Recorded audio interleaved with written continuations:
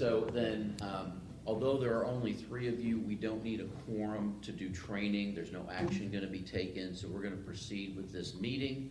I'm going to turn it over to Byron to walk through this presentation, and then once everybody's here, we'll do some more orientation and other things. Thank you. Real quick, Welcome, everybody. Yes. would I be able to get a notepad? Yes, Okay. right. That's a system.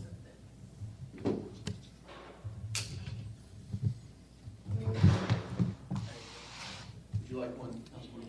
Oh, I'm fine, thank you. Liz, you good? I'm good, thank you. All right. Thank you all for being here this morning. Appreciate you guys taking some time to be here. I am Byron Hayes. I'm the Chief Financial Officer for the town of Morrisville.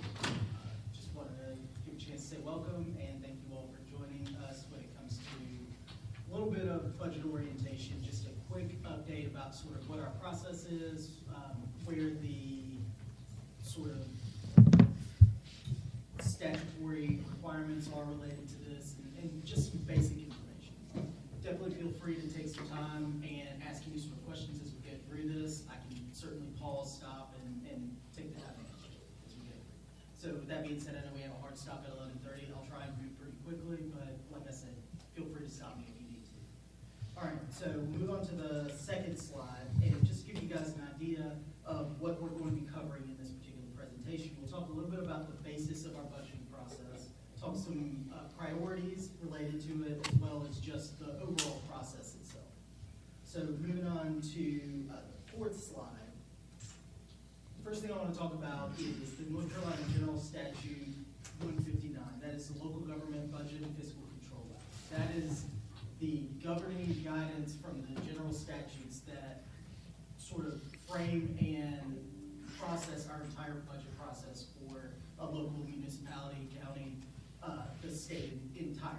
But also it serves as a framework to be able to, assign roles individually, fund structures, everything associated with what it is that we do from a financial and a budget perspective. It's in this particular general statute. We also have some other accounting-related sort of guidance, both from GAAP, our generally accepted accounting principles, as well as our government accounting standards board, GASB, that also kind of helps to frame and provide us with some guidance and oversight when it comes to our financial regulations and financial operations. We also have state statutes, as well as the town charter and town rules and regulations that also kind of help with that as well. So moving on to the next slide, our form of government is a council manager form of government. And basically what that means is that council helps provide direction, helps set rules and regulations, sets priorities in order for the manager to be able to go and operationalize those priorities and guidance and standards. The manager is allowed to add staff in order to kind of help do that, and that's what me and everyone else that's here, that's why we're here, to help sort of operationalize what you all set in terms of a budget process and a budget priority for the town. Any questions so far? Okay. All right, so we'll move on to the next slide. Just talk a little bit more about what our budget document is for and what it kind of looks like. So ultimately, at the end of the day, it is a policy document. It sets legal authority and provides some sense of what it is that the town's budget is going to be used for and what that operation sort of looks like. So not only does it include just basic numbers, but also it includes what the tax rate is. It includes what our fees are. Everything associated with what a town needs in order to be able to operate so that residents can know where their funding is going and how that funding is going to be used. It also serves as like sort of an operational guide for service delivery as well. What that basically means is that we set a budget, those numbers, but ultimately staff is responsible for trying to figure out a way to use that funding in order to maintain goods and services for the town, maintain operations for the town, and get those service delivery mechanisms happening and making sure that we're able to deliver on what it is that we put forward as in terms of what the council has set for priorities.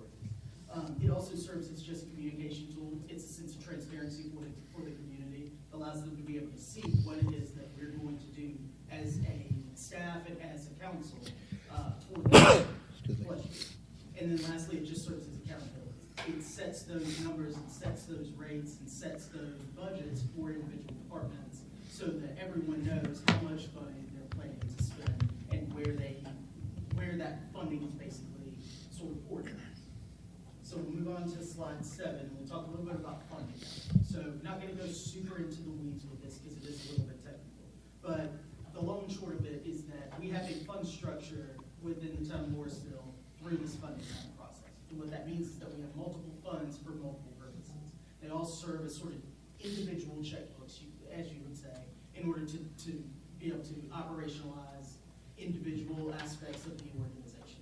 So for instance, the general fund serves as sort of a overarching operational fund, but our stormwater fund serves very specifically for the stormwater. And it's a different type of fund, we'll go into that a little bit. But ultimately, there are other funds such as our OPEB fund that serves to be able to maintain and operationalize our other post-employment benefits for retirees. There is our ARPA fund, which serves as a special revenue fund to capture and collect and report on all of the spending associated with the funding that we receive from the American Rescue Plan, and so on and so forth. So any questions so far about sort of the fund structure? We'll go through sort of a list of those in a second. All right. So in terms of the general fund, as I stated a second ago, the general fund is our primary operating fund. It's where we do most of our business. It's where our core services live. It does serve as a little bit more flexible than some of our other funds because it's a lot less restricted as compared to, say, our stormwater fund. But ultimately, it's meant to be used for the operations of the town generally. We have a few sources within there. Our major sources are ad valorem taxes, our property taxes, and our sales tax. That makes up roughly about 85% of our total revenue coming into the general fund. We also have some permanent fees that also make up some of that. Those are our development fees, inspections, and engineering fees, as well as our parks and rec fees, charges for service. Lastly, we also have some grants and restrictive revenues in there as well, such as Powell bill for street resurfacing, as well as our smart shuttle funding that's in there as well, which is also restricted for a very specific purpose. Lastly, for the expense side of the house, we have different functions associated with our expenses within that fund. So we have our general administration, which is where most of our administrative departments are, your admin and governing body, finance, IT, and so forth. We also have development services, which is where our inspections, our engineering, our planning departments are. And then we have public safety, where police and fire are, and then lastly, public works and recreation. So all of that sort of makes up the general fund, both from a revenue and expense perspective. So moving on to some more specified funds, or some more specific funds, we have our stormwater fund. So our stormwater fund is our one enterprise fund. And essentially what that means is that an enterprise fund, for lack of a better way to put it, is meant to be self-sustaining. It doesn't necessarily make money in the sense of what you're used to with the business, but it runs very, very similar to a business, much more so than sort of the way the general fund works and the way that the rest of our government looks at it. It's meant to be that way because the fees are charged for a specific purpose, and ultimately they are meant to maintain our stormwater infrastructure and maintain our stormwater operations. We fund that through that ERU fee, which is paid by the residents through their tax bill, because that's kind of how we set it up. And then also some other small fees that are associated with some stormwater permits and things like that. We are allowed to receive grants within stormwater as well. They just have to be used for those stormwater operations or stormwater capital. Quick question. What are business-like activities? So essentially, like I was saying, those are our enterprise fund, and what that essentially means is there are a couple of different things that municipality is allowed to run closer to a business. One would be stormwater, another would be solid waste or sanitation. That would also be allowed to be used that way if we charge the fee. Our transit could also be ran that way, depending on kind of what our bus fee schedule looks like and whether or not we're running our own. But ultimately, business-like activities are just meant to be that. Certain types of operations that a town can utilize that we can charge fees for service as a specific type of fee for a specific type of service. So your Parks and Rec fees don't necessarily. Oh,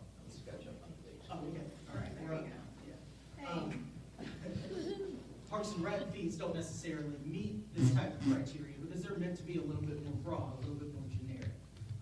As opposed to stormwater that is for a specific type of purpose and a specific type of business that would be associated. Right, exactly. As Jeannie said just a second ago, it is 100% supported by fees, whereas recreation parks still has general fund dollars that are associated with helping support that. Now, when you say fees, you're talking about fees in form of a portion of your tax bill, or? So for stormwater, it's a portion of the tax bill in that it's a separate part of what you pay in your taxes. Right. It's not absorbed within that ad valorem tax itself. Okay.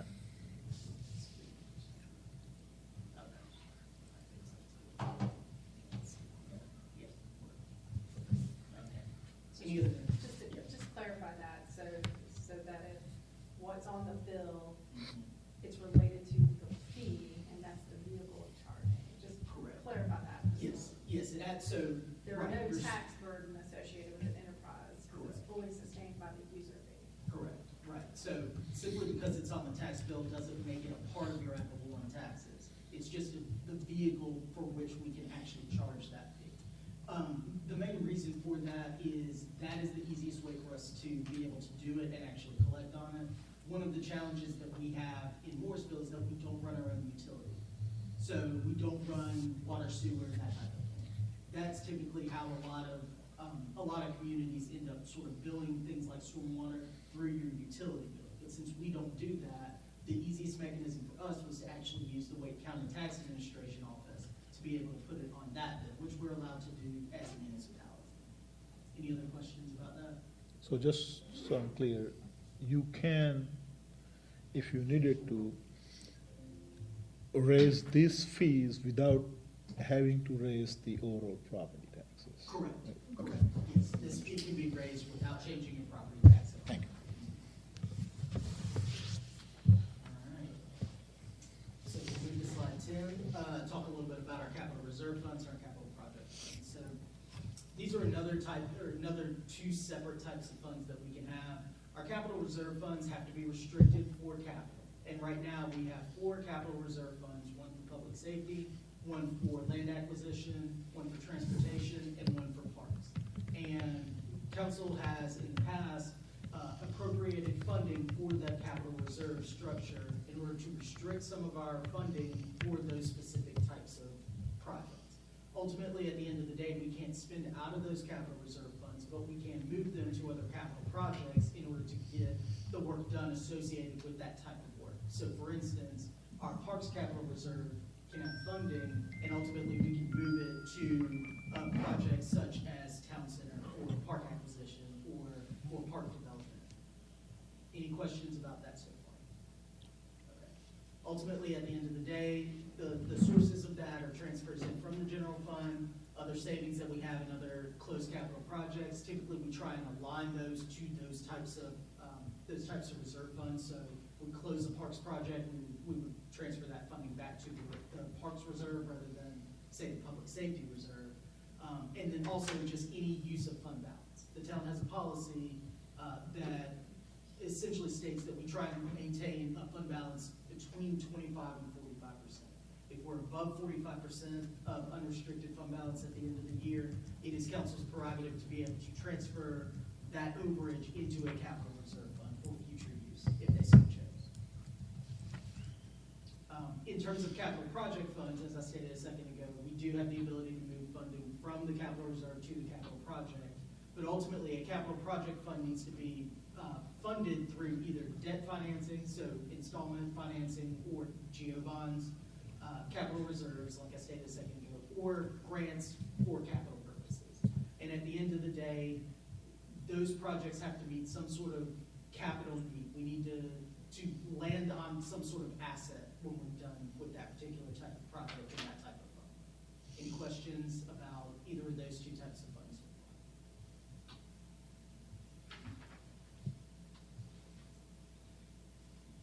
All right, so next we'll move to our American Rescue Plan Fund, which is a special revenue fund. Special revenue funds are typically funded with, like it states, special revenues. Special revenues are typically donations, grants, those types of projects. We can transfer funding from other sources in there, but mainly needs to be used for some sort of special revenue purpose.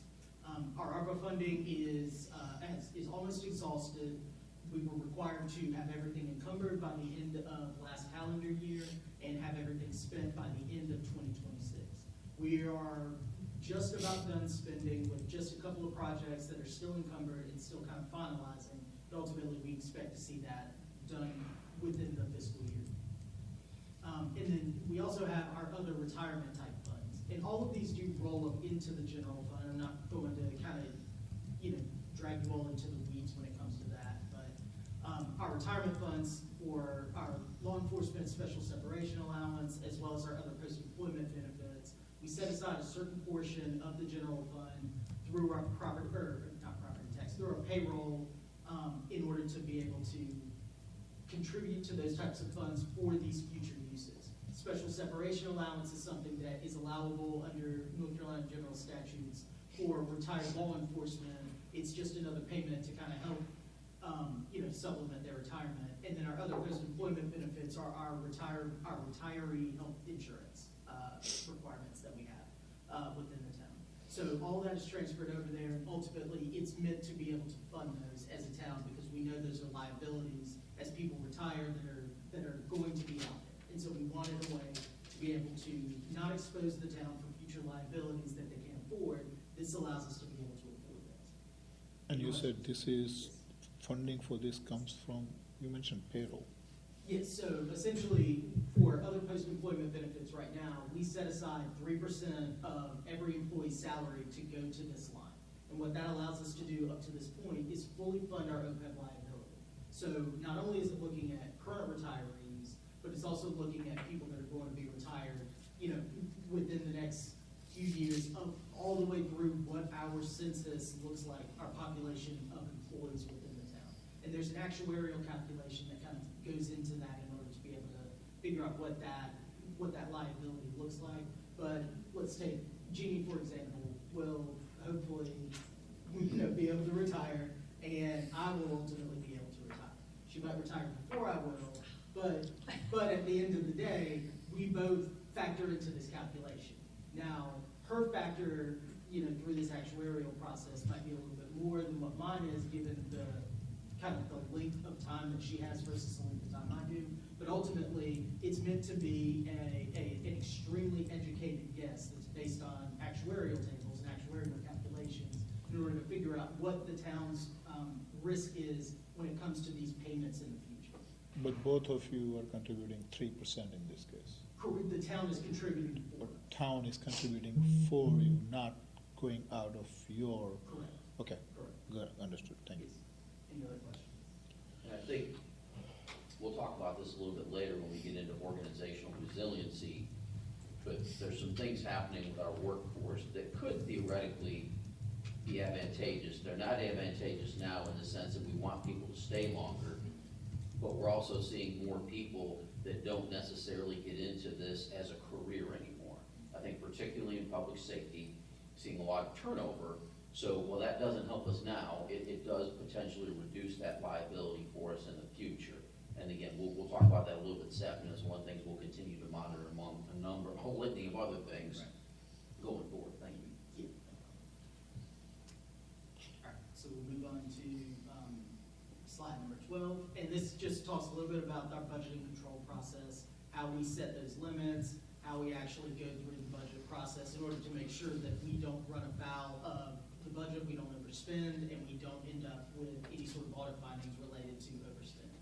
So the first thing our budget does is set those spending limits for the fiscal year. So each department has a specific amount that is set aside for their budget, and until we do some sort of budget adjustments or budget amendments to increase or decrease that amount, they can't overspend that level.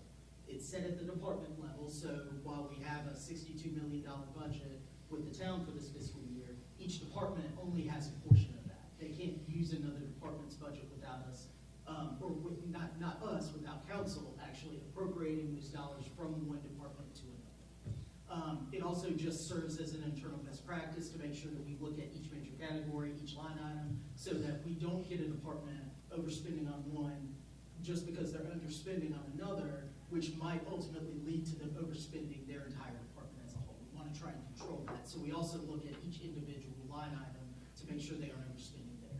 And then lastly, at year end, whatever savings we have ultimately lapse, it roll back to fund balance within the general fund, or whatever fund that we're looking at that closes at the end.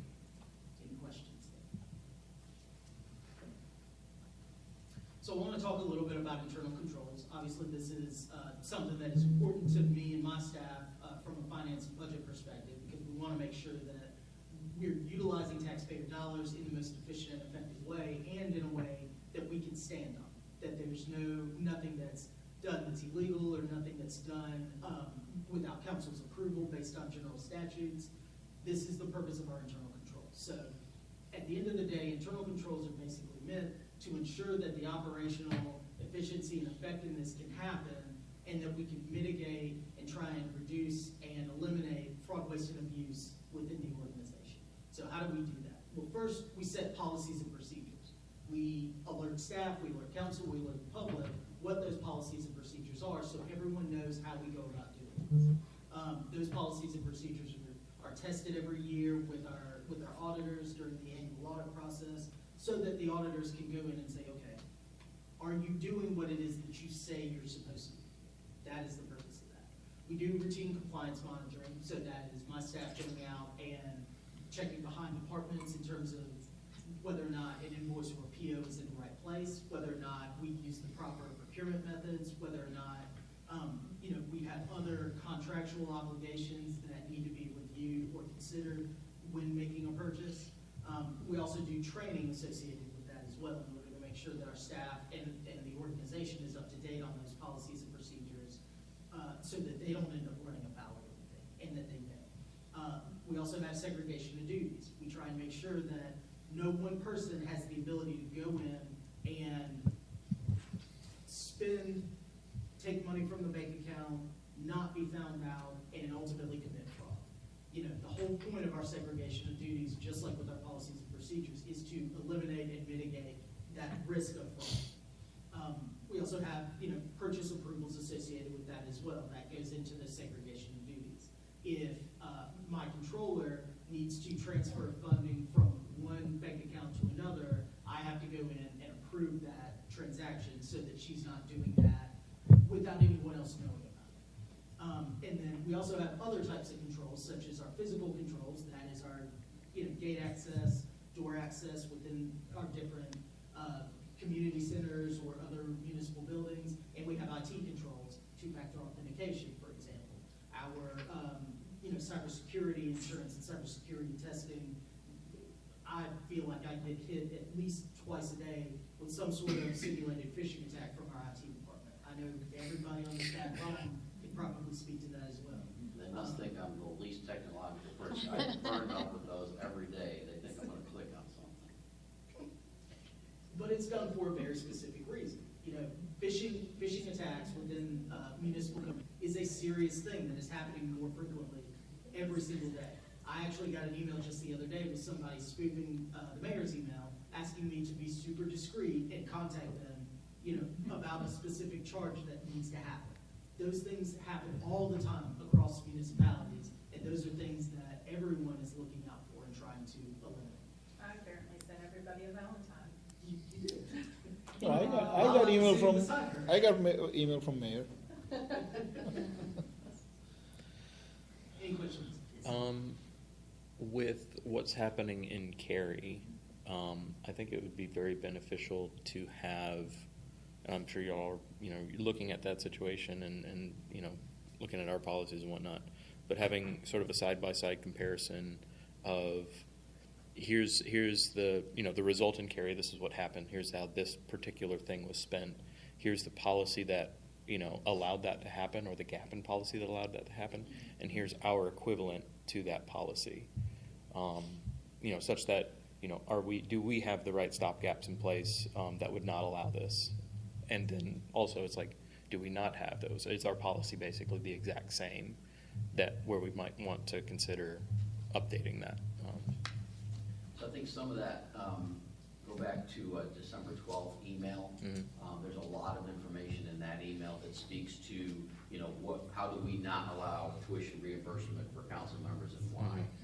And that email, and again, we'll talk about this in organizational resilience and when we talk about transparency and equity with council spending, going into, you know, there's really, for council, there's two areas that you really have what I would define as discretionary funding. You know, one is in dues and subscriptions, and then the other one is in travel and training.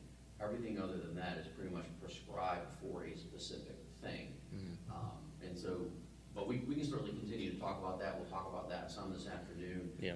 Encourage you to review that email or that memo from December 12th, and then we can go from there. Yeah, because I'm sure we'll learn more in the coming There was months. something about, I could be completely off base because I'm going by what I read on. Well, what we are to I some was extent gonna- too, to be honest. There was We something have no about, insights into yeah, what's there was going something on. about Right. land. And I don't know whether we have any kind of controls in place to make So, sure that. so we do actually have controls in place. All land purchases like that have to go to council for approval. And we ensure that is taking place within our organization. I respectfully think that the way to approach our policies and procedures is to look at our processes not through the lens of what's happening in another municipality, but through the lens of, are these processes airtight? I frankly think it's inappropriate to be discussing the Cary situation in an open forum like this. Well, I will say, prior to anything coming out about what's going on in Cary, we already were looking at our internal control processes and procedures, both not just from finance, but also organization-wide. How our policies and finance fit within the overall scope of the operations of the town, but also what we need to do from an auditing and, kind of compliance perspective for the town. So we already were sort of, identifying those things, identifying those weaknesses. And that's something that we do try and do periodically to make sure that, things do change. Technology updates, people update, the size of our organization grows. All those things, can impact how our policies and procedures are implemented. And so we're constantly trying to look at that and evolve those policies and procedures to meet the needs of the organization as it sits now.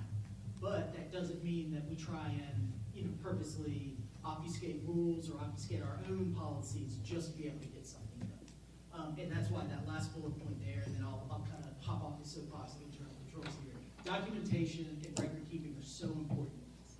Knowing how something got to where it got to is one of the most important pieces of this. Being able to see that paper trail, be able to see the sort of methodology of how someone got to where they got, helps with this process, helps us be able to defend it more than anything else if anyone ever comes and questions what our process looks like, what our policies and procedures are. Can I make one quick comment? As we go through this, and Brandon, you said that you're gonna touch on these policies and procedures as we go through all these topics. I think it's really important that we all understand the policies that we have. And I agree with Ann, I also agree with Harrison. I have been asked multiple times by the public about what is happening in our town. So I think it's really critical that we understand all that we have in place to make sure that we are all doing the right thing and that there's not any mismanagement or any, I think that's important because I don't know if you've been asked yet, Harrison, but I have. And I've had to talk about what we are doing. And that's why that email you sent, Brandon, was incredibly helpful. It reminded me of all that we are doing and how we are a little different. But I have also been asked those questions, and honestly, my response has always been, these are our policies, rather than this is what happened over there, and this is how we're not gonna do that. Because that's not, I just don't think that's productive for us to speculate on what happened over, I just don't think that it's, like I said, I don't think it's appropriate or productive. I do definitely get asked those questions. yes. And I said, I don't know anything about what's happening. It's a black box. Let me tell you about What we're our doing. policies and procedures. Totally agree. Yeah. Totally agree. And that's what they want. They want to be reassured Exactly. because they don't know what's going on either, just like we don't. Yeah.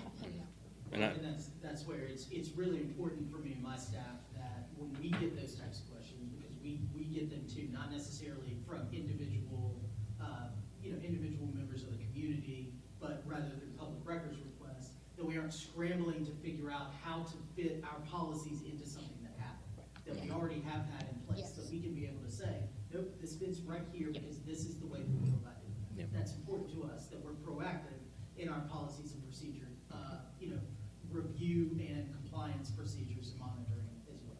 Yeah, and I will say I haven't received any sort of communication about what our policies and whatnot are. Don't worry, you will. Yeah, I was just gonna say, give it a minute.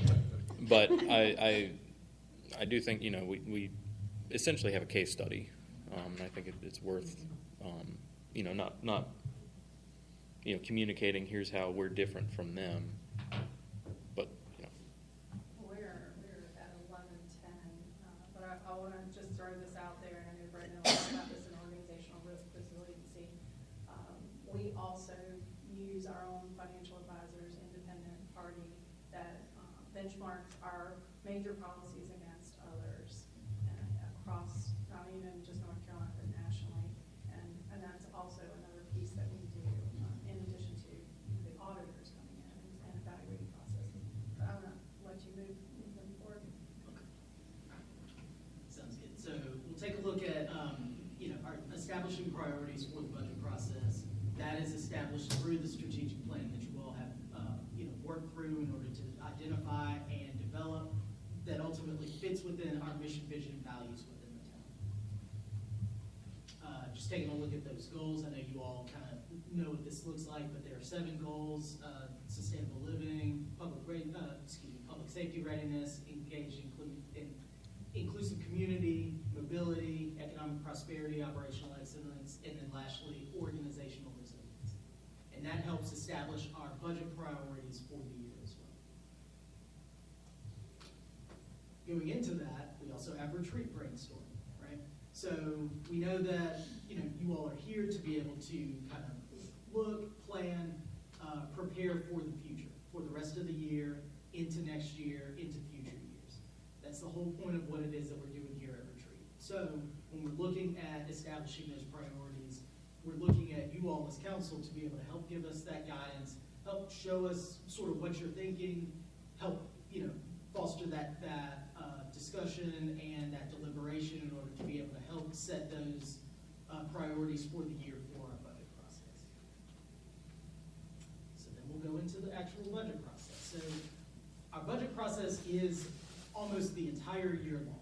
There is never a point at which we are not looking at something related to the budget process, whether that is developing it, whether that's evaluating it, whether that's adopting it, whether that's trying to figure out whether or not we need to do something different in the future. All those things play into it. So we typically do start around November, maybe a little bit earlier, just looking to assess and figure out what the operational needs and capital needs of the organization is. That moves into, the end of the calendar year into this time, where we're looking at what our capacity looks like. What resources do we have? What resources do we need to fund? Those basic core services that we talked a little bit about before. We get input from departments. We get input from departments not just for future years, but also where they stand currently at the mid-year. How they're performing right now. That's important to us to know, are you getting the work done that we, assigned initiatives to last year? Because if you aren't, does that change your initiative structure for this year? Are there things you already have going on and don't need to take on additional capacity? Or did you move so quickly through other things that now you're ready to take on other capacity? We look at fees and try and look at budget requests in February once we get that back, tailored from departments, especially after we get input from council about what your priorities are. That helps them develop other priorities within their initiatives. And then we go through the process in March of evaluating all of that and coming with a recommended budget that the manager is going to bring to council in March, April-ish, to be able to approve in sort of May or June. Any questions about that? So then how do we develop a base budget? And that's sort of the process that we, as the town of Morrisville, have typically tried to work with. The idea of we look at what our base budget would be. What operational core services do we have to fund off the top? And then we can talk about new initiatives, new priorities, new funding. So the first thing we do is we look at our existing priorities. That's our personnel costs, recurring operating expenses, those existing programs and core services that exist. We also look at long-range planning. That's our replacement plans for vehicles and facilities, our hardware and software replacements, as well as our operational projections that we receive from departments over a 3-year period, and our capital projections that we work with our CIP team over a 5-year period. Then we look at new operations, expanding services, funding new initiatives or new capital projects to be able to move the town forward. And then that ultimately gets us to a place where we need to balance the budget. And we are required by North Carolina general statutes to have a balanced budget, meaning our revenues and our expenses are balanced when we ultimately approve that budget. We'll go into that a little bit more in just a second. Right here, as a matter of fact. So, what does that mean? Our total revenues equal our total expenditures. That makes a balanced budget. Now, revenues are our revenues that come in, but it also can be appropriating other reserves, fund balance, transfers from other funds, whether that's a closed project, a project that we have funding that we have sitting in reserves that we need to transfer for capital purposes. And then on the other side, we have expenditures, our personnel, our operating, our capital, our debt requirements, as well as any other reserves or contingencies that we fund. Who is a stakeholder in this process? So we have multiple stakeholders, right? We have departments that provide feedback, that are on the ground dealing with the operations and know whether or not their operations are being met with the amount of funding they have. We have council who is setting priorities, working with each other to be able to determine what the town needs based on feedback you all receive, based not just from us as staff, but also from the community. The community plays a major part in this process as well. They're the ones that ultimately have voted you all into office. They're the ones that are paying property taxes, and they expect to see a return on their investment, right? So getting their input, doing engagement and outreach in order to be able to know what their priorities and their concerns are also helps develop this budget process as well. So that in terms of, as I stated earlier, this is a cyclical process. It rarely pauses for anything other than for us to just reset for next year.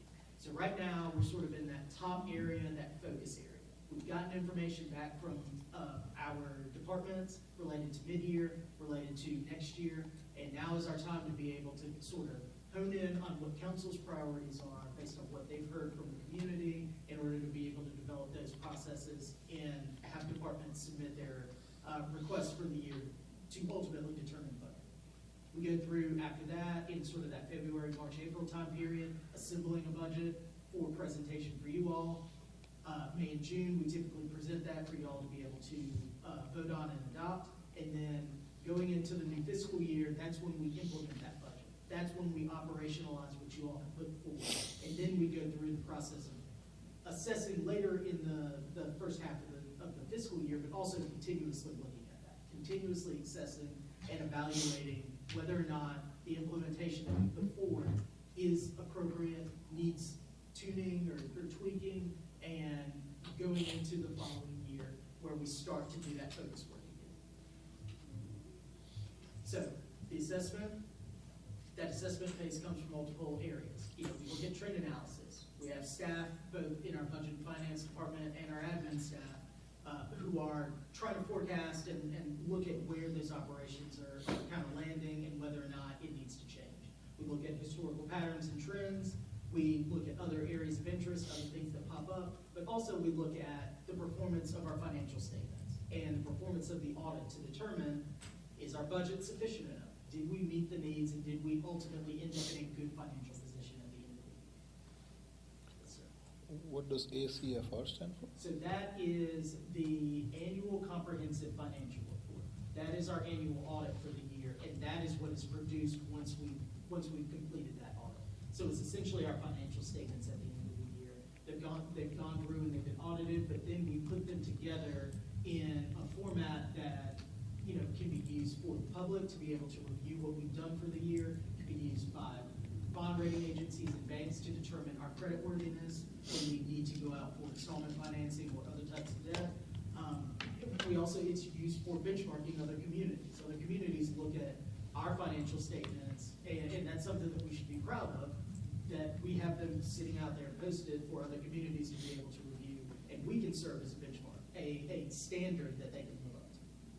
other communities, you know, we look at as well when we're looking at trying to figure out what best practices are, what we can do to update or change our financial statements or to make them either, you know, more user-friendly, more, you know, easily readable or reviewable by the community who might not be familiar with it, as well as just ease of being able to get the work done from a staff perspective. So then we get into that focus phase. That's where we really do look at those economic conditions. I'm not going to dwell too much on this since I covered it a minute ago, but that's where we're trying to gather that stakeholder input, trying to align it with those strategic goals. We also have that assembly phase, which is where we take all that information, put it together to be able to bring back a balanced budget, a budget that council can ultimately deliberate and vote on. And then we have that presentation phase where that actually does take place. The manager presents a recommended budget, council ultimately decides, holds a public hearing to get input from the community, and adopts that budget. And then lastly, we have that implementation where we're looking to execute that, monitor and track those performance, look at the trends in the data, and try and adapt as best we can for any sort of unforeseen circumstances that might pop up. So then lastly, I just want to talk about the budget calendar. I know this is really small. We talked a little bit about it, but essentially in November and December, that's when we hold our mid-year budget meetings with our departments. We also take the time to create a preliminary budget portal that we have for any sort of outreach and engagement within the community. I'll talk a little bit about that later this afternoon in terms of the results of the surveys preliminarily. In January, where we are right now, we have our council retreat. That's the opportunity for you all to kind of sit down, brainstorm, think about what needs to be in the budget and what needs to be your priorities for the year.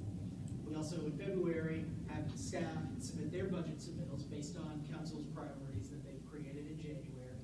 We move to March, where we go through, collate that, synthesize that, and move it into a place that can ultimately serve as a budget report, as a budget submittal. In April, the manager recommends the budget to council so that you all can kind of vote and deliberate on. We also open another budget portal to get additional community outreach once you all have set those priorities and once we have a recommended budget that we can kind of display and show to the community. And then in May and June, we continue with some work sessions this week, ultimately landing on May where we have a public hearing to get the community input in order to be able to adopt this year in May, but in previous years it's been in June. Ultimately, we just have to adopt a budget by the end of the fiscal year, which is June 30th. Any questions? Okay. And with that, any other remaining questions? I think, yeah, any little one? Anybody have any questions? Yeah. I just have a comment that, Steph, this is probably the most fire hose for me. I understand. And I'm Don't sure speak too soon. I'll Oh, yeah, wait till 7. There's more to Yeah, come. yeah. I'm sure I'll figure a lot of it out by next year, for sure. I know enough to be dangerous, I think. Well, and I would say the big thing that I want council to kind of get from not just this presentation, but everything that we bring from a finance perspective and from the rest of the organization as well is, you know, we're here to help to be able to kind of contextualize a lot of this information. It is a lot to take in at one time. Yep. We're cognizant of that. And I don't share all of this for the purpose of just sort of throwing it at you Right, and right. walking away. I want you all to get a sense of, we're looking at this from a very high level perspective, but we have also people within the organization that look at it from a very granular perspective. Yep. And the idea is that we're working together, we're collaborating in order to make sure that you all have all the information you need to make informed decisions. Because we don't expect you all to be at that ground level all the time. You don't have time. Yep. We barely have time, right? Yeah, I But think, at the end of the day, we make sure that we have the staff and the internal controls and those processes and procedures in place to give you all the faith in our organization that we're doing those things to operationalize what your vision is. yeah. I think for me, and I guess personal sort of thing is that, you know, if I'm talking to a resident, and it's like, okay, here's your, you know, here is how 1% of your property tax went to fix that pothole on your street. Right. And being able to you know, explain that and guide that, so that they understand, you know, how all of this works as well. So that's my goal. And what it means to them. Exactly, It's yeah. important. That's what it's all about. Mhm. I think we've gotten a lot better about that over the last couple of years. Breaking down, I mean, staff has, certainly I haven't, but staff has, gotten a lot better about messaging with the budget and understanding that the greatest budget in the world, if you can't explain to a resident how it's gonna improve their life, it can be the greatest budget in the world and they'll hate it anyway. Mhm. Yeah, I think that's a good point. You know, a couple of things that we have tried to do is to more closely align, you know, budget requests with strategic plan and with both, we now establish both council priorities, which you'll help us with today, and then also community priorities through the outreach, through the budget portal, through other outreach. And those, not surprisingly, they're pretty closely aligned. They were last year. And so, you know, we do that. And then really trying to tie, even grouping things together under some of those categories in the budget. So it's not just a random, we need a firefighter. It's a, hey, we need firefighters, and here's the outcomes of that. Here's what you're gonna see from that. Here's why we're recommending that. So I think to Mayor Pro Tem Rabati's point, that's a progress I think that we've made. And then, you know, as we delve this year more and in future years, more into data and metrics, that's, I think, the next logical step of that as well. You know, the other thing I'll say about this morning is, I get it, it's a fire hose, but I think it's gonna help you even today. Because at least you've heard some terms and you have some general knowledge Right. of what that means. And that's, I think, done for two purposes. One is to keep today moving and not necessarily have to do that hour's worth of explanation in the context of the discussion. And then certainly going forward, if, you know, it's a presentation you have now, you can save it, you can go back to it. It's a good foundational document going forward. If you don't mind, can you go back to slide number 10? And just go over the capital reserve funds and the capital project funds again, since we have a few minutes. Yeah, I certainly can do that. So, as a matter of fact, I'll start here, at the general fund. So the general fund is our main operating fund. That is our largest fund. That is where we do almost the majority of, or that's where we do the majority of the work that gets done within it. It's meant for core services, like I said a second ago. That's where all of our personnel, that's not specific to stormwater lives. That's where all of our sort of, you know, basic administrative needs are met. That's also where the majority of our revenue goes in. That's where our tax revenue goes. That's where our sales tax revenue goes. That's where our permits and fees go outside of stormwater. And then some of the other small grants that we get, such as Powell Bill, those operational grants, it also goes in. We also have our stormwater fund, which is what we call an enterprise fund. That is that business-like activities. It is meant to be self-sustaining and meant to operate closer to a business than the way our general government does. It's funded by the stormwater fee, which is paid it's paid on the tax bill, but it's not part of your property taxes. So it can change and go up or down, separate and apart from the property taxes, just like the property taxes can go up or down, separate and apart from the stormwater fee.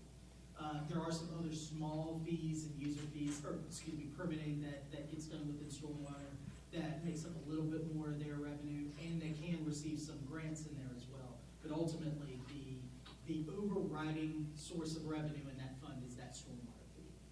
And it's meant to serve those stormwater operations, you know, everything from, you know, culverts or basin cleaning to, you know, other sorts of mitigation related to stormwater. And then it also funds some of the capital projects that are associated with the stormwater CIP, which we'll talk a little bit about a little later on today.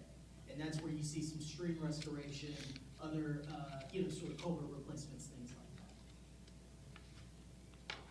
We also have capital reserve funds. It's wrapped up in the general fund, but ultimately it's meant as a landing place to hold additional reserves that we can set aside for capital purposes. So we have 4 of those. One is the public safety, so it's funding set aside for public safety needs such as fire truck replacements or you know, taser replacements within the police department. We have a land acquisition fund, which is where we can you know, be able to go out and acquire any sort of land for a future park or a future facility. That can serve in that capacity. We have transportation reserve, which can serve as the ability to kind of help fund some DOT projects or sidewalk projects. And then we have our parks reserve, which can help fund other major park renovations or playground equipment. All that is set aside right now through council's appropriation within the general fund that funds 1 penny for each of those reserves and $850,000, a little bit less than a penny for the public safety reserve. Setting that aside, you can't necessarily transfer, you have to transfer funding out of that in order to be able to get a capital need done, but ultimately that's what it's there for capital planning and capital purposes. It's a savings account, if you want to look at it that way, but a savings account for capital-related things, not operational. Right, okay, you're reading my mind. Yeah.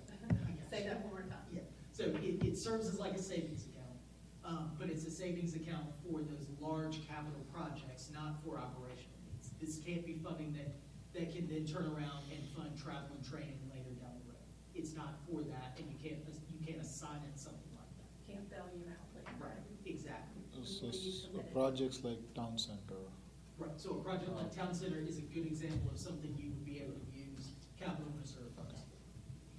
Our capital project funds are typically the place where these reserve funds go to. This is where we do that capital work, where you save that funding in that checkbook, but now you need to spend it on a new car or a new house or a new, a new fence or whatever you need to do that is a capital-related expense. Not pay your utility bill, not pay your water bill. That's not what it's for. So the ability to transfer it over to one of those funds for that capital-related purpose so that we see the beginning of the project that leads to the creation of that asset at the end of the project. That's what those capital project funds are for. I'll say this, but I'll probably say it later. The town of Morrisville's been able to execute projects because of the level of commitment that they're taking with utilizing and leveraging resources, putting aside today for something that they long-range are planning for the future. And we have, in the years I've been here, and you can speak to this as well, is we have made a huge difference in the number of projects we're able to complete. From 10, 15 years ago, that picture's changed because of decisions like that. It's also given us a lot of flexibility in terms of particularly land acquisition. So, we've been very active in that for at least the last 6 years that I've been here, and even prior to that. Some of that has been town center land acquisition. It gives us that flexibility to do that. And I think this is a good, example of where we have restrictions that maybe our neighbor does not. So normally, before we can even engage in negotiations with a property owner, we have to come to you and let you know what we're doing and ask you for a not to exceed number. So that's the level of restriction we have. I can't go buy anything without talking to you. One exception. Recently in the fall, as we were looking at these town center properties, we needed greater flexibility because we got burned. And this is not just that issue, but we got burned because we were actively negotiating for a town center property, and a property owner who has other properties in that neighborhood swooped in and made him a different offer, and he dropped us and went with that individual. Now, if we had been able to actively negotiate, maybe not, but that's important because these things start to happen really quickly. Now, again, for most of the town center, we've already made proactive outreach to all those property owners. Some we're still working with and will close on over probably the next year. Some have a little bit maybe told us to pound sand, and we'll work through that. But the change we made was that we went to council and offered a justification for, let's talk about a not to exceed maximum for properties just in the town center, nowhere else, but that we can negotiate up to that not to exceed number without having to come back to council specifically, so we don't lose what could be 2 weeks. If we were to talk, this coming Wednesday with somebody, well, we can't do anything for almost 2 weeks until the next meeting. So council gave us that authority. I think we have demonstrated that, we're very particular about that. We stay very informed about that. We work with a broker who helps make sure we understand what the market is. John is our lead on most of that property acquisition, so he's talking to Rod Griffin on a regular basis. He's looking at comparables and all that sort of thing. So that's our level of scrutiny that you provide for land acquisition. I could have never purchased 2 properties without you knowing about it, nor would I. And the other, to kind of add a caveat to that as well, even if he decided to do that, there's not a scenario where Brandon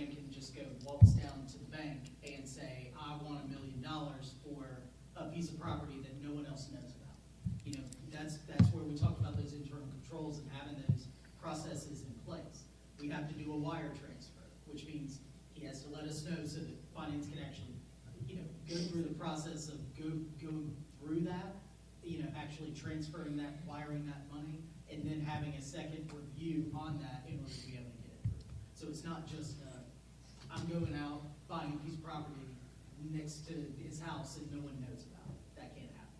And I don't mean this to sound critical of Cary, because I don't know everything that went on in Cary, but we also have I assume from what I've read and heard, a different culture in the sense that I've explained to Liz and others that, like, if I go to a conference and I stay a hotel room that looks like it's not appropriate, like, they're at my door when I get back, wanting to know what the hell you're doing, right? Because they don't look at me and go, oh, it's a manager, it's okay.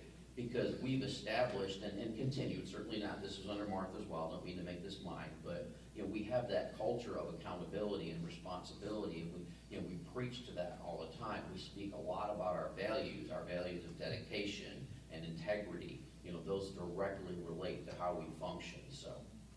So Having can I, said- oh, go ahead. I was I know gonna you say, got a call, Tim. I'm gonna add to that. The culture is really important, and I think that starts with the council. And Brandon talked about the fact that we gave him the ability to negotiate and buy property, but he also knows that we want to be informed along the way. He does inform us. So that 2-week window, he bought that time to be, you know, more successful, but that doesn't mean he's not telling us what's going on in that 2-week window, and that's because that's what the council has expressed to him, and so, and they abide by that, and so that culture is really important. I totally agree with that. If I can add to that too, it's also important to understand that the contractor we work with, in this case, Rob Griffin from Track Properties, also understands the culture, respects that, and is very communicative with us when we're trying to figure out what kind of offer to make and where we're gonna go and what the strategy is and so on and so forth. He will just about every time double check and make sure that he knows what council has authorized, up to what point, and makes us comfortable that we will stay within that by doing ABC. So that culture really does extend beyond staff into the people we work with, because they're, in this case, they're the experts in the realty world. By statute, it spells and defines that finance officer's responsibilities, independent of a manager in terms of advising appropriately. And I will also say Byron is personally held liable in that role, independent of the town. If compliance or legal actions are wrong, I just want to say that out loud, the level of responsibility that that position holds, as well as the level of responsibility the manager has to you as well. He has that responsibility, the manager, to properly inform and notify and ensure compliance. I also just wanted to ask a question, though. Having said that, do you think that if someone really, this is actually specific to you, Brandon, because I think that any other situation, people have you to go to, and that's great. But if, let's say, that a staff member thought that there was really some type of malfeasance going on that you were involved in, do they know what the appropriate thing to do there is? Like what would they do? And are they aware that that's the process? Like at Cisco, we have an ethics line, you just call it and, you know, they take over. But I know we can't do something like that, but what's the equivalent here? So I think the equivalent here is that they would likely go to their department head if it wasn't a department head, and then that department head would speak to their senior leadership member. And the only exception there would be, you know, David is a direct report to me. Quite honestly, I suspect he'd go to Giselle. They have a great working relationship. And then I think the other person is Kayla, and I think Kayla would go to Giselle. And Giselle would know to either, you know, figure that out, or heaven forbid, if I was doing something unethical or illegal, she would talk to Frank. And then Frank would give guidance on how to address that. Absolutely. Okay, and I assume that staff is aware of this, it's in like an employee manual somewhere, or they, you know, they know what the process is, because I don't ever want anyone to be too uncomfortable bringing something up. And as you say, our culture's very, very different, you know, honestly, than anywhere. But I just want to make sure that we've communicated that should always be the situation, and that you can talk to any senior leadership member that you're comfortable speaking to, like the people know the people who can deal with this. So I think, one, the guidance is certainly there. Two, I think it's not a bad idea for us to perhaps be more specific about that in policy. And then three is that we do what we call leadership team plus meetings, typically 3 times a year. And that's the leadership team, which includes senior leadership, as well as sort of the next level of supervisors in our different departments. So that's another opportunity for us to address it as a refresher there. I believe our next one is in March. We are at 11:40. Just real quick, I wanted to, Wrap up questions, I guess. yeah, I just wanted to echo what Mayor Pro Tem Rambati was saying, and add on that a culture is only as strong as the processes that are in place. Right, one bad apple can spoil the bunch, you know, unless you have that, you know, those processes, that degree of separation or whatnot to prevent that from happening. So, you know, it's like, yes, we have a great culture, but can that culture be eroded, and do we have the processes in place that maintain that culture? That's a to the ether question.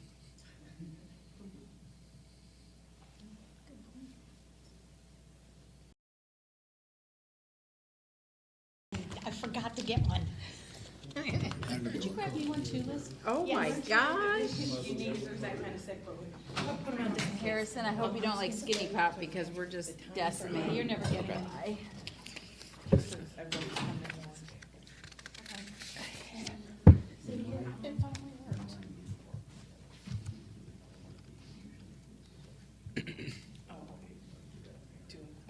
Remind me to do that. It's working? It just now worked. Just needed a second, but. Is there a Wi-Fi? Yeah, right up there, Wellness Center, and the password is perimeter party. Oh, that's original.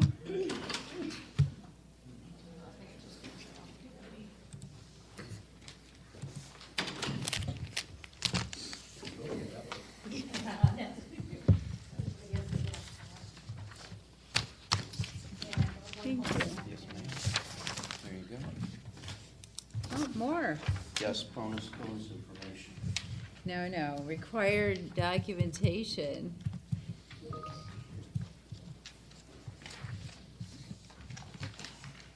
Take one of those and pass it.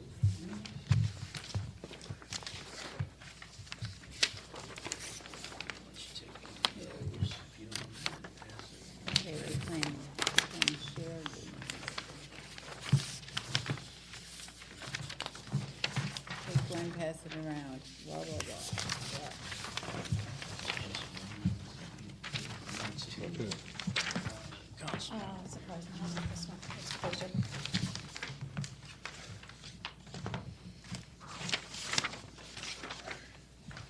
Well, I'm finishing passing out. If you're not already, if you would take a minute to read through the code of conduct and commitment to ethics, we're going to ask you to either take or renew your commitment to those here in just a moment. So that would be a great way to start. And if you don't have ethics, then you don't have to sign it, but. If you don't have ethics, we can find you another meeting if you like. It might not be this one, but we'll figure something out for you.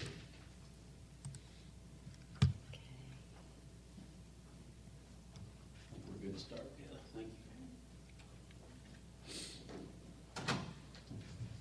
you. Nice, it did not connect.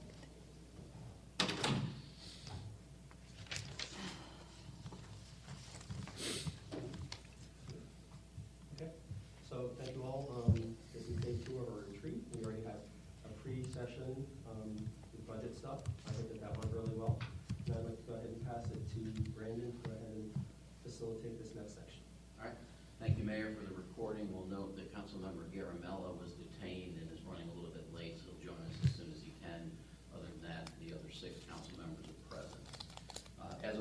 reminder, we are audio recording this meeting. It will be posted to the website where we would normally post the video recording. We don't do video with this, but we do audio. So just remind you that it is an official meeting, and although we're a little more casual, any conversation here is public record. So with that, we'd like to start with, you have in front of you the commitment to ethics and to communications. Each year, our council members are asked to review that and to renew their commitment to that, or to make a commitment to that in the case of our new council members. If you have any questions about that, I'd be happy to answer them, or if you have any comments you'd like to make. And then if not, you have a form to sign to acknowledge that, and we'll collect those a little later. Any questions about that, or any comments about that? Okay. So then, we sort of use this first half an hour or so, and as you can see, there's not a lot of other staff in here, to give you a chance, if you would like to discuss what your expectations might be. Of course, normally that's for a full weekend. Today, we have today. But if there's any ground rules you would like to establish, we can certainly record those or confirm those as far as how you communicate, how you do things. We do have the parking lot in the corner, so if we get going through things and we need to discuss something, but we maybe don't have the time or interest today, we'll parking lot it, we'll bring it back to you at a future meeting, and we will go from there. Open to anyone that would like to comment on how we handle today. I'd just like to say, if I'm getting a little bit off track or something like that, we can just do something like this, like weeds, something like that. There's other signs, like Aaron likes to do this one. Or another option. So don't ever take it personally, because we're all just trying to use each other's time efficiently. So that's just one thing I'd like to put out there. And anyone can do that, not just me. I think, I would agree with that, but that goes for all of us. I Yep. think it's easy sometimes to go off topic or to get in the weeds, and so I think it's okay for the rest of us to remind each other, because it is important that we use this time effectively and be really efficient, And, you know, especially since it's so shortened. Sorry. go ahead. No, yes, thank you, and again, appreciate your flexibility in that regard. Once the clerks come back in, I will thank them again, because they've done yeoman's work to make this happen in like no time. So Caleb continues to be amazing, and the 4 days I've had with Kimberly are promising as well, so we're glad with that. Yeah, I think generally if I can make a couple of suggestions, I think what you've generally talked about is the same norms you have, but I think are good to say out loud, that everyone's going to be respectful of one another, they're going to appreciate others' ideas, they're going to recognize there may be different opinions on topics, but that ultimately what we're trying to do today, particularly related to budget, is not only to give you updates and information, but to also get feedback from you on priorities as we go into the budget. Again, this is a very early conversation, but it's important because it gives staff some direction as to what to focus on as we go into formulating a budget recommendation.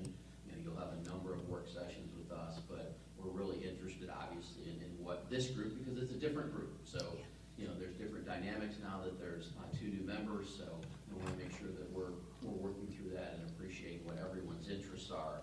And I will do anything I can to help you towards consensus on items, or give you feedback when a little more feedback would be helpful for staff through the day. So we'll work on that. So we will do budget overview and the council priorities, and then we will jump into resiliency. So you all have a pretty healthy document that our staff has helped me to put together. Again, that's not an answer to anything, that's a discussion topic, or a discussion, I think, tool. And then we will do town center. Eric Thomas will join us for that. We talk primarily about what phase 2 would be, a little bit about phase 1, phase 2, and then we'll talk about CIP before we wrap up this afternoon, evening, around 6:15. Because we're wrapping at 6:15, we're not going to provide dinner. I think everybody will get you out in time for a reasonable night for dinner. Any other thoughts about how we communicate, or anything you'd like to share for today? Vicki? One thing that I really appreciate is time boxing. it gives me a signal to, you know, if I need more time or whatever, maybe we can parking lot some things. And the agenda is really packed, so getting down a path where we would stray, because we do like to, you know, get into certain things that we're very passionate about. And CIP is something that I definitely see us getting excited about, different projects that are coming up, town center and so forth like that. But if we can be mindful to set expectations about time boxing, it'll help us focus on the most important things. And if we need more time, then we'll raise our hand and ask for, you know, a future discussion or a work session for the year, so. Thank you for that. And again, this is your retreat. You know, this is not my retreat. I mean, I'm hoping to hear lots of information, but it's your retreat. So you have complete flexibility. If you decide something needs to go longer, we will find a way to get something else done later for you. There is nothing today that we've got to have an answer, right? I mean, it's a good start, but nothing is we can't leave today without X. So it's really just the start of what will be additional conversations. So, I'm gonna follow up to that, because I agree with Vicki. Jeannie did a great job this morning with the budget discussion, at one point saying we're at 11:10. Yep. So I think that give us some cues as we're going along, that we're going long or going late or whatever. Yeah, so and again, we're flexible. You know, you're gonna have 3+ hours to talk about budget overview and council priorities. We may not need all that. And if we finish that sooner, it gives us a little more flexibility. If we take the 3 hours, that's great too, and we'll work through. But yeah, I think we can help you with reminders of where we are and what's going on, because some of that will be discussion. You know, we do have an exercise for you. At one point, we found those to be really productive in the past. You seem to have been amenable to them and like them, and we love them because we get a lot of good information back.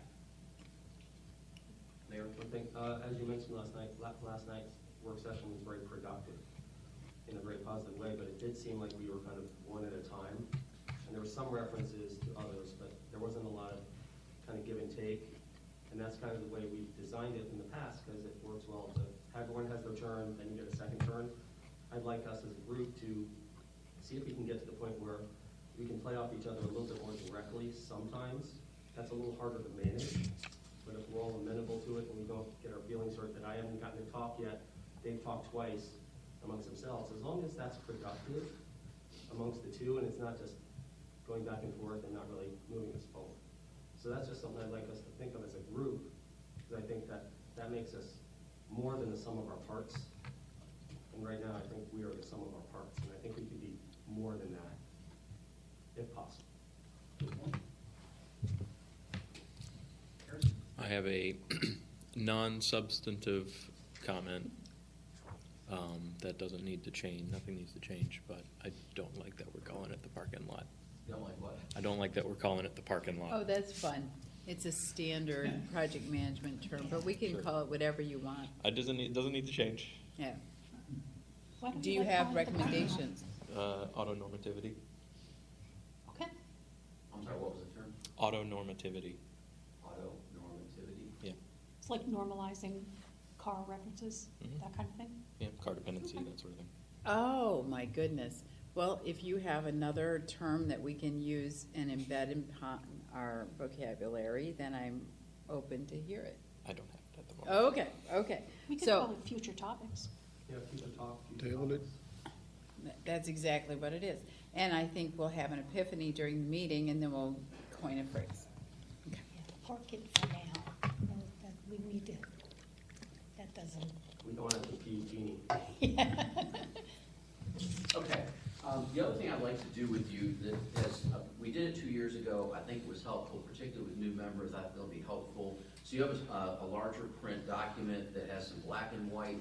So what we did 2 years ago was ask everybody to sort of go through and identify a number of sort of categories related to how you communicate with each other. And then, of course, that also goes for how I communicate with you. But you'll see on the black and white one, you know, want to confirm again that everybody is open to text messaging. That seems to be the case. We've been using this, but don't want to make any assumptions. And then in a minute, I'm going to ask you to fill out the white sheet with your information. So, again, anything specific about phone calls, I think, for example, Councilmember Johnson made a great point, which is, well, if you don't leave me a message, I'm gonna assume you'll just try to get me another time. And I don't think everybody realized that, but that's really important, because if somebody thinks you're gonna call them back, if you're not gonna, because they didn't leave a message, great information to have. And then emails, again, some people, check their emails more than others. So we want you to clarify particularly to each other, do you check emails? How often do you check emails? Would you prefer to get a text message reminding you to check your email? You'll see those from me sometimes, because I know we have folks that get busy in their lives and don't always get to the town email. So we're gonna ask you to clarify anything related to that. Also gonna ask you to clarify if there's any preferred days of the week for contact, and then within that, if there's any preferred hours for contact. And then, of course, related is, when do you not want to be buffered? When is the do not disturb light on? Is that a day of the week? Is that a time of the day? And that sort of thing. And then, are you open to, the mayor and Mayor Pro Tem and I discussed this a couple weeks ago, are you open to utilizing some small group meetings through the year to perhaps encourage some additional engagement that might not otherwise occur? I think we would do those on a rotating basis. It wouldn't always be the same people. We would mix that up over time. And we can figure that out, but are you interested in and willing to get together with, two others? Could be two, but three makes some more sense, I think. So if you have any questions, I'm happy to answer that. If not, if you would fill in your column with any notes you have, and then we'll consolidate that and bring it back to you once we have that all together. I think I should also share with you, and I'm not sure if I did this particularly with the two members, so I generally am available, I call it until about 10 o'clock at night, because I'm not a late night guy. So at 10 o'clock, I shut off everything other than my phone. So if you're texting me between like 10 p.m. and 6 a.m., I'm probably not going to see it until I get up. But if you call me, if something's happening or you need me, I will always answer my phone. It doesn't get turned off ever. So feel free to do that, but just wanted you to be aware of that as well. So if you'll take a couple of minutes and fill in your white sheet. Yes, ma'am? I actually would like to keep this instead of just turning it in, because it's like, hey, I got Oh, some we're gonna, phone yeah, we're gonna give numbers you, and, we'll consolidate it, because we have two Okay. members, and then we'll put it back out to you. Okay, Absolutely, good. so you have Is it. it- Do you have my phone number on there? do we? I'm not, we don't, because you have Councilmember Rao instead of Kessling and Patel and Fender, so you guys are gonna have to, I do have your phone number in my phone though. Right. Yep. So that's your white sheet, I have at least which will with replace bats. the black and white. And if you'll fill out that white sheet column for you, we'll put it all together for you. Thank you. Okay.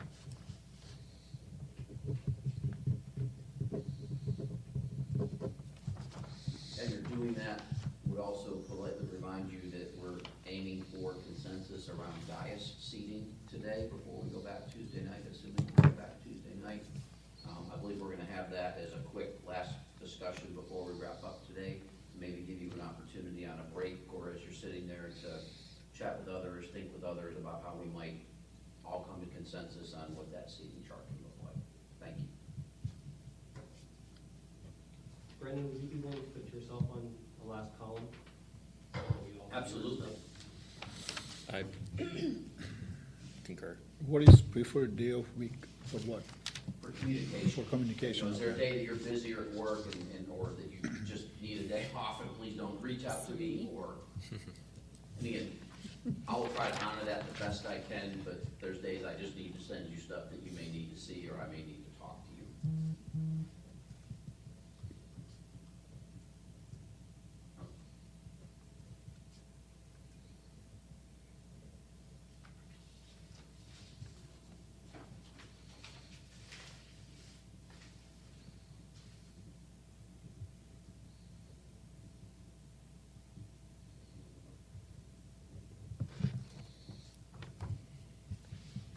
And I really appreciate how staff showed me how I can, like on a Saturday, if there's something I want to email to staff, there's a way to do tags, and you can set something to send like at 8 a.m. on Monday.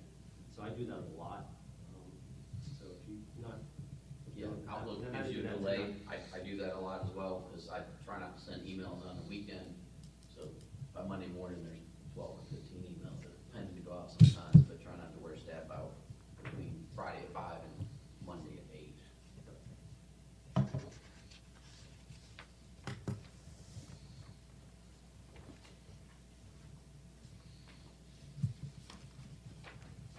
And we're gonna get this back with everybody's stuff. Yeah, we'll just need time to compile. Thank you for filling in mine as well. You're Appreciate that. That's excellent suggestions. You're an overachiever. It's very nice. Somebody's gotta be. I know, slacker down here.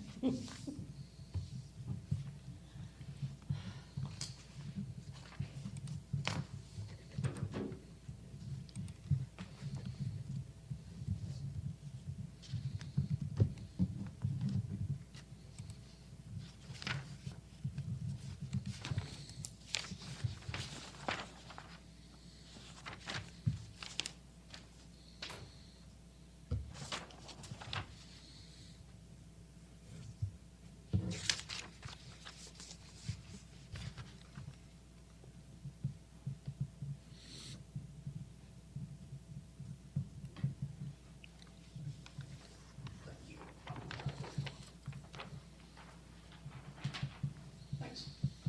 I'm not available, I just want to answer the phone, so. Thank you, sir. Yeah, that's what I'm saying, there's no date or time, Yeah. because if I'm not available, I'll send you the voicemail. If I'm in a meeting, I'll call you, you leave a message. All done? Perfect. Thank you, sir. You keep that one if you want to.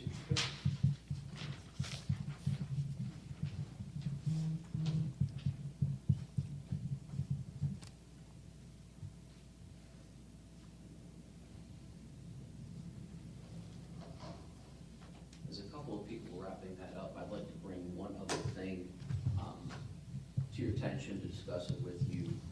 So you're aware that Amelia Hosein, our small business specialist, was originally hired as a 3/4 time employee. That's what the budget allowed at that time. So I have a request from Tiffany to make her a full-time employee. There obviously, you've seen, I think, a lot of the work that's been accomplished out of that department. That extra 10 hours a week would give them a 25% increase in capacity for Amelia. So the budget ordinance that you have adopted gives me the authority to make adjustments like that over the course of the year to change somebody from 3/4 time to full-time. But I'm not gonna do that without talking to you, because I understand I have the authority, but that doesn't mean I should do it unilaterally. So since she produced that request a couple of months ago, I've asked her to hold on.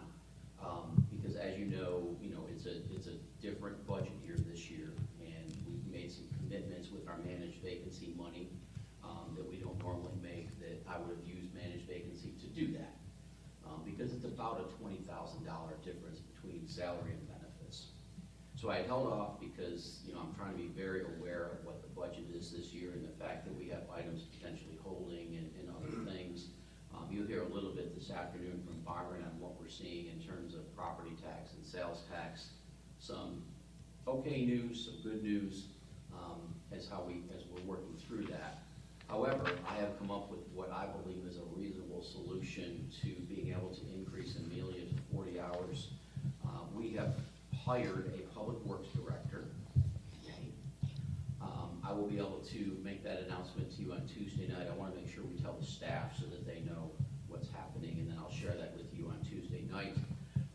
But the salary that we have agreed to with that director, which is a very fair market salary, is less than what we were paying Jeffrey Brown by a decent amount.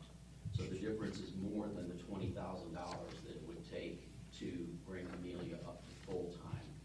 So unless anyone has any objection, we need to discuss. My intention is to make Amelia a full-time employee using that savings in the budget, which will be a continuing savings because the public works director will continue his salary. So it's not like that money will disappear next year. It's not a one-time fix. It's a solution within what's been allocated.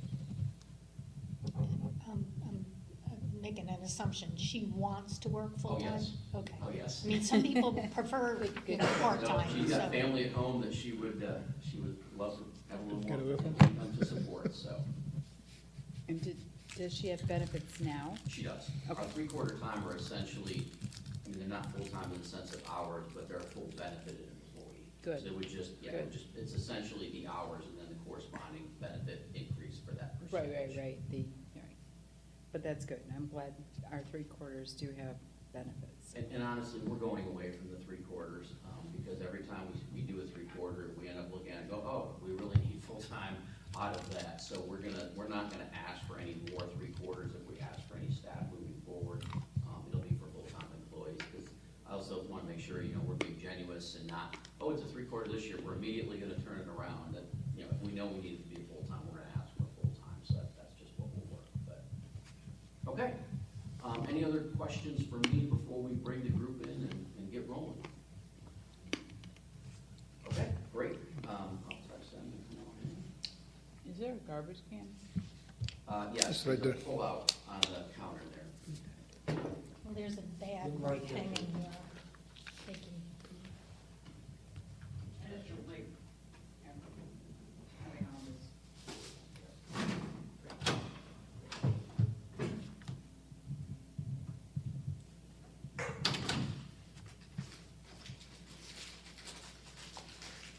Alrighty, finally got logged in.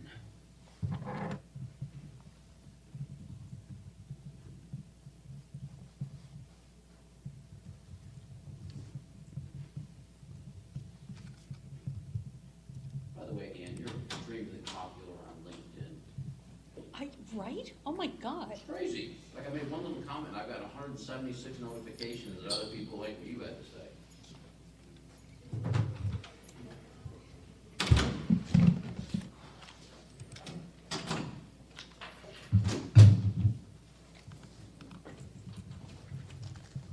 Yeah, both of those posts blew up.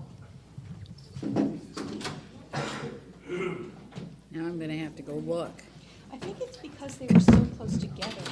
I posted the Mayor Pro Tem thing, and then I posted about being the president of Women of Cisco US, like 1 week, then the other week. Now I'm getting ready to post another one, because I'm starting a new job on Monday. Yeah, sorry, there's a. Right, your space algorithm is constraint. pretty And that's the active. ticket is, weekly posting is definitely the ticket. All right.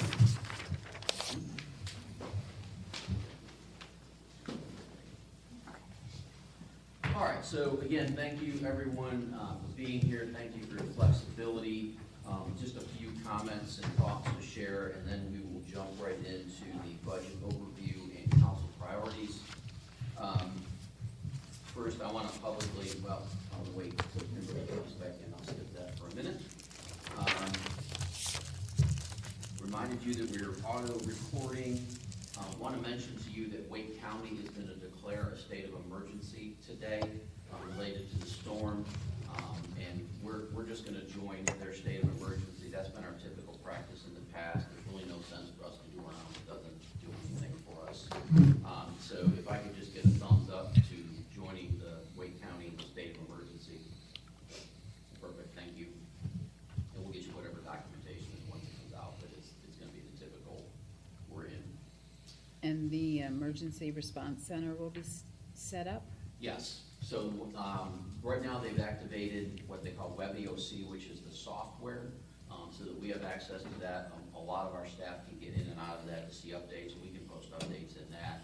And then they have activated their EOC, I believe as of this morning, on a monitoring level, and then I think tomorrow, that's level 4, they're gonna go up to level 3, which means they're gonna bring some additional staff in around logistics and things like that, depending on what happens with that storm. So, yeah, they're staffed up. What we're gonna do, which is a good segue, so we met this morning with our public safety and other relevant staff to have that conversation. Giselle's actually gonna step out at 1 o'clock because they have another Wake County briefing that she'll listen in and see what's going on with that. We don't expect any significant changes. So with what we know now, I'm gonna close the town as of 3 o'clock tomorrow afternoon. We do have some parks and rec activities that would go beyond that, but given the start of it being 5-ish, I wanna give us a buffer and not have anybody where they don't need to be. So we'll close tomorrow at 3 o'clock in the afternoon. I've already announced that everything is closed for Sunday. Again, that's all parks and rec activities and facilities, but we've closed all of that. And I'm also closing town hall Monday morning until at least noon. Our focus folks will be able to work remotely, so there's no real loss of time there for the most part. We have some parks folks that it's hard to make a lifeguard work remotely. But we also have some training and other things they can potentially be working on. And so I'm gonna close it till at least noon, because our consensus, there's no way it's gonna be safe to travel Monday morning with the cold and nothing happening, so we're gonna clear up. We'll be in regular communication over the weekend with Chief Rosser, Chief Dooley, and then Stephen in Public Works. Public Works will have 24-hour coverage in 12-hour shifts starting tomorrow at 5 o'clock. So they'll be here continuous through at least Monday, I'm sure, and then we'll see how Monday goes and where that takes us. Our primary staff will meet again on a call Sunday at 6. By that time, we should have a pretty good idea of what the impact has been and whether we need to make any additional changes from Monday morning, or if we just decide to close for the day and let people work remotely in the interest of safety. So for Tuesday night, we're a little up in the air. We're hoping that things will clear enough that people can travel safely to come in for a council meeting. But we'll look at that again Sunday night and even Monday. I don't anticipate making a decision until Monday on that. We'll have a better idea of what the conditions look like. And obviously I'll be reaching out to the mayor and Mayor Pro Tem to concur or get insights on that in terms of what that decision would be. Obviously don't want to cancel that. We have a continuation of some of this work that's going on that night. So there's something, there's nothing that is critical that has to happen Tuesday night. There's no decisions. There's nothing that, oh my gosh, we've got to get you all together. But there's a lot of information to be discussed that just messes up every future meeting.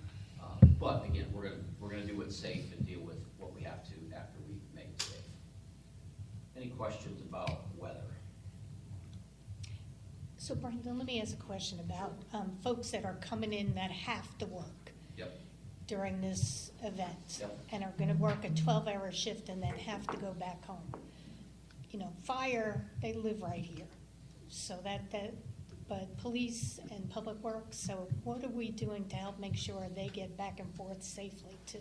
So the fire department has kindly offered up their extra bunk space, that if anyone comes to work and doesn't feel they can safely travel home, that we will have them here. We will have food for them. They'll have access to a shower and a bed, so that we can make sure that they're prepared for the next shift. You will recall that 1 or 2 years ago, I don't track it, we made modifications to our weather policy that includes compensation to the staff that has to be here when we close, which I thought was only fair. You supported that. I'm gonna be likely sitting at home. We're all probably gonna be sitting at home and enjoying a burning log or a TV, and they're gonna be here trudging around in the cold and the ice. So we recognize it that way. But yes, we're gonna be able to put them up if they need that. Thank you. Any other questions? Okay. Let me make sure. I think I've covered. Oh, now that Kimberly is here, I want to say kudos to Kayla and Kimberly. This does not just happen, right? And I had, of course, nothing to do with it, but they quickly transitioned to not only be canceling everything that we had reserved for Ashboro, but also to find this space and to make sure it was set up this morning and that everything is here that you need. So kudos to both of you. Amazing work. Kimberly, great start.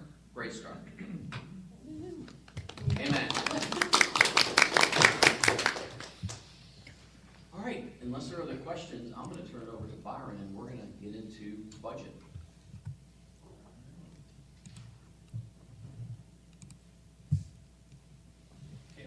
It's in where you work. Okay, It's gotcha. just one word. Sorry about that.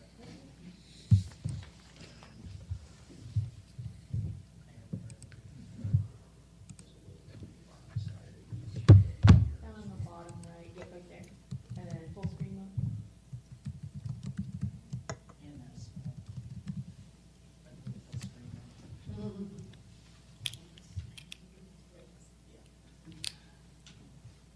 Okay. Welcome, everyone. I'm Byron Hayes, I'm the Chief Financial Officer for the town of Morrisville. We will cover some budget overview and some council priorities. We'll start with the budget overview for fiscal year 27, kind of explain where we've been with base budget, some of the history, and where we're going to be for fiscal year 27 and beyond. And then after that, we'll have a little exercise, give you all an opportunity to do a little SOAR exercise, similar to what we did last year, just to get a sense of what your priorities are sort of looking like preliminarily, see what we can kind of piece together, synthesize in order to bring back to you all, and ultimately kind of tighten up those priorities for the budget cycle for this year. Sound good? Definitely feel free to stop me and ask any questions as we go along. Definitely don't mind that. Are we doing placards again, like we have previously? Okay. All right. Mayor, do you mind sliding that snack box? I'll do it there if I over want a to. little bit? Okay, that works. That's perfect. That's perfect. Don't want to miss anybody. Yeah, don't want to miss anybody. All right, so we'll go ahead and jump in. Okay, so as most of you all are aware, we do have our budget process that follows kind of a regular trajectory. We talked a little bit about it this morning, but just wanted to remind you all that, first we start in that sort of December, November, into January time period with our mid-year report, not just from our discussions with individual departments related to mid-year activity, but also the mid-year report that we will have on the council agenda as an administrative report this month. We do our preliminary budget portal. That portal is closed, and I have some more information about that here in a second. We'll talk about it. Right now, we're in that retreat brainstorming process, and then we also have the remainder of our community outreach plan that our finance and budget staff is working with our comms department in order to kind of tailor, get moving, and be able to ultimately show the results of that. We also have a CIP program update and some debt capacity information coming up a little bit later today. And then as we continue on, we'll look at our CIP and budget outlook and a preview later on in the year. So on the right side of this, these are our focus areas from fiscal year 26. If you all remember, we kind of talked through this, and this is what ultimately council landed on. And also we included the organizational resiliency one in there as well. So you guys have a little bit more context behind that with some things that the managers can talk to you all about, but ultimately wanted to include that in there as well. So first I want to talk a little bit about our budget outreach and engagement process so far and where we're ultimately going. So, our website is sort of the base platform to be able to get any sort of information we have related to budget outreach, budget engagement for the community. It's a place where, all the council deliberation is going to be posted through meeting, meeting and council meeting engagements. But we also have a budget email that people will have the ability to email us, as well as the budget portal, which will allow for some of that engagement and an opportunity to kind of look at survey results for us to be able to synthesize. We're also going to continue to have open houses at some of our work sessions later for the community to be able to come talk to us, as well as being able to go out in the community, places like Springfest or MAFC, to be able to talk to the community as well. And then lastly, we like to utilize our social media engagement as well. So our comms department is really great about posting things like videos. I don't know if you all got a chance to see the video of the manager reading out, a little, 'twas the night before budget. Yes, you did really well. It was really great. And I think it really emphasized kind of the work that the community gets to see from our staff. It was meant to be somewhat, organic, not necessarily just following a specific pattern, but we wanted people to see all that great work that we did, and it really got a chance to sort of be kind of not just executed, but also really exemplifies that strong work that we do as an organization. We also are going to utilize our rep software, not just then, but in future videos, once we have these priorities sort of built, so that we have some more tailored information to be able to take to the community so that they can see specific things. For example, if they need to learn about, public safety, we would have a video related to public safety, maybe that includes someone from the police or fire department. It's going to be about sustainability, maybe we include Kimberly Conley, not that Kimberly, to talk through those types of things. So there's a lot of opportunities for engagement for the community. We really want to emphasize that because we want their input. So with input being kind of talked about, our preliminary budget survey was posted from December 5th through the 16th of January. We offered it in 5 different languages: English, Hindi, Spanish, Chinese, and Vietnamese, as is kind of outlined in our language access plan. We found it really important to utilize that plan when going about this. There's no reason to create a language access plan if we aren't going to use it. And this was a good example of us being able to use that. We got 34 responses in total. We've actually received some additional ones since then. And I'll be bringing more information back to you all about, the rest of that once we get a chance to synthesize it. But I did want to point out that 3 of the responses that we received were actually in Hindi. So we needed our language access folks, and a new in particular, in our communications department to go through and work with our translator to help translate that information for us. So we do have that information kind of built in here as well. That survey had 6 questions on it. How familiar are you with the town's budget? How should your tax dollars be invested? What the ranking of our priorities from last year were? Do they support any sort of new funding? Do they believe our current funding level for public services is adequate? And then just an opportunity, an open-ended section for them to be able to post thoughts on. So I'm going to go over kind of high level, a couple of those, 2 of the major questions, and then some of the open-ended ones. So our 2 kind of biggest major questions were, ranking the budget priorities based on, what we seen last year. So as you can see, we have all 10 ranked.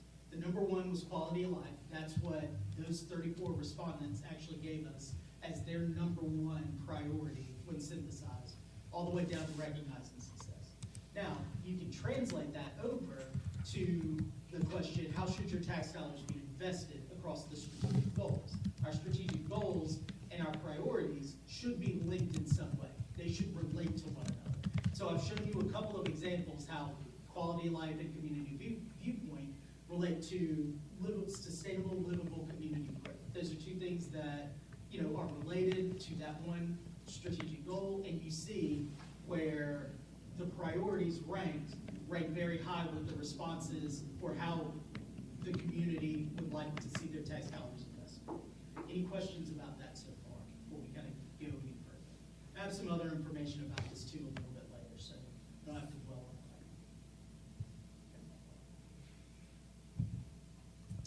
So then we also had this open-ended survey. I just pulled a few just to give you all an example of some things that we heard from the community. Something like the second one, I think our current level of services is adequate, but we're growing rapidly, we need to be prepared for the future. I don't mind if it costs a little more as long as we're transparent and voted on with resident input. But also, our infrastructure is poor, for something else that we saw. Now, these are all presented as they are written. So I don't want you to get a sense that we're trying to put any one thing in front of you. I just kind of wanted to get you a sense of sort of what the community was saying. And some of these were some of the more comprehensive ones, some things that I think sort of glean things from. Any questions about the budget portal and the survey before we kind of move on? So now let's jump into some base budget history.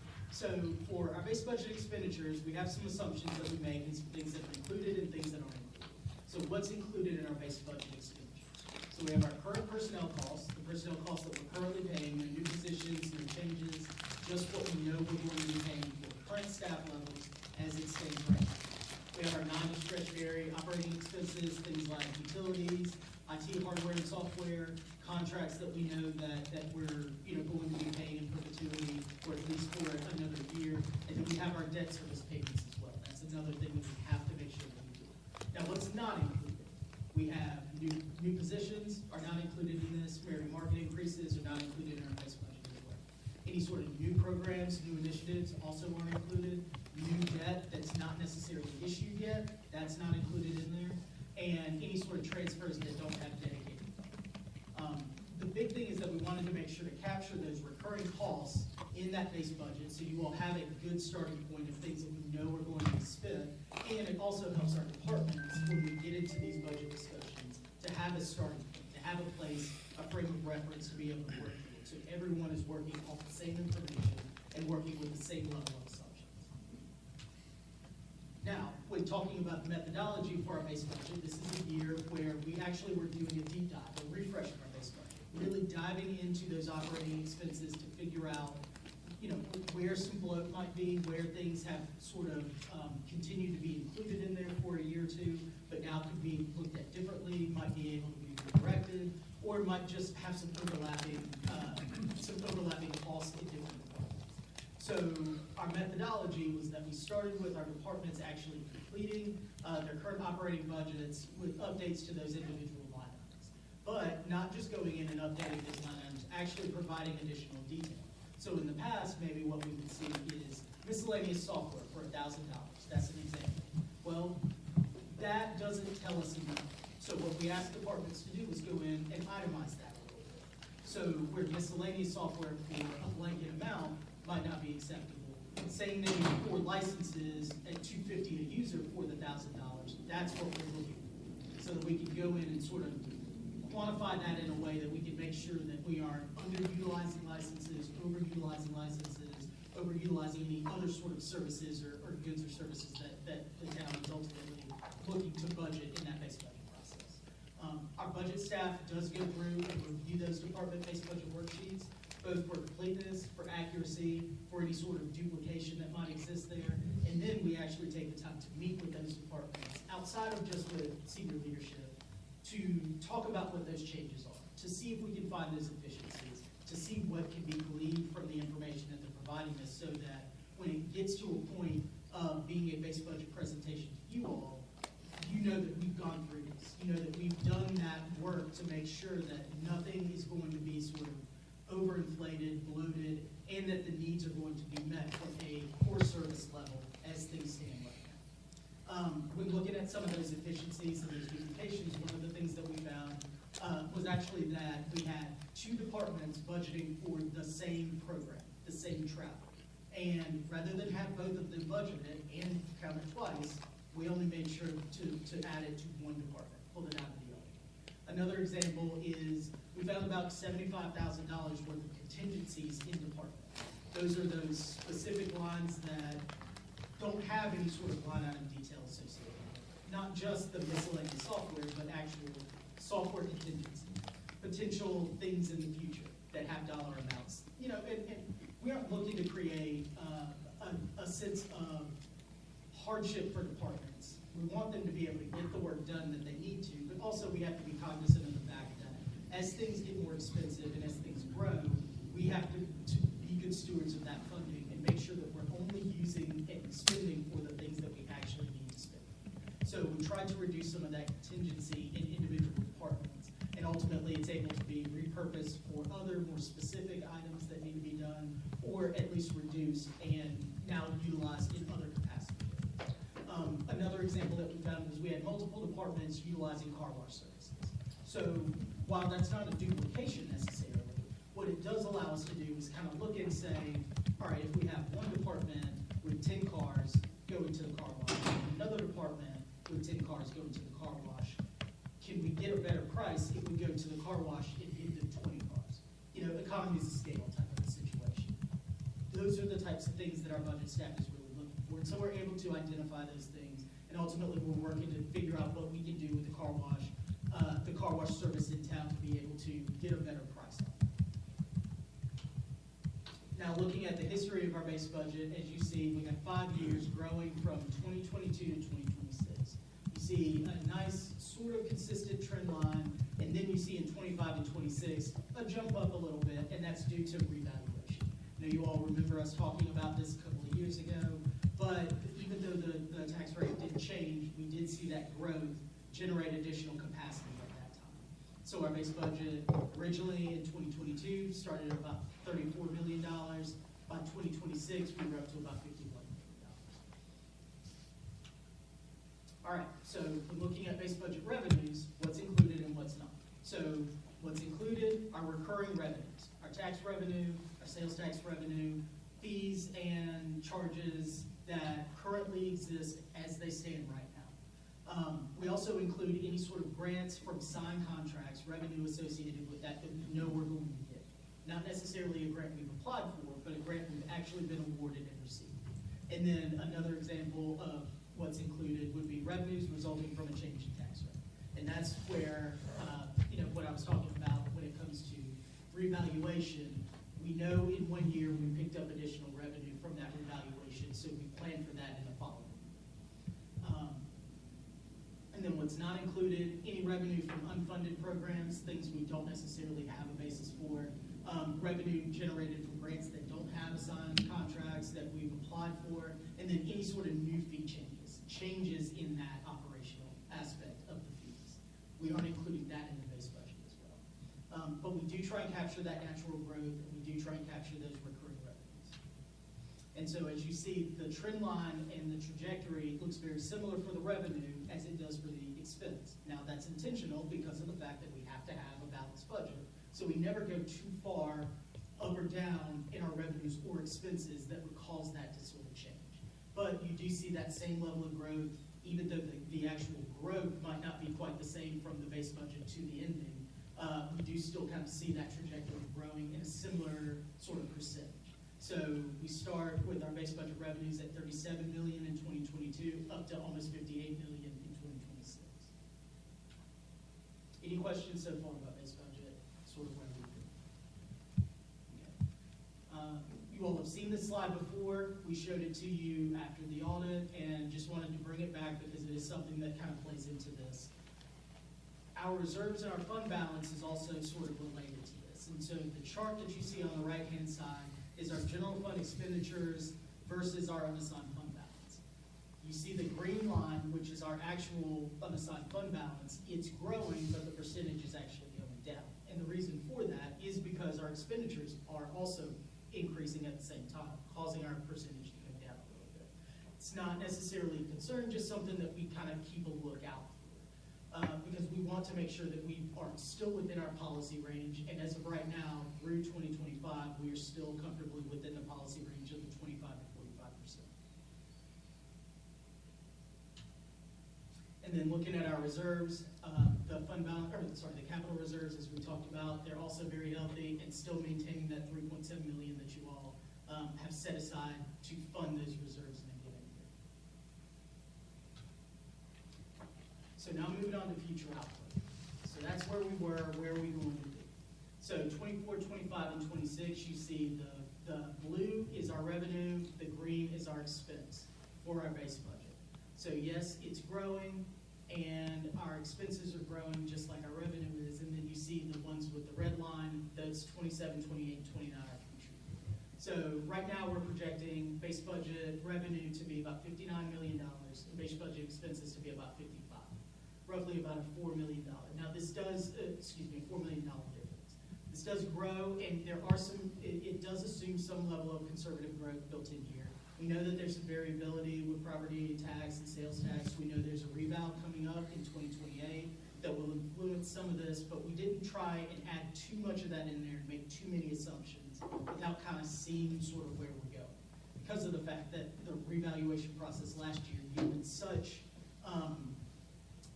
abnormal and sort of outside of what the expectation was when it came to the results, that we don't want to over project that at this time. Yes, ma'am. Could you share the several impacts between 25 and 26? Because that is a significant jump from 25 to 26, and then we're kind of smoothing out with future years. Yeah, no problem. So as you all know, our revaluation process happened in 2024 with the impact landing in 2025. However, we didn't build that impact into 2025's base budget. So we started with the base budget where we traditionally have seen. So the natural growth wasn't built around the reval, it was built to where the tax rate was at the time. So if I go back really quickly, you see in 2025 that $8.7 million growth versus where you've seen previously sort of 3, 4, down to 2 sometimes. That growth is where that impact ended up happening. But in our base budget, we actually don't see that impact happening until 2026 when we picked up that revenue as part of the base budget at that time. In 25, it was part of the growth. Does that kind of answer your question? It does, but it seems like we have more committed spend between 25 and 26, and I wanted to better understand where that almost $8 million. 7.6 million. Yeah,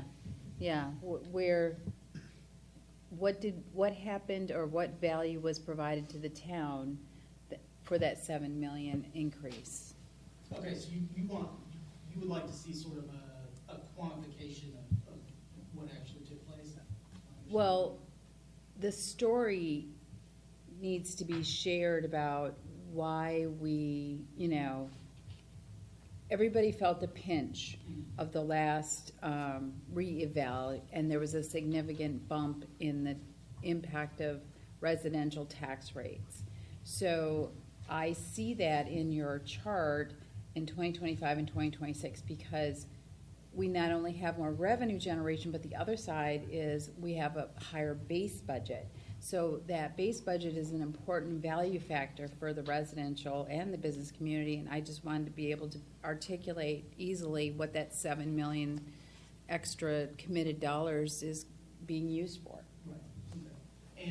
And so I can give you sort of a high level right now, but that's certainly something Correct, that we- correct. I don't need you to go in the weeds or anything, but it's like, that is part of the story that we need to share as we're moving into this next budget cycle, because there are a lot of scared people about what if they do it again, or what happens with the next eval. And you're projecting a smoother kind of situation, but it's important that we get a hold of that narrative now. Right. So a couple of things that I can talk about right now is that we did sort of increase the debt service a little bit, because we had some new projects coming on with the bond that happened and the second issuance of that bond that happened in 2024. We also have, as you know now, some future liabilities that are coming up related to public works, and the debt service is going to increase there as well. In addition to the fact that we have other buildings that we've already agreed to purchase, or that we've already purchased, 260 Town Hall, the previous chamber building, knowing that there's going to be some future things happening with some of our Parks and Rec facilities as well as Town Center. And all of those things are things that operationally flow into this. We also have. Right, we so added- that's fabulous. That's exactly what I was looking for, and, you can give me the detail later, but I hear what you're saying is that we had significant investment in our facilities for future performance and future services. We've outgrown our current capacity, and we kind of just caught it up quicker than we thought. So, and this particularly for the two new council members, I don't know if the manager talked about this at all in the last meeting. One of the things that we typically like to do during our presentation is maintain what we call the parking lot.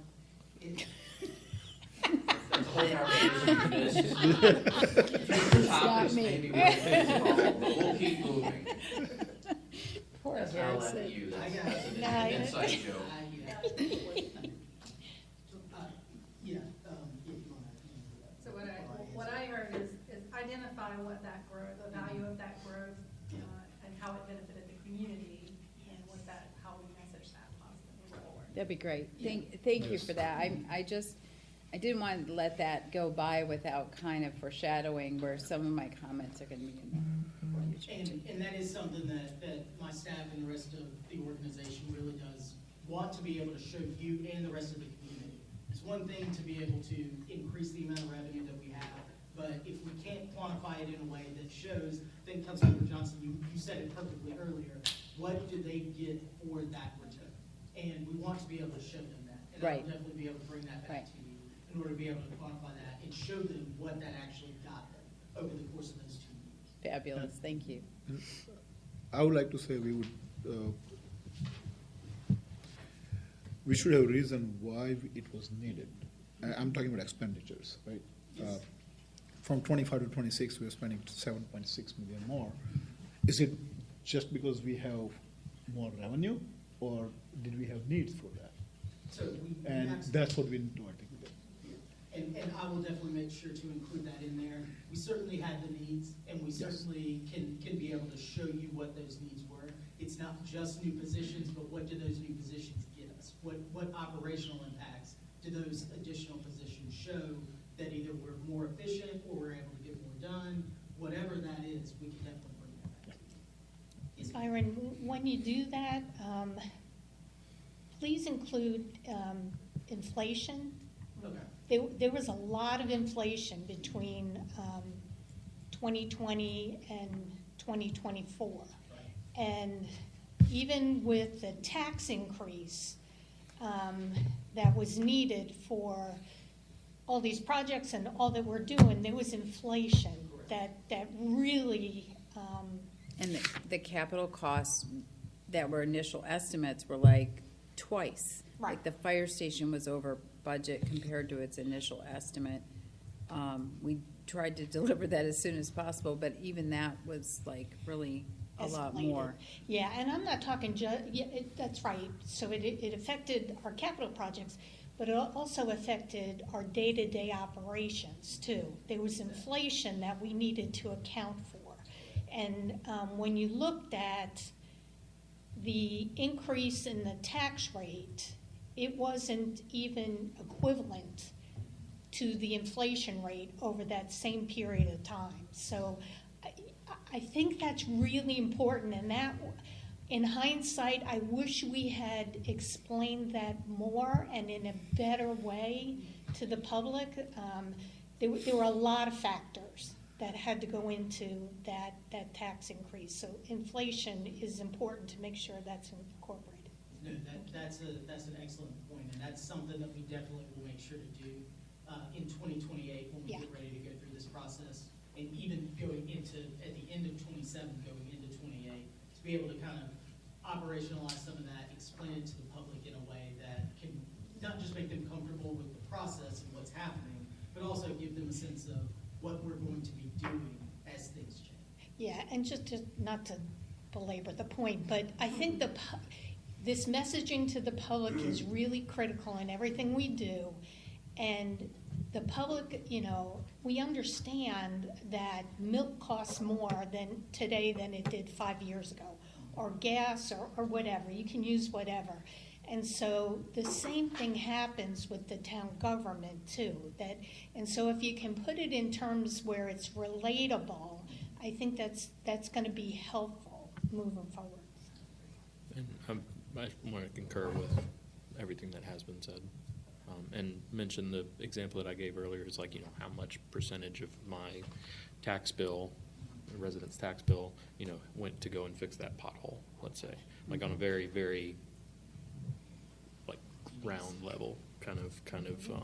Relatable. Mhm. Shannon, would you include that as well, percentage of tax bill for services?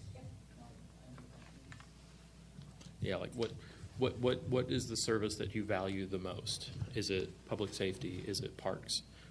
Here's how the taxes that you pay contributed to that. That's perfect, thank you. We used to do graphics of that, of a dollar, like this much is this department, this much. Right. Maybe something to look at again, I don't know. And I think one of the problems that people have, though, is that, government moves so slowly, and there are projects that I was literally talking about when I first ran for office 6 years ago that we still have not completed. And, a lot of them are projects that people really care about, and a lot of it isn't our fault. We're dependent on an outside agency, or the project tripled in price, or something like that. But I also think that having the clearest possible statement about what projects we're actually planning to complete in the next fiscal year would be very helpful, especially from the capital projects perspective. Because sometimes it's hard to feel like we're making any progress. Like, I know we are, but if you can't see it, if we can't see it, then they can't see it. And one other thing, I think I shared with a couple of you that budget diagram that I had created. Mhm. It's called a Sankey diagram, SANKEY. That could probably go up on the That would be fun, on the board. yeah. But basically, it's just the example, or what inspired me for that is energy sources and what it's used for, right? So coal, natural gas, that sort of stuff, and it's seeing how the flows go into transportation, go into buildings, whatnot, what gets wasted on, because there's a lot of energy waste. Same sort of deal. It's a flow, right? So your taxes, how do they flow, and what buckets do they end up in at the other side? I think that's a very good visual tool, just a single snapshot of, here's the budget. I You think said it's helpful. a Sankey diagram? Yeah, SANKEY. I'm sure he can send you a couple examples that he did, just to familiarize. Yeah. It's pretty cool. It's definitely worth a look at. Yeah, that would be great. Okay, so we're looking at both of those. Now we want to kind of take a look at capacity, right? So, average growth in capacity is roughly about 3%. And what you see in the red columns is a drop. Now, part of that drop is the property tax appeals that are still ongoing right now. Due to the fact that revaluation was so high, the county saw a larger proportion of property tax appeals than they've seen in previous years. And not only that, we had people appealing the county's process as well, which means it now goes to the Board of Equalization and Review. And the state now is in charge of those appeals at that point, and they have an unprecedented number. So normally this would have been done 8 months ago, and we're still having appeals that are outstanding, ongoing. And so we're still monitoring that process, but we're also trying to be a little bit more conservative in these future years due to that. Another aspect of that, and it goes back to something that the council has sort of mentioned so far today, those recurring expenses were a little bit higher last year than they had been previously, and we're capturing that in our base budget amounts. So, instead of it just being one-time appropriations that now add back to capacity, they're recurring expenses that are now in that capacity number. Not including, reserve requirements or anything like that, but just our basic level of an initiative that's going to carry forward in perpetuity. We made sure to include that in the base budget. Yes. Is it circuit breaker or circuit setter? Circuit breaker, right? I think it's Circuit breaker. Yeah. I think that would be nice to have an explanation on that. I've researched it a little bit, but and I know the general concept. They're working on legislation, at least proposed legislation. Okay, so what are the challenges and opportunities that we have in this capacity? So, as stated earlier, we mentioned the tax appeals, but then also, Councilmember Johnson mentioned this a second ago, that inflationary cost is something that we're still seeing and still experiencing throughout this budget process and budget processes previously, and we will continue to see them moving forward. So we're factoring that in and trying to look at that when it comes to the challenges in our capacity. But we also have opportunities as well. Right now, we're seeing sales tax exceeding the expectations that we initially had going into the beginning of the year. We also know that there's going to be other growth in some of our other revenues.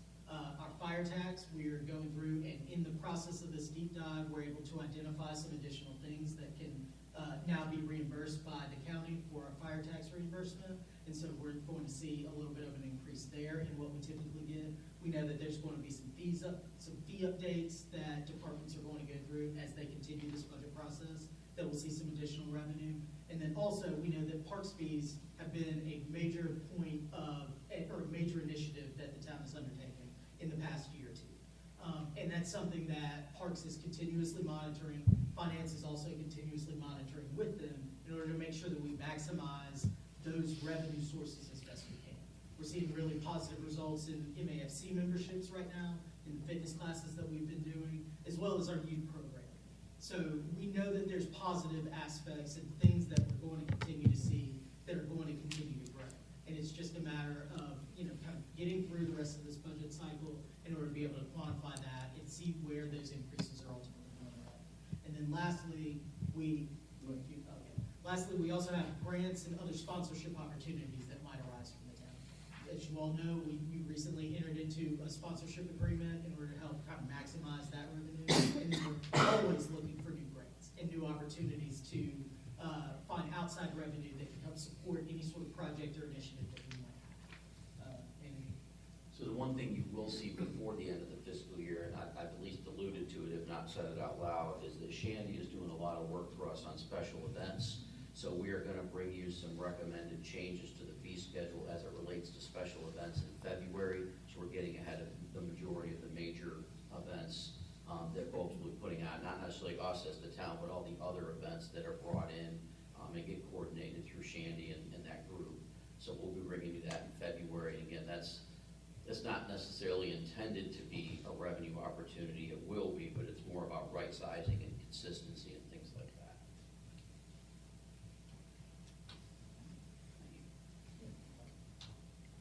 Okay, so what are other key influences that go into our capacity? So for revenue, as I mentioned a second ago, sales tax, due to that period of availability change that we talked about at the end of the audit process, we're now recording sales tax with a 2-month lag instead of a 3-month lag. So what does that mean? We initially said we were going to come back to you all in April with where sort of our December numbers were showing up when it comes to sales tax and what, the spending looks like over that Christmas break. Now we're going to have the ability to hopefully come back to you in March instead of April, a month earlier, to be able to help make those decisions a little bit sooner. We also know that there's, what we talked about with the property tax, and as well as the other evaluation and municipal fees that are coming up.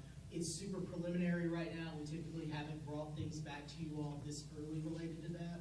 And so the change in that process for staff is a little bit different, and so they're still going through that evaluation process in order to kind of see where we're benchmarking with our other communities in the area. For expenses, we also know that we went through this base budget evaluation over the course of the end of last calendar year, moving into the budget cycle this year. Personnel changes from last year, we know that there's some updated retirement contribution amounts that we're factoring in. The state sets that retirement rate, and every once in a while they increase it. Now, while that's great for employees, and the fact that we know that we're in a pension system that is one of the best the world has ever seen, not trying to be hyperbolic, it really is in like the top 10 of pension systems in the world, North Carolina. What that does, though, is there's a requirement from local governments and municipalities to help fund that. And our funding contribution continues to go up, while the employee contribution continues to stay the same. Essentially what that means is 10 years ago, municipalities were expected to contribute somewhere around 6 to 7% for an employee's retirement contribution. Now that number's up to about 14%. So that increase, while it's great, like I said, great for the employee, we don't have any issues with ever, expecting our pension system to default in any way, but it is a liability that we're, forced as an organization to bear for our employees. This is 14% of the base salary, or? Yes, Okay. Is that for new employees as it's well? for everybody. Because Or like, all full-time employees. because I thought like the state employees, they don't offer pension to new employees anymore, but the local government's different? So local government still is. Okay, let's all go work for local government. Well, I guess we do.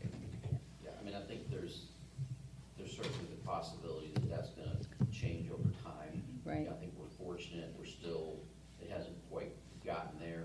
I think some of that is the retirement system's been generally run pretty well. Again, they've done, not that it's benefited us, but they've done a good job of making sure they're collecting the necessary, that's why we went from 6% to 14%, right? That they're collecting the amount of money they need to be able to fund that system. But again, at some point, that's gonna change. Okay, thank you for that clarification. I want to take a note on that, so if you could just reiterate the, Okay. Yeah, so our retirement contribution Mhm. for an employee is roughly about 6%. And it has been ever since that I've been working with local government, I imagine, ever since just about everybody else has to. However, the difference is, about 10 years ago, the employer contribution for that same thing, that match, was also about 6%. And now that number has increased to about 14%. That's important. So it's a little bit more than doubled in about 10 years. I don't need an answer on this now, but and I know you're touching on it, but understanding why, that 6% to 14%, but that's weeds, we don't have to get into it right So, now. well, I can kind of high level get into Yeah. it. It goes to the solvency of the funding side and making sure that it's going to maintain consistency and maintain the ability for everyone to essentially be able to retire and not end up in a situation where there is not funding for it.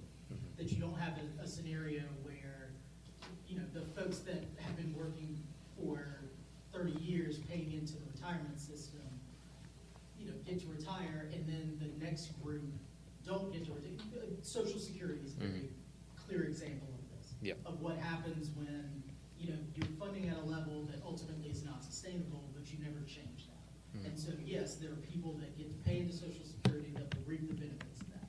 But there are plenty of people, myself is probably one of those people, who might not ever see a dime from Social Security if things continue the way it goes.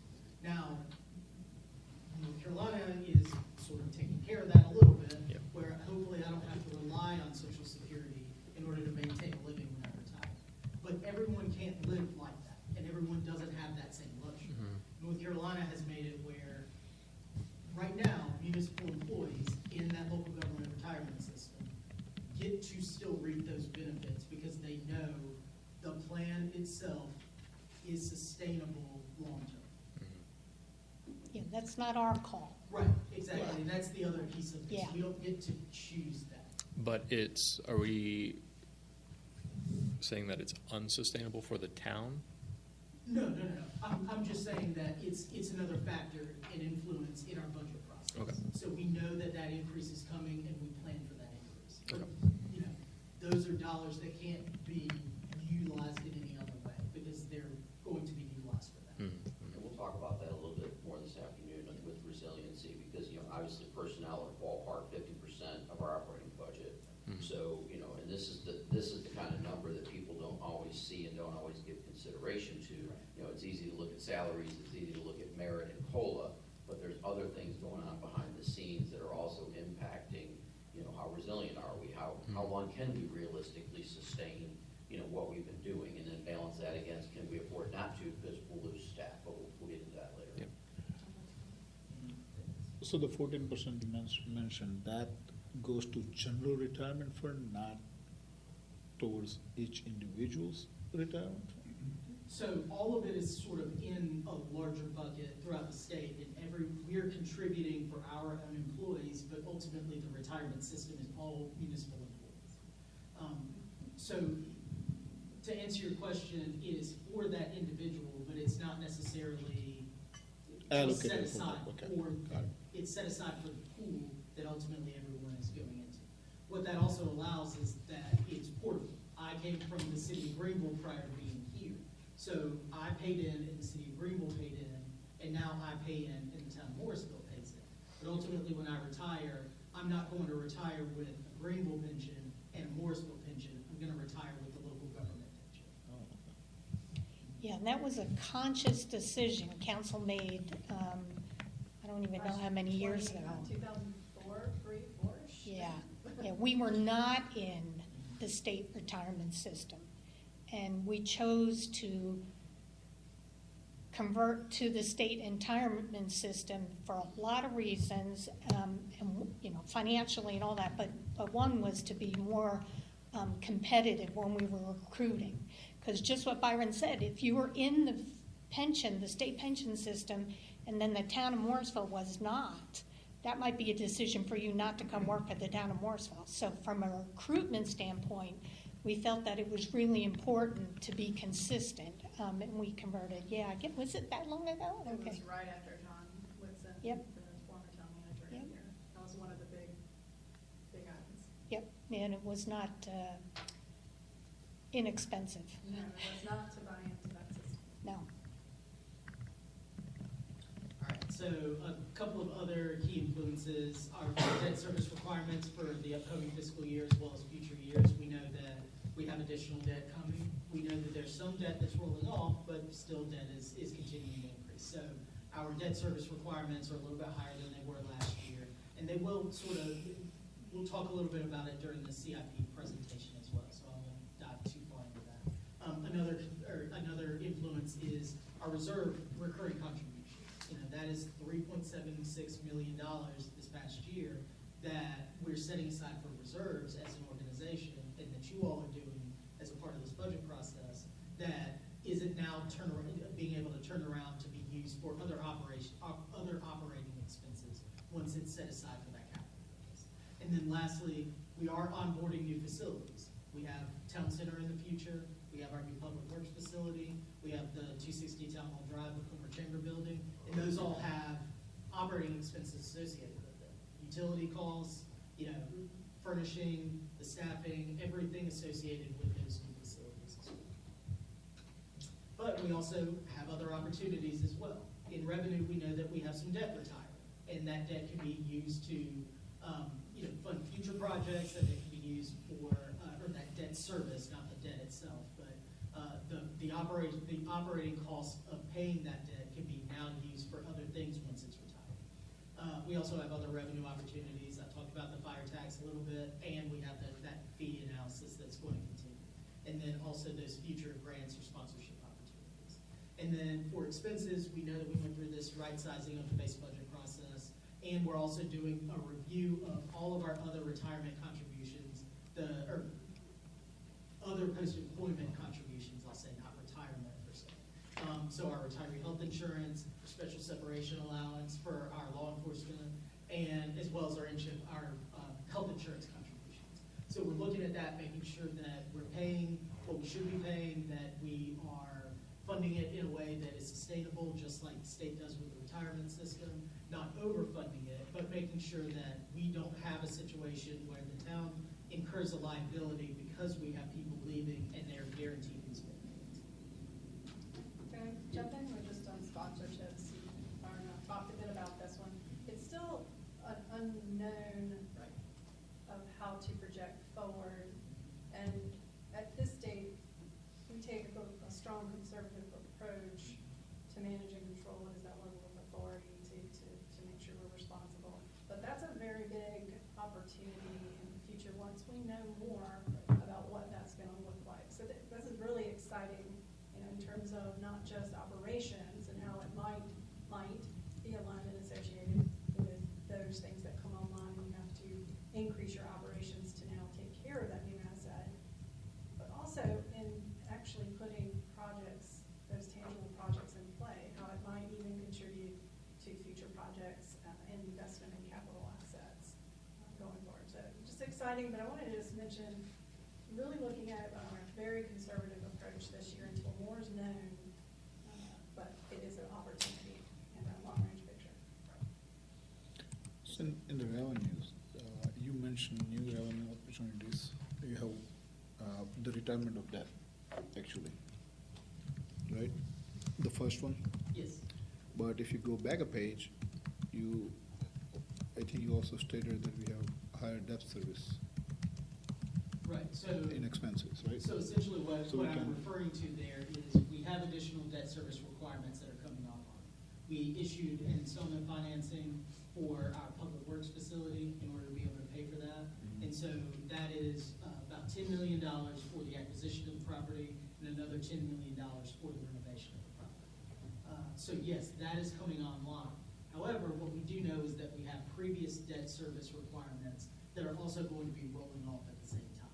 So they are one, they They're go offset. hand in hand, but I just wanted to point out that yes, there are some additional debt requirements coming up, but we also have some things that are going to be rolling Okay. off as well. Thank you for We that. talk more about that in CIP. I'll even show you what those items are.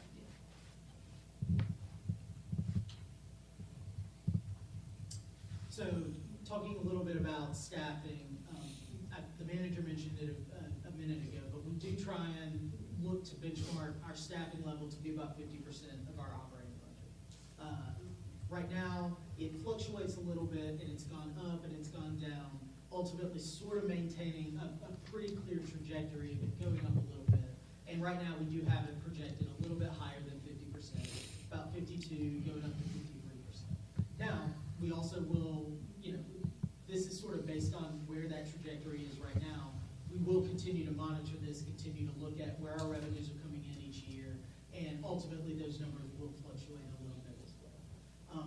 Do want to point out that we do have staffing requests for 27 through fiscal year 2029 from departments.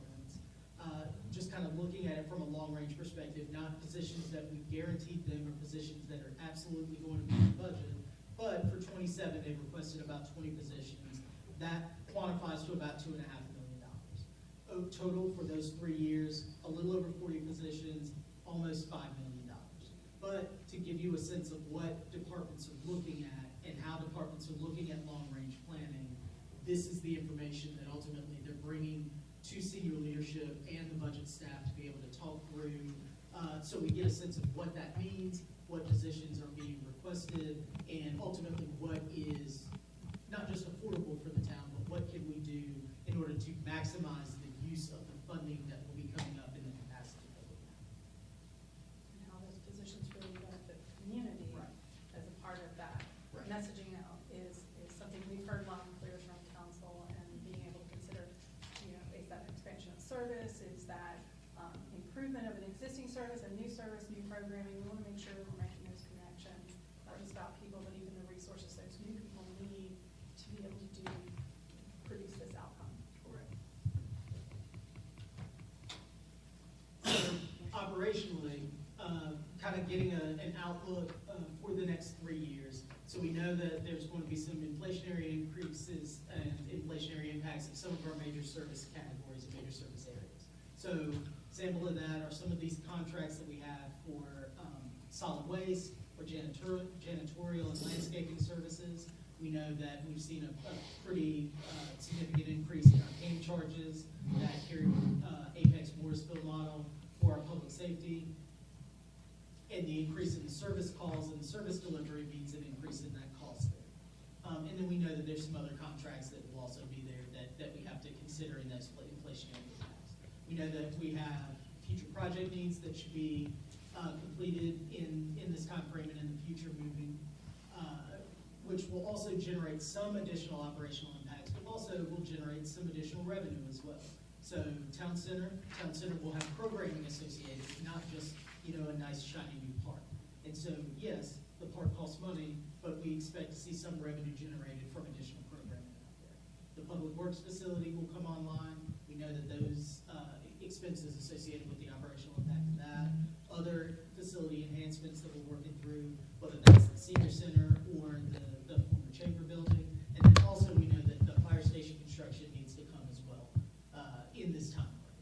We know that there's personnel impacts, so future budget or future position requests that I mentioned a second ago, as well as some of the benefit changes. I mentioned the retirement contribution changes.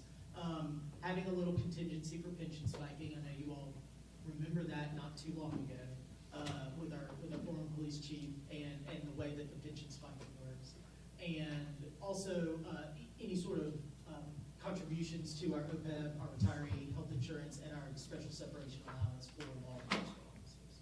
And then lastly, we talked a little bit about those grants and sponsorship opportunities. So we're looking for all types of new grants, whether that's public safety related, whether it's something that we can tie directly to town center operations, the hospitality grant opportunities that we hope to hear from soon, as well as our other sponsorship opportunities. So that's sort of just a super high level operational outlook of what we're sort of gauging within these next 3 years in order to help us make decisions to be able to put forth a recommended budget for you all during that time. And then just lastly, I wanted to wrap up with just some important dates that are coming up that are on the budget calendar. In December, we did have our mid-year meetings with our departments. Those meetings were really well received. They were really good and very informative. And it gave us a good sense of what it is that they're going to be asking for when they come back for their final submission in February. Right now, we have the budget, or we just closed the budget preliminary survey, mentioned that a minute ago. And in February, we're going to go through that budget submittal process with the departments. We'll have meetings with senior leadership in the departments again to talk through what it is that they're asking for, look at capacity, look at the initiatives that you all, or the priorities that you all end up forming this weekend and in the future to be able to help gauge, what ultimately is going to be the most important and the most effective for the community. And then in March and April, we'll be having our other budget preview work sessions to help tailor that information in order to be able to bring you a recommended budget in April to be able to have a public hearing and vote on it. Any question about the calendars? All right. So now I just want to kind of have a couple of open-ended questions before we move into our exercise. What other operational opportunities or challenges do you all see as council that we need to factor in looking to develop this operating budget for next year? Yes, ma'am.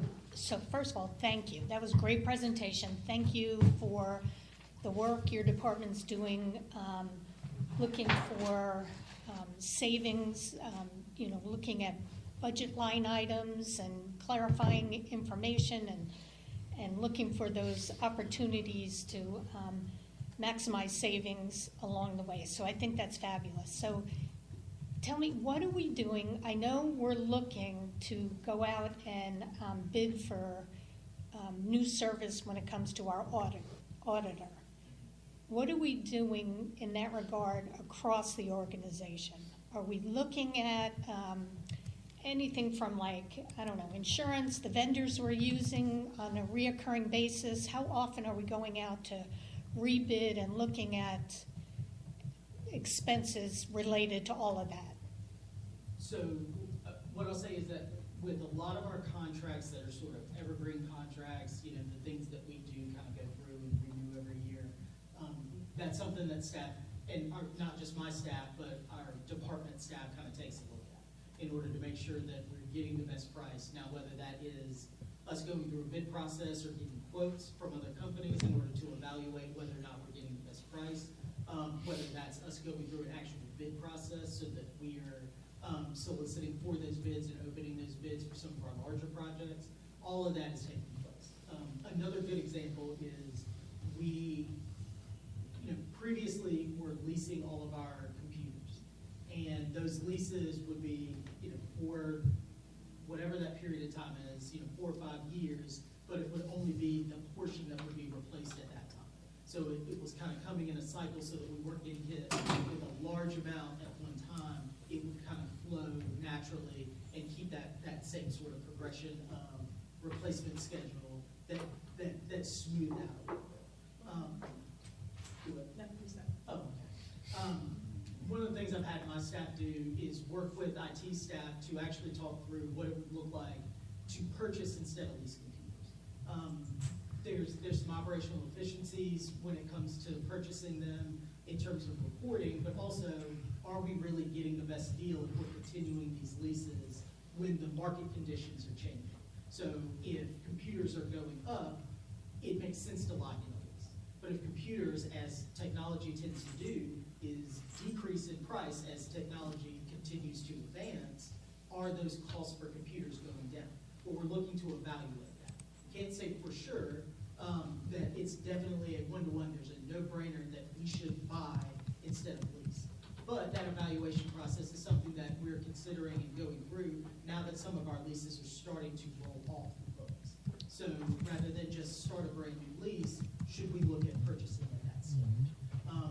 Another example I would also say is just us trying to go through and have budget staff evaluate the process of what it is we're looking at. So,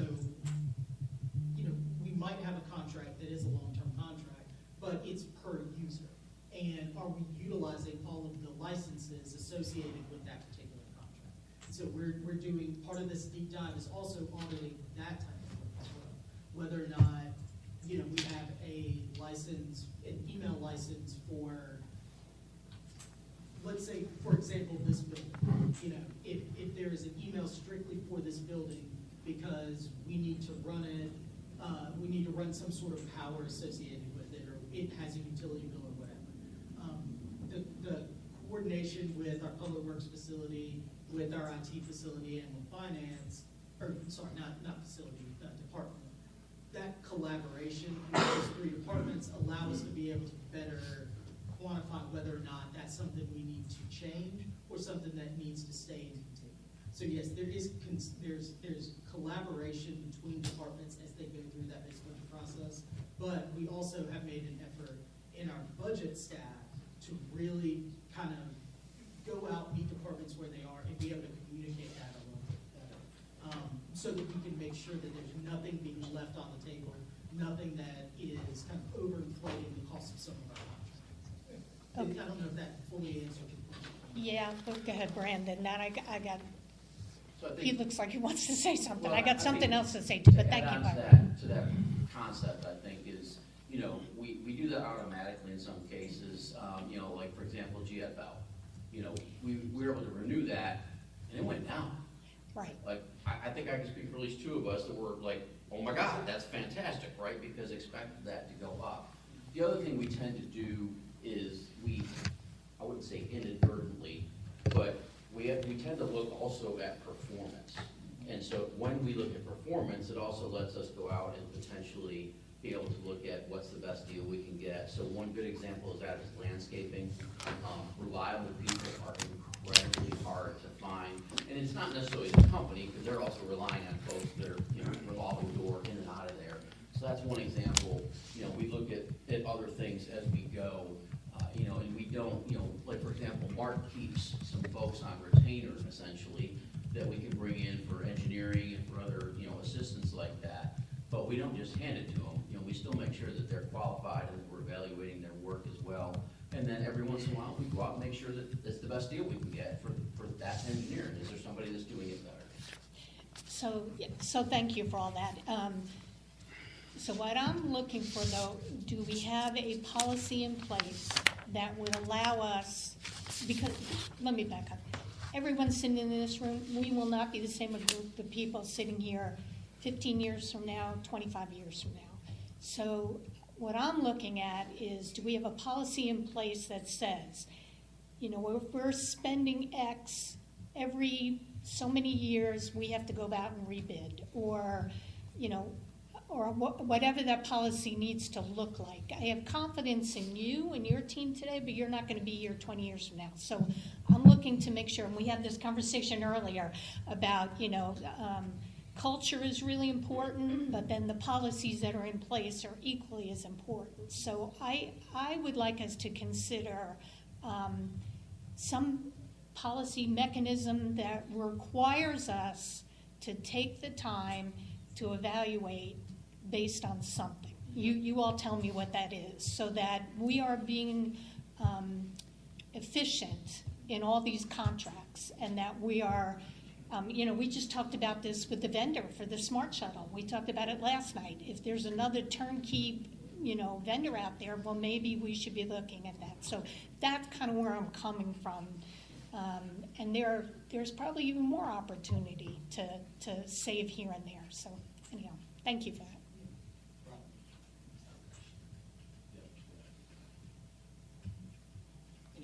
Any other comments about the first question? I have, Yes, ma'am. yeah.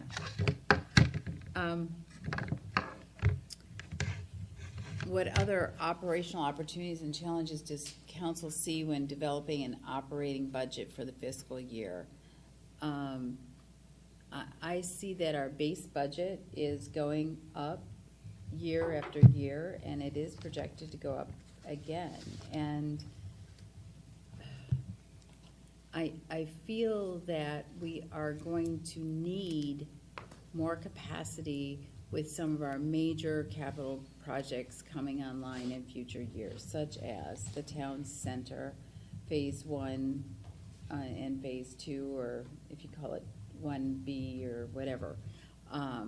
There'll be staff, there'll be services that will increase, and if we just look at incremental changes over time, we're gonna have another significant jump in the needs for the base budget. So I really want us to look this year at the base budget with a careful eye as to how we will be growing that base budget with the decisions that we make this year. So if we add a new service, if we add a new employee, that base budget for the next year will grow, because that will then be a known obligation that we have to sustain in the future. So overall, I'm just wanting to better understand, but I also want us to do our very best at maintaining the minimum things, and that goes to efficiencies. As I was kind of taking some notes, is that what new things do we want? What new employees do we want? I want new things, I want new employees, but I also want to do a net zero in a way. If we're gonna have a new employee, is that a retrained existing employee? We have a lot of talent in the staff, but is there something that we don't need anymore and we can retrain the staff so that we have a net zero? We do have new service, we do have new things, but do we necessarily always need a new employee? in the public safety environment, I know that there's an incremental growth there with new fire service and new police services that are needed. But for some of the administration, there's probably efficiencies that we can gain that are a net zero in some of that. Also, we are starting to use AI tools such as Microsoft Office Suite. There needs to be some efficiencies there, and not necessarily allows us just to do more, but maybe that allows us a little breathing room, a little more capacity, because as our policy states, our reserve needs to be between 25 and 45, year in, year out kind of thing. I see that percentage going down because of our base budget and our required spend to maintain it. Base budget increases, and I know that revenues increase too, but we're artificially adding revenue too through the tax increases and some of the other bonds that we're doing. So we just need to be very careful not just to say new and exciting and more, but maybe it's a different mix of what we want. How do we do that? I don't have the answer, but I'm just not wanting us to just say more without really understanding what the trade-off and the costs of that is. So one thing that I will say is, I know you all heard Paul, our strategic performance manager, come and give you a presentation, a few weeks ago. And one of the things operationally that he's done is work with us and other departments to really help develop those metrics, those data-driven metrics to help our decision-making process. And this is a good example of something that we're already sort of kind of working with him, kind of tangential to what it is we're talking about. Early That we days, can early really- days. Early Yeah. days, Yeah. early days. But this is something that we can really hone in on. That'd be And great. we have a good working relationship with him, and he's really good at being able to kind of take what it is that we've talked about from a financial perspective and turn it into something that he can not just Illustrate. translate into data, but translate into something that the rest of the organization can understand and the rest of the community can understand. Right, you can visualize it or quantify it so that it becomes clearer. I am excited about that new twist in our story, so thank you for that. Those are my initial comments. So this can be a parking lot item if we're not already planning to discuss it, but before we start talking about efficiencies that can be realized with AI, I would like us to look into developing an AI policy, because every organization needs to understand how and when to use AI and the ethics involved in when AI is used and how, and there aren't now, but in the future, there could be legal ramifications. The law hasn't caught up yet. So I think we should put that as a parking lot item if we're not already working on it. We already have one. Okay, So Rick, with Jeannie's support and some others, have created an AI policy for us. They've also got an AI guidelines document that gets away from the specifics of a policy.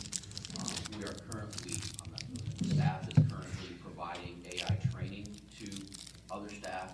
And one of the things we've encouraged is not only for IT to coordinate that, they brought in a gentleman, was it NC State? I think. They came in and offered a presentation to all of our staff. They're also continuing to do some other training. And then one of the things we're doing is encouraging our own staff that have had some success to share that with others. So, like a lunch and learn where, hey, I'm using this, have you thought about this? And because a lot of it is just a practice and a figuring out what works. But yeah, we're in that already. okay, so do I just not remember signing off on an AI policy? Did I see that? It's not a council policy, it's a staff policy. Okay. You would have signed off on Oh, can I see it anyway, though? Sure. I mean, just for my own it. Absolutely. edification. Okay, great. Well, thanks for being ahead of us on that. And the other thing is when we talk about operational excellence and the things that we want to provide, I also want to be really sure that yes, we need to be recognizing successes, but we also need to be understanding and talking about pain points.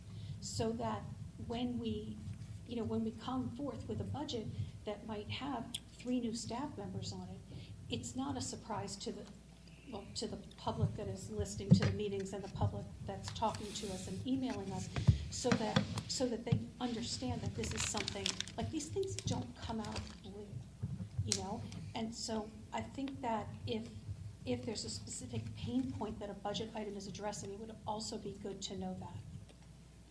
I agree with that. I think we did a little bit of that. I know that Councilmembers Crockett Johnson and other have, encouraged us in that direction, which we appreciate. But I think during last year's budget, we tried to really move away from, we need a police officer, to, we need this program and Yeah. it's supported by a police officer. So I think you're on point there. We'll continue to do that. You should certainly see that when we bring forward a recommended budget this year as well. And if there's any, if new programs, new people, new whatever, are tied to specific resident feedback, I would also like to see that, because that's really helpful. If we can complete that sentence and say, we need a new program, it needs to come with a police officer. We know that because we've heard from the public on several surveys and in person that they are concerned about rising crime levels. I personally have not heard that, let me just make that clear, but I'm saying, if we can complete that sentence with the feedback from constituents that we're responding to, that just helps drive the message home.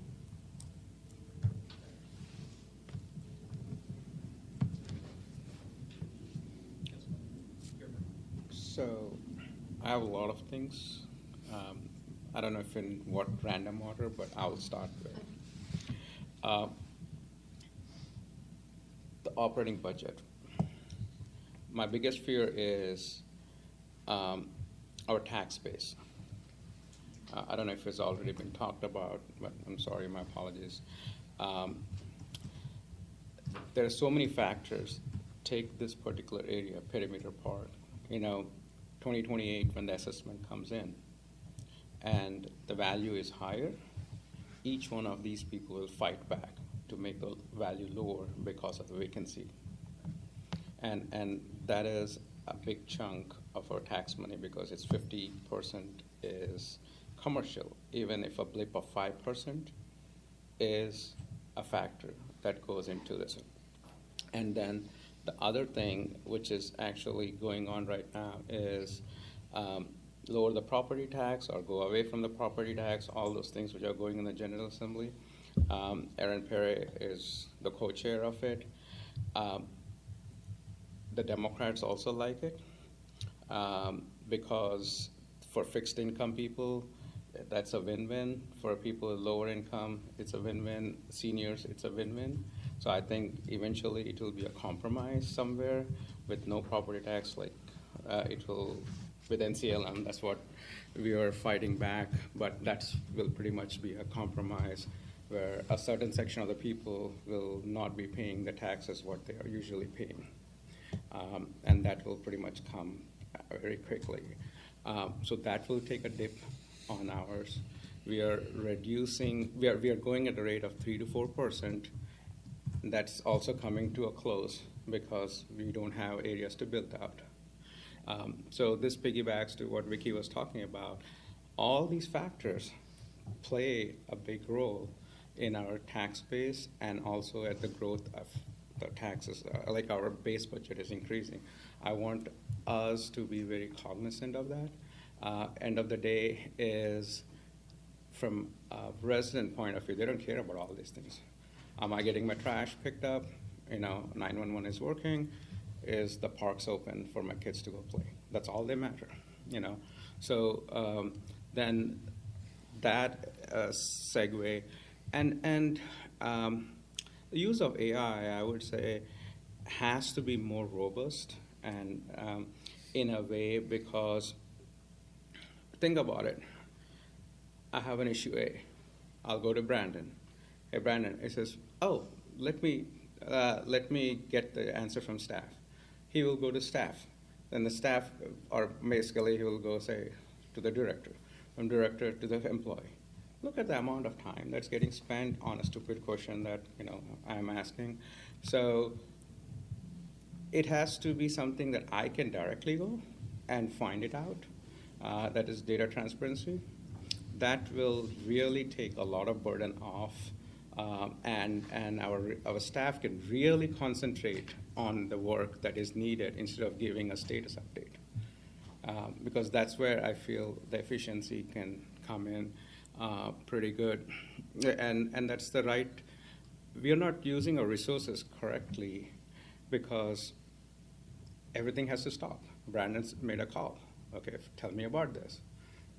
Am I right? Shandy's, that's pretty much, it is like my boss calls me, I pretty much do the same thing. I stop everything and work on that. So how can we basically go away from that? It's not just from a council point of view, I would say from a public point of view too. If there's certain information that is needed, instead of sending email, then you have to reply that email, like, a whole elongated email. There's a lot of things that can be taken out. The efficiency from a point of view, from a resident point of view, is Parks and Recs. The programming that comes in, Public Works always doing a great job. How can we ensure that things are going? And the other thing I see from an efficiency point of view is I always get a lot of things from the developers. Look at the life cycle of any issue that any rezoning or any permit comes in. Goes through planning, goes through engineering inspections, blah, blah, blah, and comes out. It gets stuck somewhere, but that efficiency, where is getting stuck? Is it a technical stuck? Is it a resident, is the answer coming back? Or is it a workload? Anyone should be able to look at it where it's really stuck. That way it helps us. And Brandon can come to us, okay, look at the data. This is the workload we are getting, and these are choke points. I think we need to release them, by adding more staff or being productive. And that is so important from a developer point of view because time is money. And when especially a good example is Novartis. They're not going to wait, how much time people can, it goes on and on. So we had to have some kind of, I don't know, like Giselle, you did remember telling me that we're going to have something like a fast track. So if there's an additional fee, good, fine, put it in, but at least you're getting that premium service of getting things done. From the public point of view, like where I hear a lot of issues is in regards to special use permits.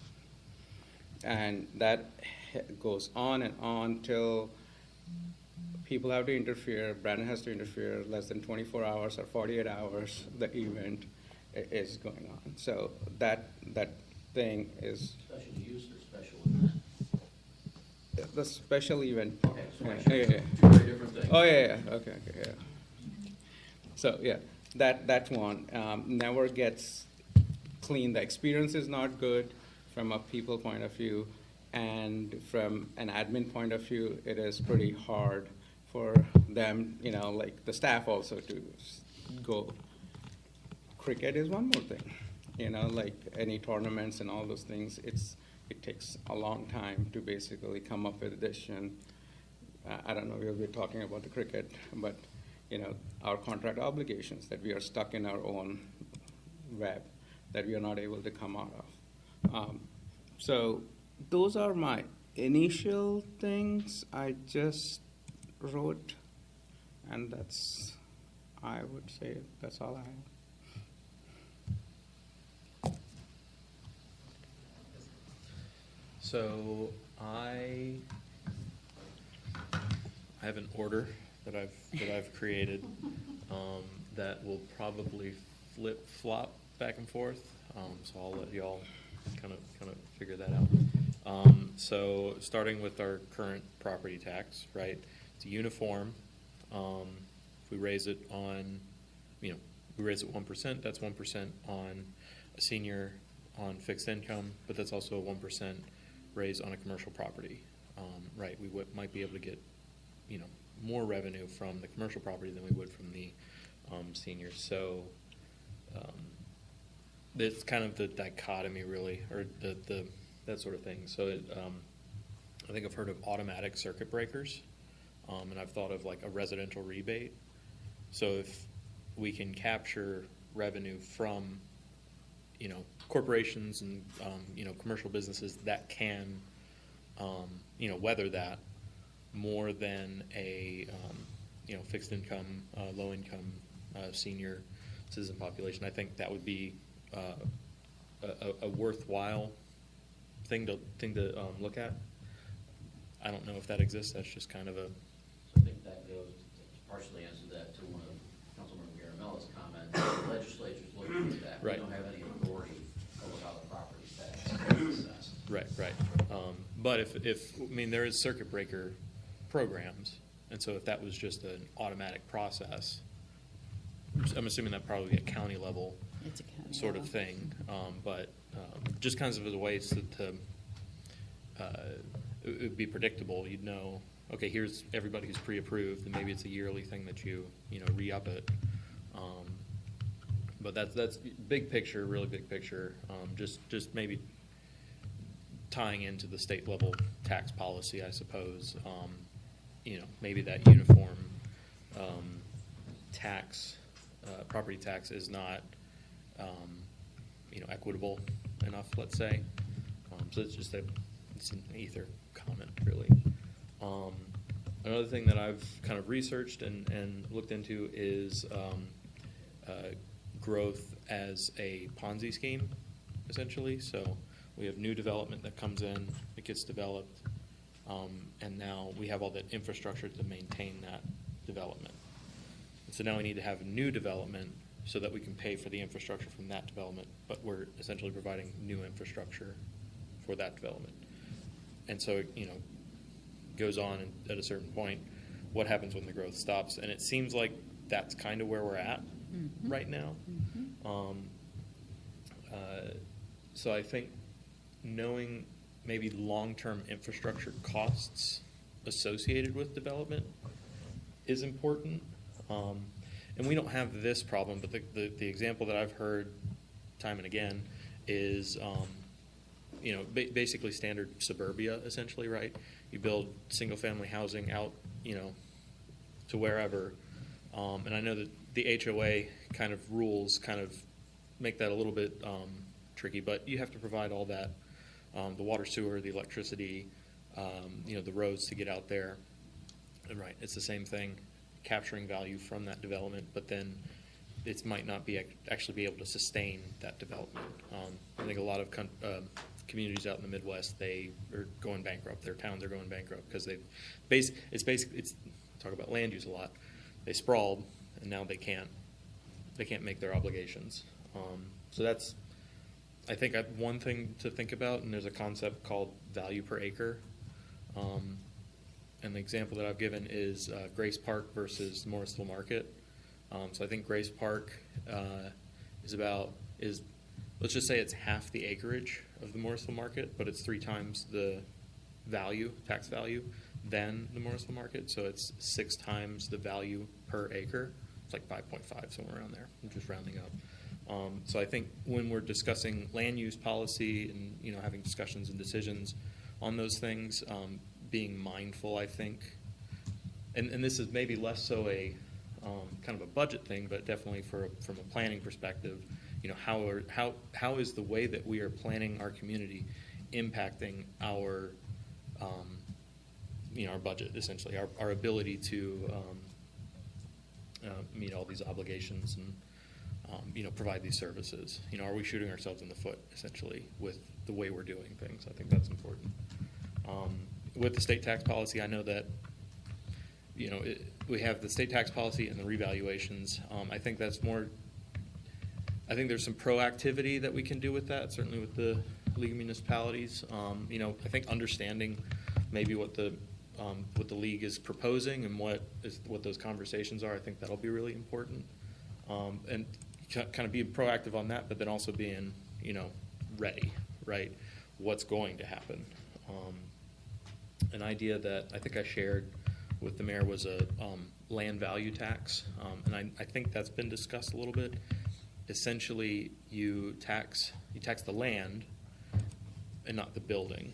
And there's different ways you could do it. You could do just the land and like a portion of the building, or you could just do the land alone.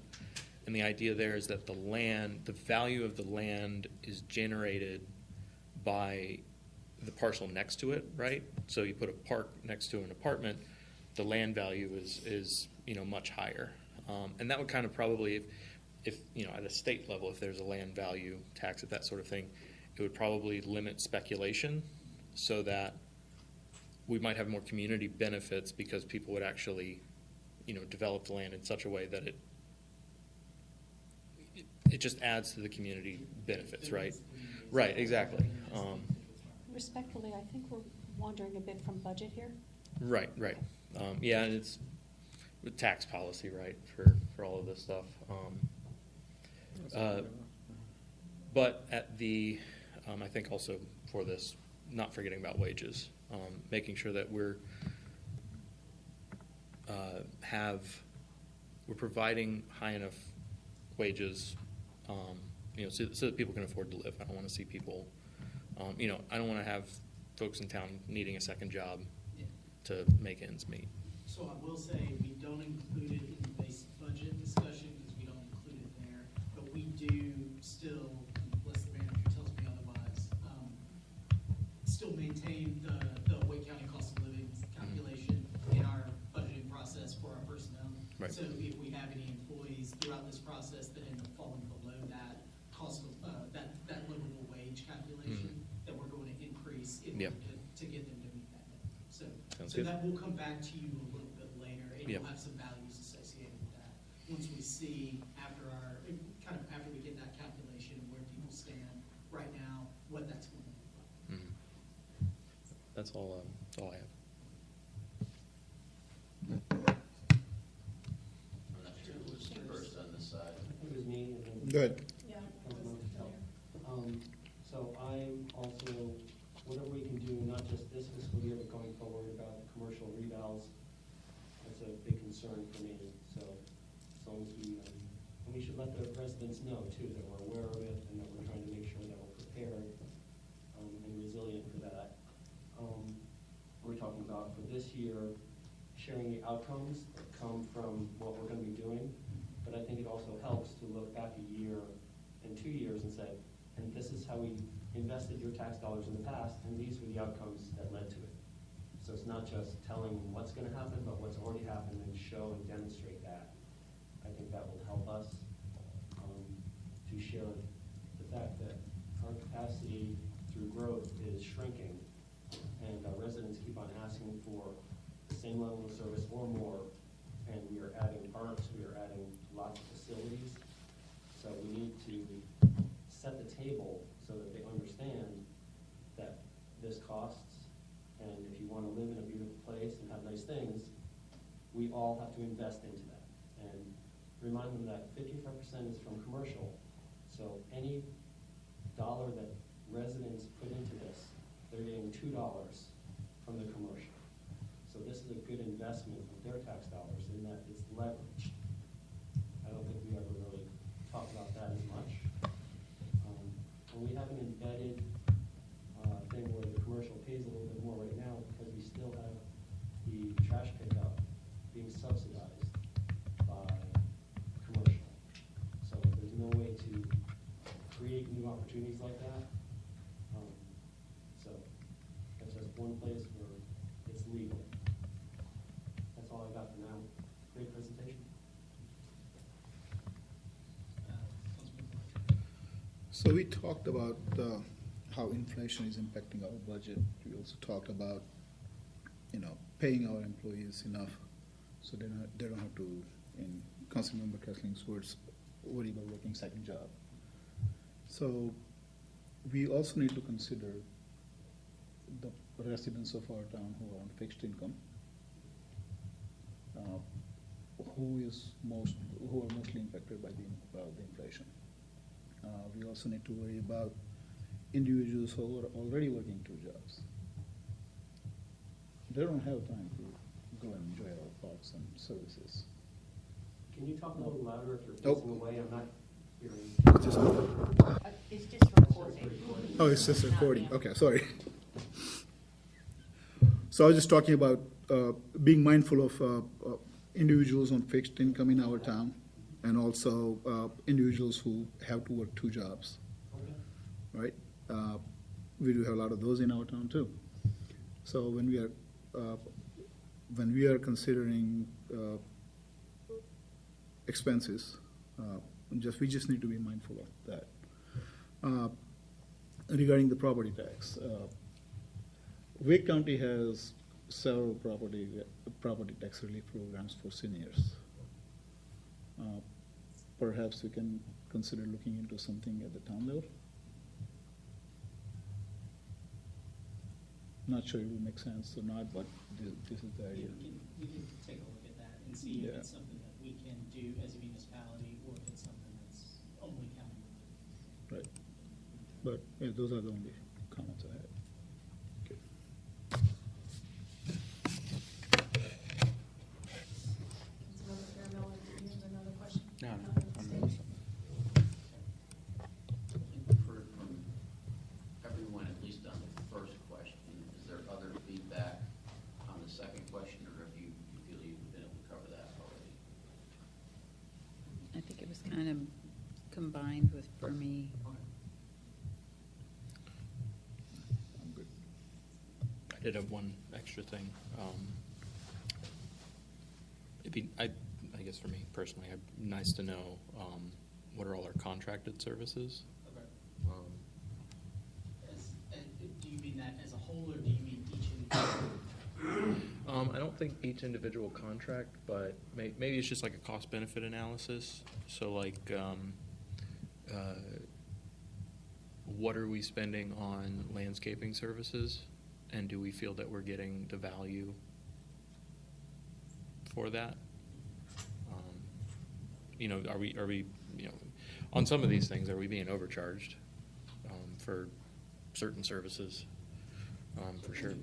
In that context, just important to keep in mind, it's leaning a bit into operations. Mhm. What we generally are looking for is you to give us guidance on what your expectations for what the community will look like, and what are you willing to, contribute, invest in that. And then we rely on our staff. Like I said earlier, we've changed landscaping companies. I think we're on our 3rd one in 3 or 4 years, trying to make sure, because Steven Spruill and even Jeffrey Brown before him are on top of that, and they're trying to make sure that we're getting the best service we can get. We've looked at that with a myriad of things. If you look at our street sweeping, easy for me to say, contract, that's one example where, sometimes if you're not on top of these folks, you don't get quality service. So our stormwater division, monitors that and stays on top of that.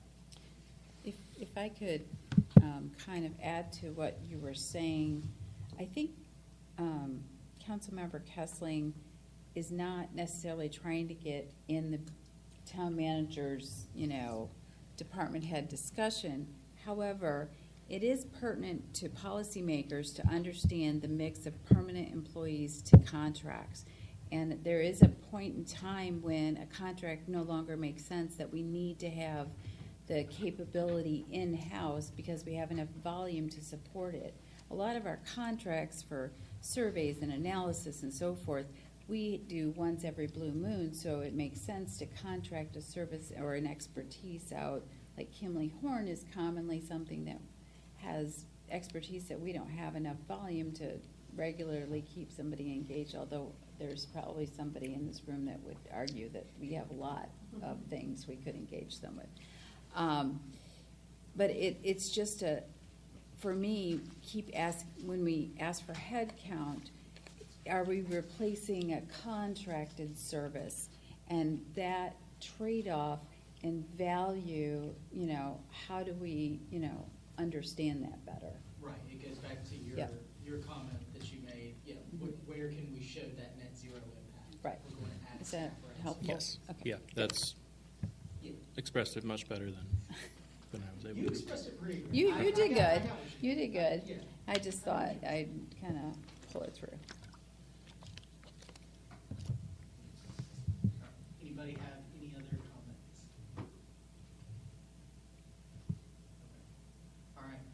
thank you all so much. We appreciate all this feedback. This is something that we definitely can be able to use to be able to take back.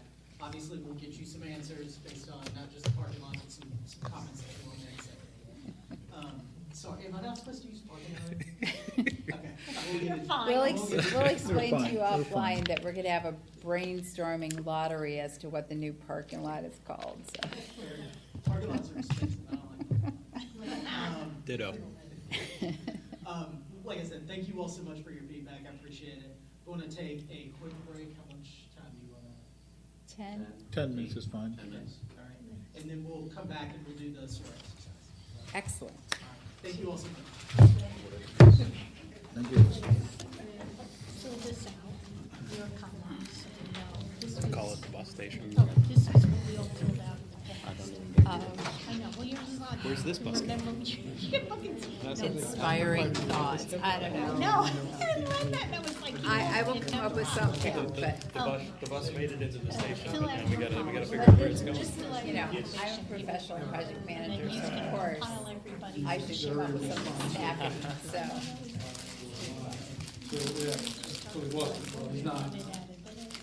So this format is a little more Never got a permit. than Robert's rules of order on the diet. We own So it's like the most strict diet dealing with that should be. with our flippers and order of speaking is based on I was thinking about reaching out to and usually dumpster let company, everybody at speak least one one, easy time to before name. the second round. Ask them to move it. A little more relaxed about that, but here, you know, like TJ mentioned, it'd be nice to have. That's it, that's all you're doing. Budget, more. Is it density of information Yeah. with this? Yes. I've got I know. I've got to analyze it. You're and doing I gotta- fire hose right now, I mean, it's like steep curve, so when I hear something that, you know, is a really good nugget, I can turn it into just my experience, and I'm not trying to, you know, overstep, but I think I can translate it a little bit. Yeah, yeah. And we look, you know, it's not what we're thinking. I love it. Put on the pearls. And I think that's translating. Let's do that. Because Well, so you're worded letter to the guy up at the barrel. that's an Yeah, operation. work. It's like, Yeah. Want to do for now? No, but it relates to my. Yeah, because until I got, Right? well, I got involved, he was about that. That was for me. and this is really complicated because there's these tensions. Well, that's, okay, all right, thank you. I got a lot of. Like affordable housing. It's very tied to. So I've got your name. Then, you know, things like seniors. Downstream. And I think what I'm interested in understanding those contradictions, but tensions, and figuring out I'm confused. if there's a workaround. Started in Right, December. so you need to keep that kind of balance because I become a little nervous Policy. just because I In looking know at it, we're certain comfortable. barriers with legality. The first time you were comfortable with everything in Certain there, things local except there were governments 7 can't do, different that uses. doesn't mean you should. Oh, yes. So you need to keep So talking whittle about that it. down to what we The other do. thing with Aaron, Gary, going after property taxes, I'm That's 100% okay. in on. I think it's something that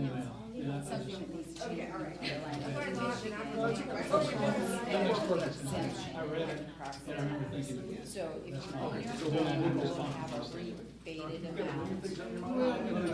MailChimp is not that important. Just compare all the other Then stuff. once that house changes ownership, it rises to the new market rate, and then the rebate is done if your homes that are not. So they're- MailChimp is how we put it out. Is there, and I know the lease working. So we want to. And this is the, I think this is the issue with North Carolina, is just because, So we're not saying. is that, hey, I want to talk about. As things change. Because that's a state law thing. And we might want to send them to Those new creatures of the state, they should have a say. We do have a role as,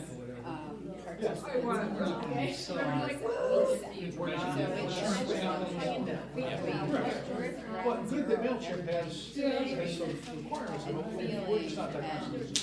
Experiencing hard. We're not allowed to distinguish between commercial and residential, as you noted.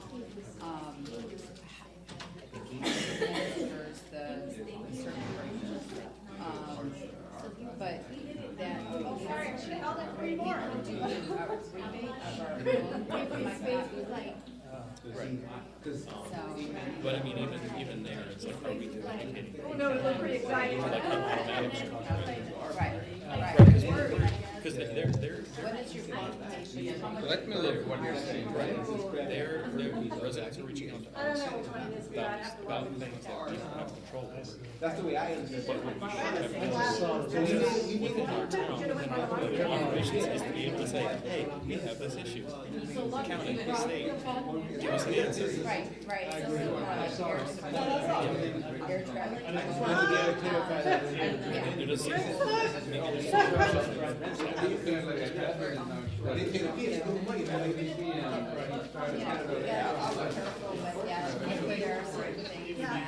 very public policy.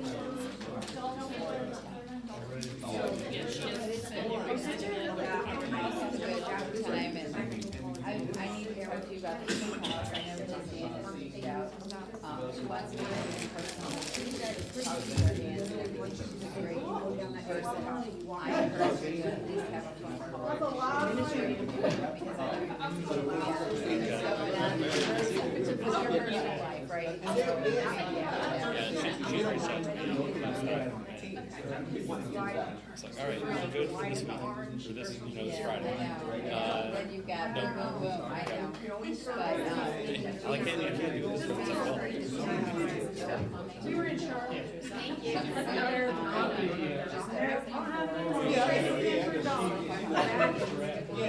But I did enjoy it.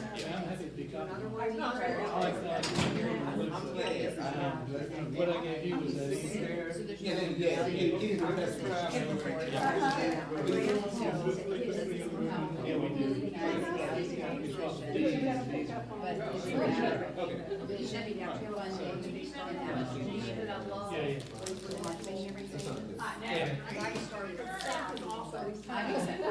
I'm a very big history person. Yeah, So obviously. my great grandfather was Dan. So, Oh, yeah. I've been to Copenhagen, all that kind of stuff. We need the restroom. Yes, I need to go downstairs. I didn't want to No, we got one of the full control of this thing. We don't have any authority to do this. Yeah, so staff thought it would. But I didn't want to just cut it off at the knees, It sounds like it's a knee-jerk reaction. Okay, which one? Oh, yeah. Yeah. Right over the set of stairs. And the only circuit breaker that I know of is senior. But you got, there's an income level Ryan said. and an income level so low, So narrow. Oh, I know. nobody qualifies. Well, Now, they're looking at raising that. it's partial. Whatever they do, that's what we don't have any Electric problem. fireplace. Or even different, I agree. So I don't want to cut off this. It's just funny, all the years that I've been here, you've been here, that we hear sort of similar questions. I love it. And we don't have any ability to set a different rate for people. And then there was a bathroom. The tax rate is the tax rate. So of course, there's no concern. Yeah, so I guess it comes down Go ahead and let you know right now. for this, so that's. She was actually calling for. Yes, sir. Hey, Giselle, can we grab you for a minute? Can you join us out here for a second? So crazy. Why couldn't we do that? So because the building code. I'm coming out, yeah, I'm coming out there. Increased to 8 non-related, so if there was 8 bedrooms. Hey. No, I mean, that's. No, I didn't get the memo. Yeah, that's in the political world. Yeah.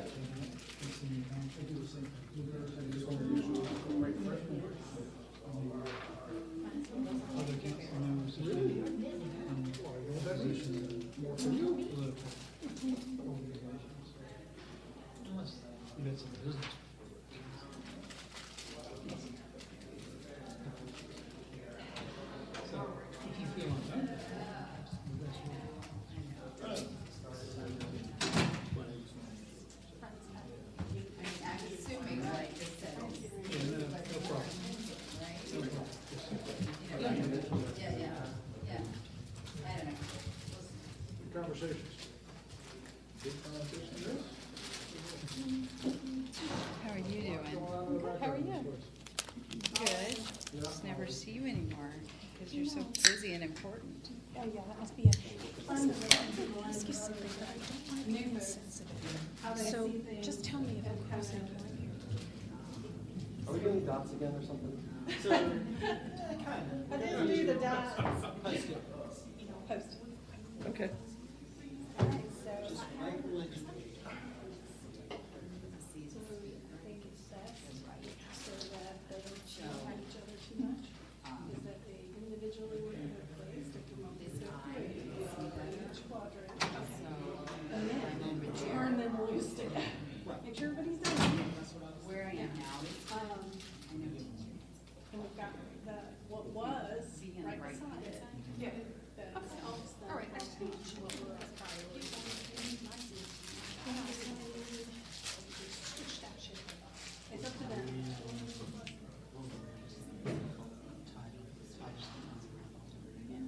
I have an example that I would like you to walk through with, kind of model, share my screen with you, but I just looked up, how do you just take the wheel sword? And I gave some examples of what might be time to say it's 2 years old. How you walk. Do you? I was just gonna ask about timing. Oh, yeah. I'm gonna try and, for the sake of time, we might not necessarily, no, we aren't going to fully synthesize it and give something back. But, Yes. go ahead. Is it on the word list? I was about to say, throw out a bunch of. I just Right, oh, I know how we feel about that one. We can't hear We can change it, but we're not gonna shut them. We change it. We change it tonight. So it was funny, I forget what it was, probably we're talking about something, I worked in garden, we were doing something, he's like, yeah, we can fucking watch it. we're doing an exercise. I don't know. I cannot know either. I think it's out of the word. But FHU, taxing authorities. You said taxing authority, taxing forum? Oh, taxing and, You would actually start right. let me go. Well, the point is, Kayla, I'm gonna try and, I thought like, this one, if you're we gonna go to go make 10, three, so so we we're don't trying to have make to. three. Worst case scenario, At least take a picture. Yep, and yep. then put it in a Word document on your calendars. That might be good. Okay. Yeah, we had a break from 3 to 15, took a break so close to that. I can skip that break and give you until around 10. Because you're like California. Yes. I need the morning. Okay, all right, I'll send you an email. I appreciate that. All right. So what do I get on their business? Shane, do you wanna write down who's got what color? Yep. Somewhere? I brought my notebook. Uh-oh, you do. Yay! Lori's over here like drooling over my colors. It's like, So where's what my color crayons? would you like to be? Cause this will identify see you. what we can And do, I I'll see signed if we up can for, get it in the budget to, Valerie, get posted All right. next year, Town that hall, like, I'm on the wait in list. the silhouettes I plan on of. coming anyhow. We were gonna say, do it, she's Yeah, getting yeah. there. I'm like, A sheet is lime. Which one? Sticker mule No, I might won't have be there. something. I'm gonna add. To me today. Thank you. Sticker This is mule. like Your part of my identity. way. I They'll let me. use, Tisha's yellow. yeah, it's not a disruptor, but, they do custom things that are really cool. Like I did magnets and I did, special stickers. Vicky from Morrisville. You have to buy like. I'll be purple. I think we all saw that coming, all Right. right? I don't know, Vicky might be jealous. Which one? I like the orange. There you go. And Harrison?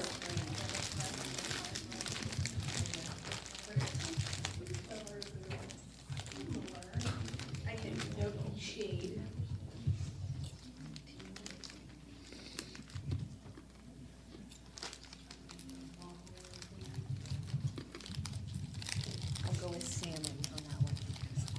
I think salmon is good, yes. Does everybody have pens?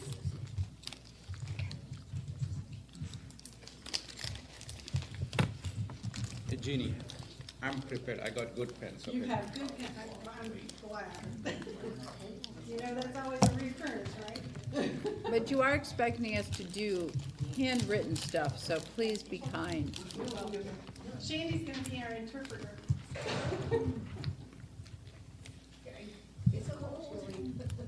By the window. I was like, he put a jacket on, so. I did forget to share our theme for today. Yes, and. All right, woo! Where is mine? So you gotta be cool like staff to have one. We'll never be cool like that. Nor do you want to. We'll Nor do you never want be to. cool enough to hang out. Mine's gonna say parking lot. At some point, we gotta be let in on that. All right, Put in the chat GPT for some other options. are y'all set? All right, cool, let's jump back in. I'm going to Google it and come up with a new. So in the interest of time, we'll move forward. I'll explain to you all what the exercise is going to kind of be, but let's jump into this. I know most of you were here last year, so you all remember the SOAR exercise. We're going to do the SOAR exercise again.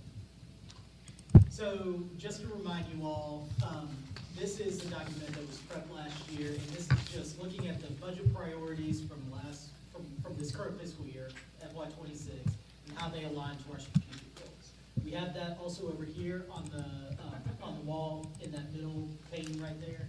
And this will be important just for the simple fact of understanding kind of where those priorities came from, what the breakdown of that is, and then how they tie into our strategic goals.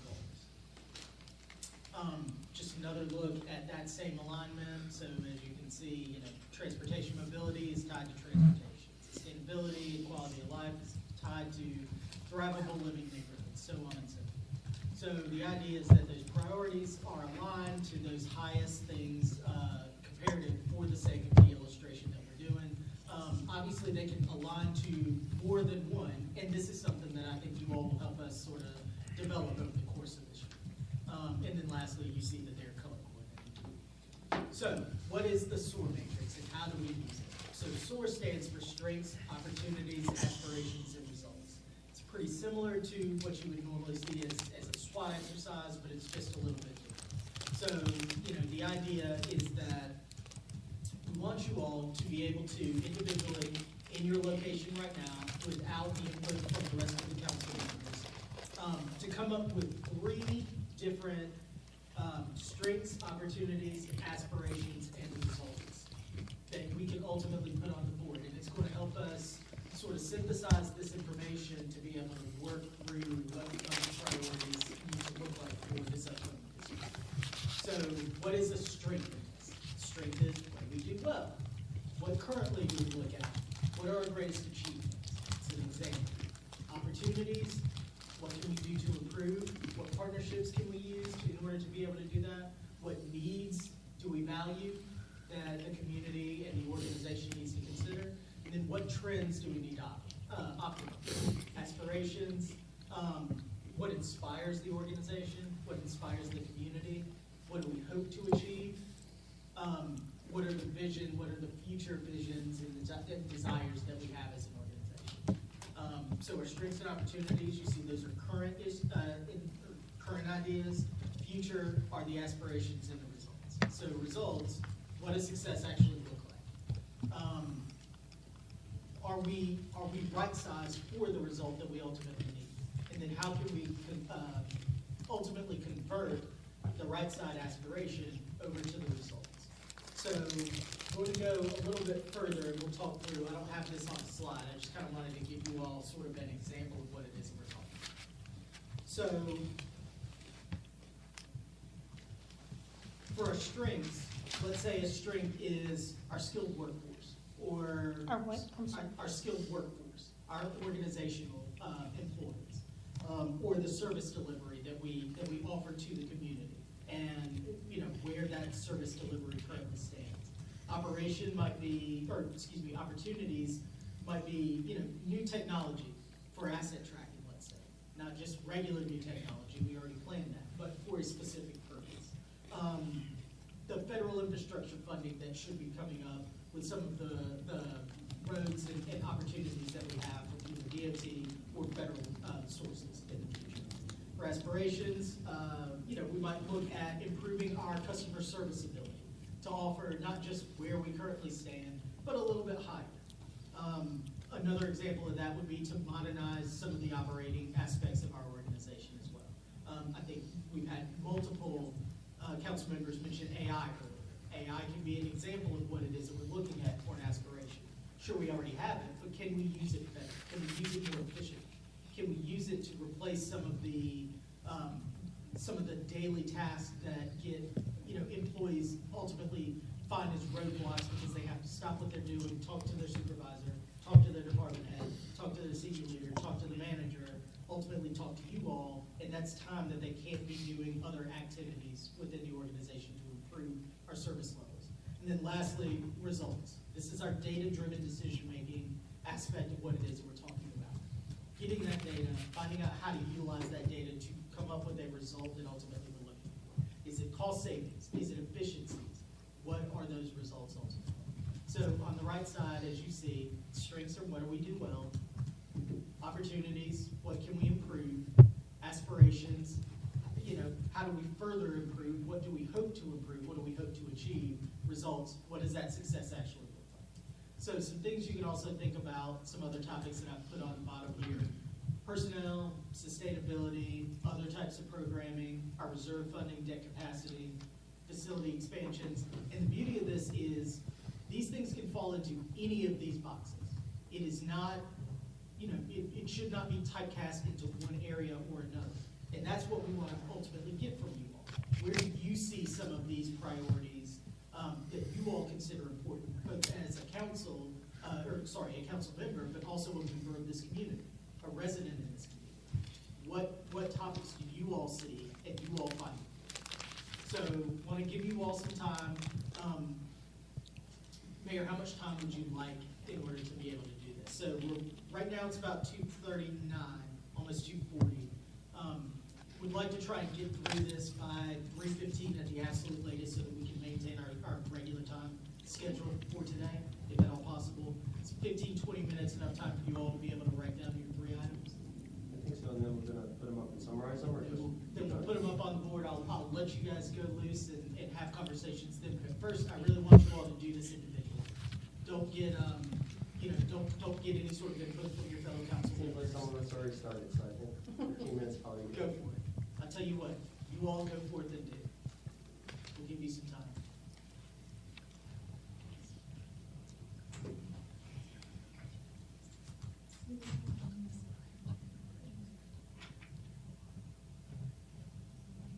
One for each bullet, right?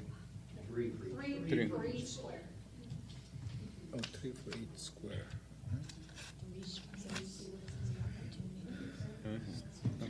That pretty much cuts down a lot of things. I was ready to fill it up.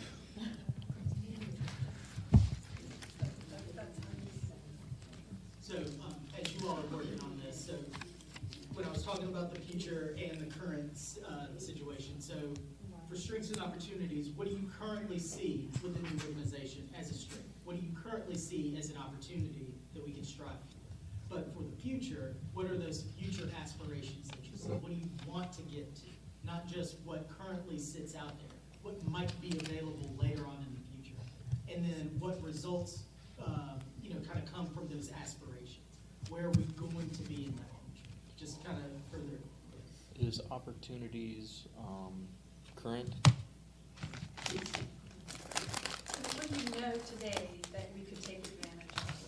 And then what's in the bottom here is about what's in the future, how do you project that forward?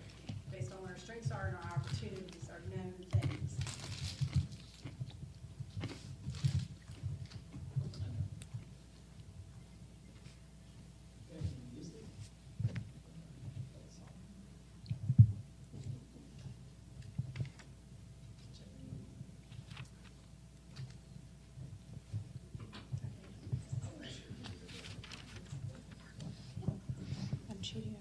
two things I want to see in town hall space too.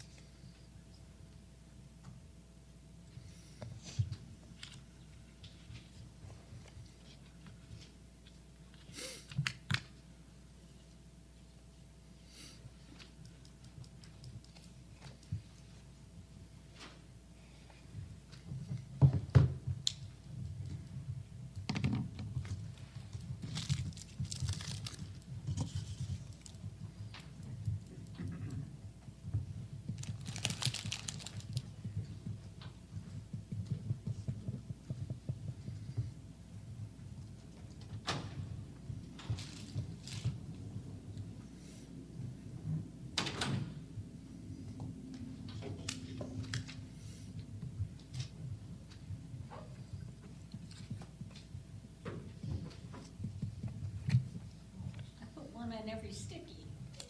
You put them all on one. Sorry. You can't put them all on one, Yeah. can you? Okay. There's no rules. There Nobody, yes, absolutely nobody was are. clear about that. I'm sorry. Okay, so any of you all want to write in one of your opportunities, sticky note efficiencies? I'll take it. What's the time check? We have about 10 more minutes. That was only 5 minutes.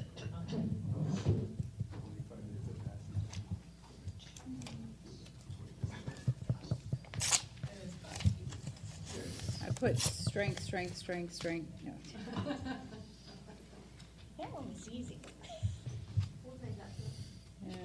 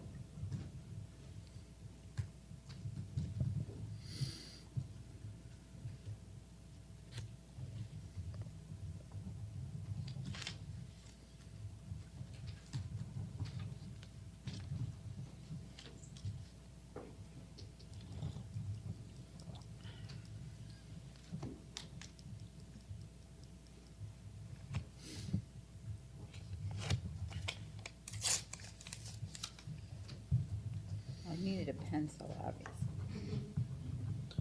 That's why I'm doing this. Yours. I think we're cheating. You're all full of fresh ideas. Stuff I can't think of.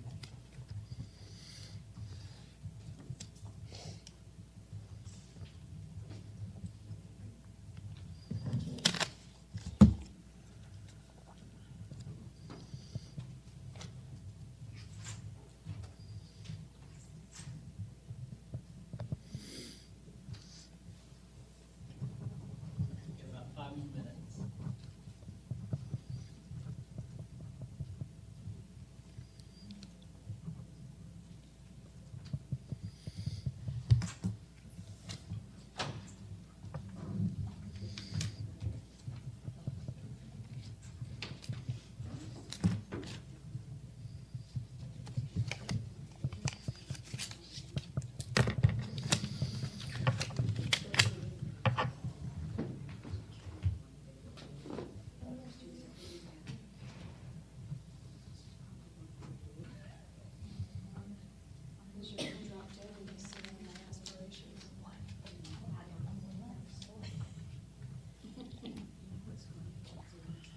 Oh, yeah. I don't think that's what you usually expect from them. Just piqued my curiosity.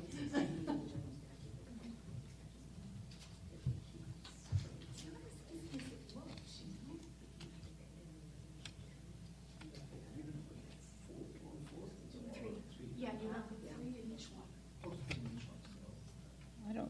doing a very good job. Okay.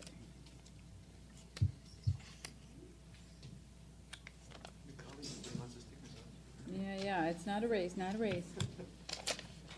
Everything's a race. You know, it's not about the, Marathon, not sprint. that's right. I don't have 3 for everything. I've got 2 for everything.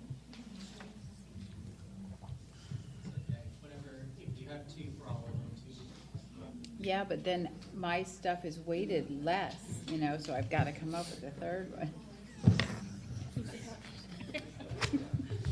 Excellent legal counsel. That's a strength.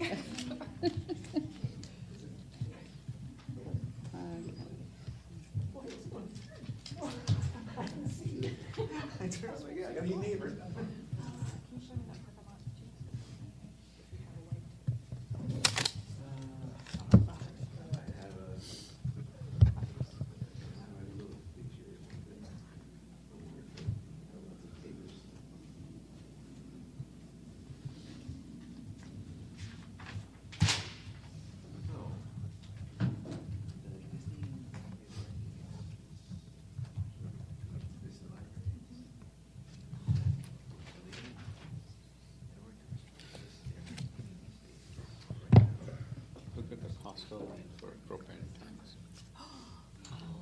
Where is that? Is that here? Wake Forest, Wake Forest. Jesus Christ, you know. It's only 2 freaking days. Hmm?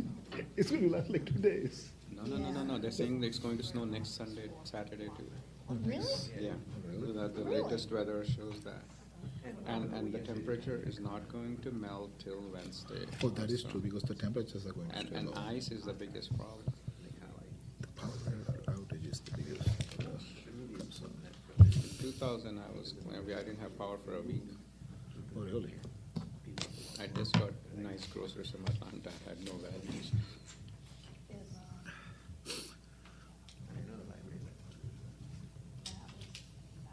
I'm sure people are lined up at the gas stations too. Right, I did that yesterday. There's no bread in Costco. That's a rarity. I have 3 Teslas, I fully charged them. Of course, one is here, so I had to go and charge them again, but I don't like budget related. I got budget on my brain. I love that budget. Yeah. It's not perfect. It'll do.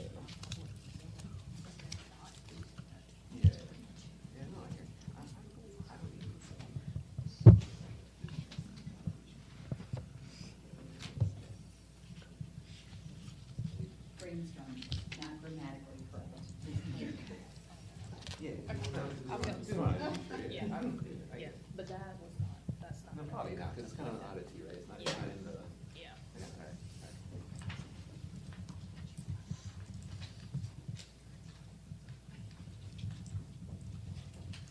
Well, it's not comprehensive, it's just top of mind. Because I think that instance, it was like, we just got off a campaign thing, you never know, right? Yeah. All right, just a few more minutes. Are we almost done, everybody? I'm 25% done.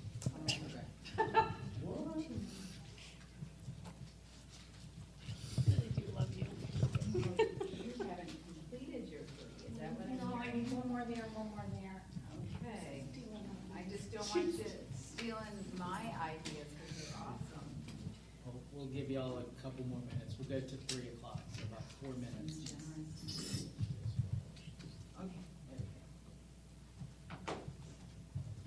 Did you write your ideas are awesome there? What? Did you write your ideas are awesome on My it? ideas are the best, Exactly. because I have the best color.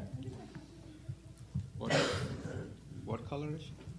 I'm not telling you, because it'll change. Should be obvious, Satish. Are you looking? Blue or pink? I thought Salmon. I thought your Michigan was your favorite color. Well, And you I know- took that yellow for you, okay? Okay, well, see, yellow is my favorite color, not just because from Michigan.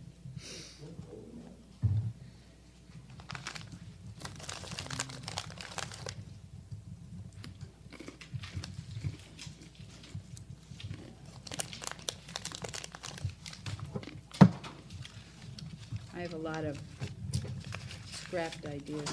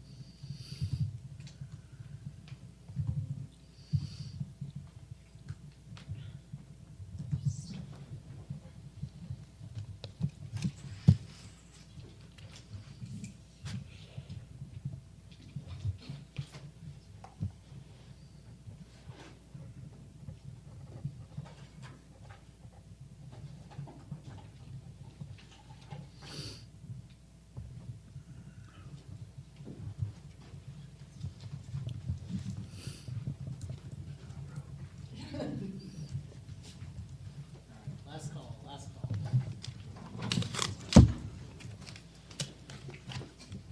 No pressure, Harrison. Are you 47% done now? I'm 10/12. He's 9/12. working hard. This is his first time at this, you know.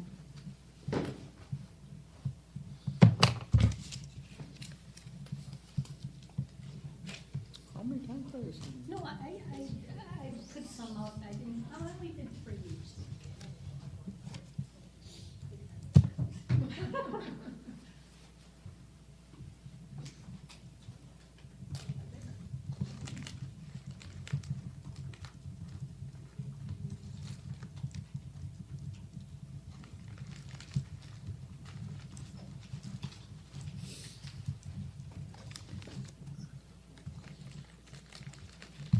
Harrison, did we get what you got done already, because they're sorting? On the last one.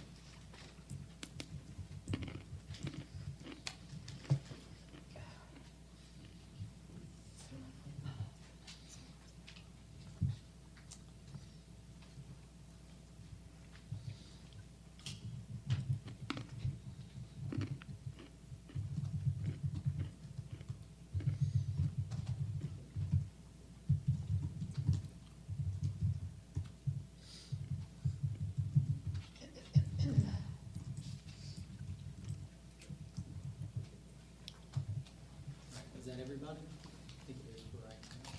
Thank you all, I appreciate it. I think we'll go over a couple of things. Gonna ask you guys a couple of questions. We aren't going to dive in probably as far and as hard as we normally do with this for the sake of time. But this is something that we'll certainly be able to kind of piece together, bring back to you all for a much broader and more detailed discussion. So we'll start with some strengths, and I'll talk a little bit about some of the things that I see grouped together. See, financial foundation, AAA bond rating as a strength. See inclusivity and diversity within our population as a strength. I see some information about our tax base, and I do kind of want to dive into that a little bit with the group because I heard a little bit earlier, we talked about the fact that our commercial tax base being so high might potentially be a problem for us. For some of you, Mayor, I think you have this up here as a strength, and Councilmember Greenman, you also have it as a strength. You guys want to talk about why you see it as a strength versus sort of what we talked about earlier? We're talking about the 55-45. It's my understanding that it's more resilient to have commercial and that it's less taxing on the municipality to serve the commercial sector. Absolutely, because I think we are the only town, if I'm not, I think I am correct, in Bay County that is more than 50% commercial. It's the biggest strength that we have, and it helps people coming in, like as we saw from the transportation, economic dollars, investments, and also we don't have to take care of the trash, no police, and easy peasy, fire suppressions and those kind of things. And those tax dollars can be used for other purposes. Does the rest of the council kind of see a similar trend there?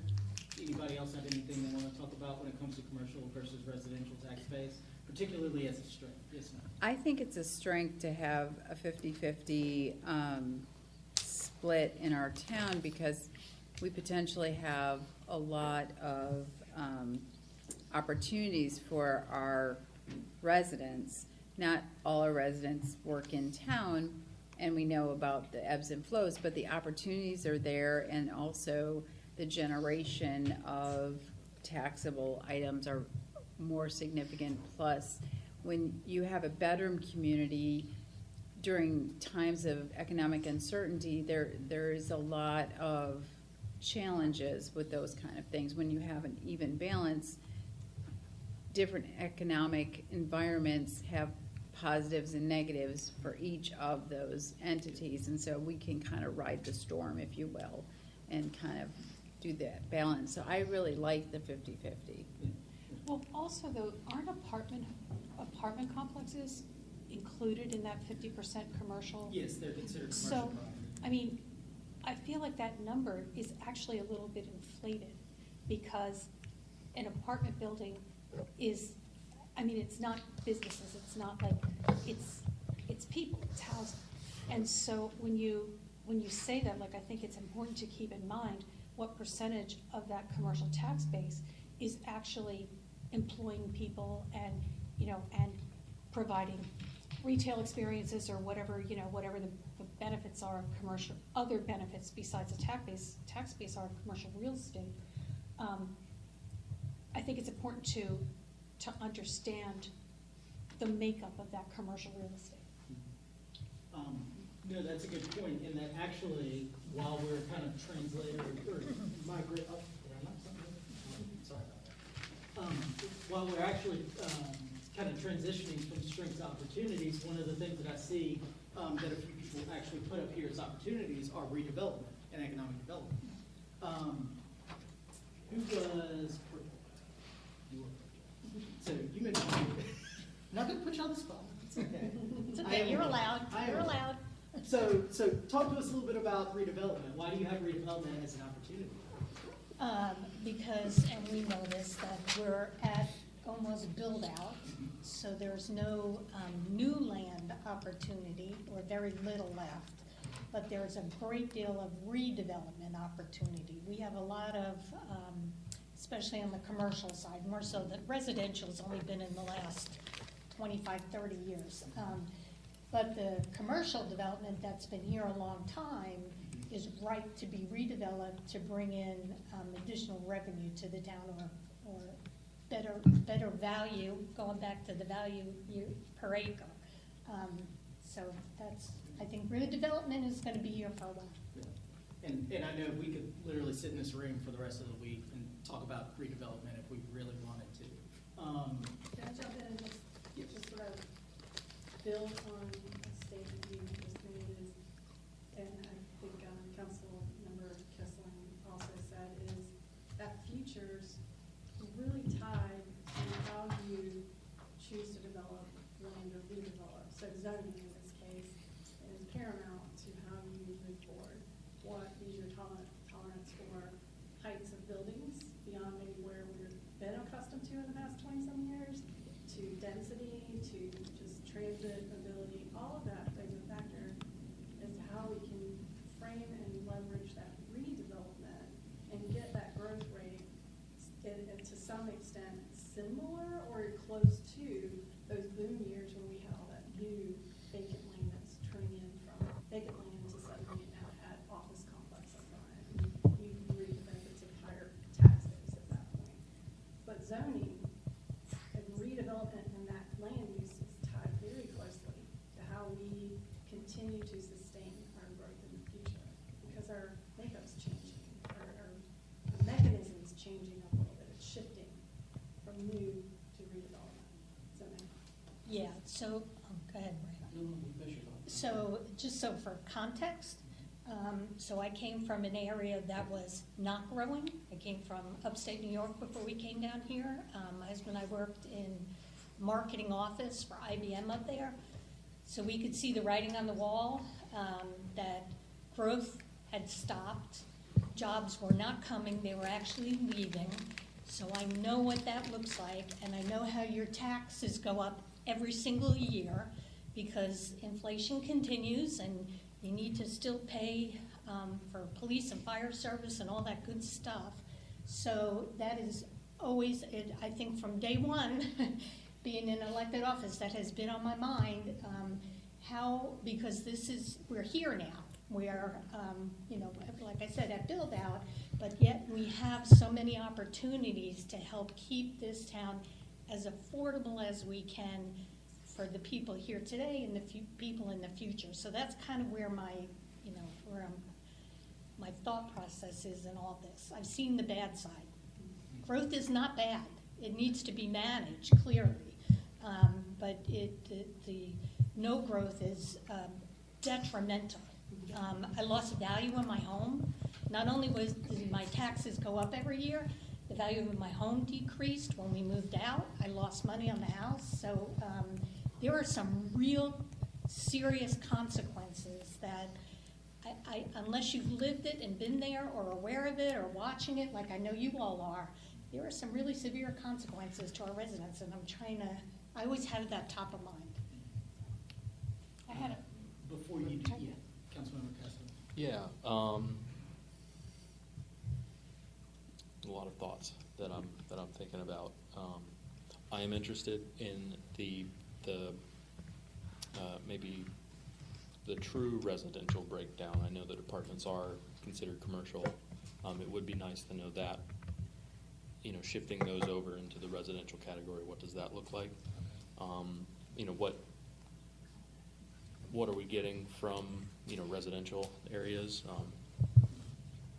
And I agree about the redevelopment, and it kind of ties back into the apartment stuff.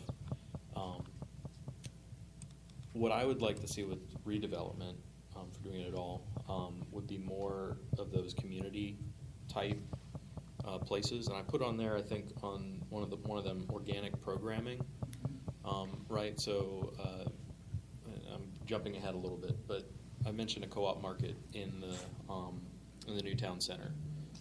People are going to need a grocery store. co-ops are great because they provide community spaces.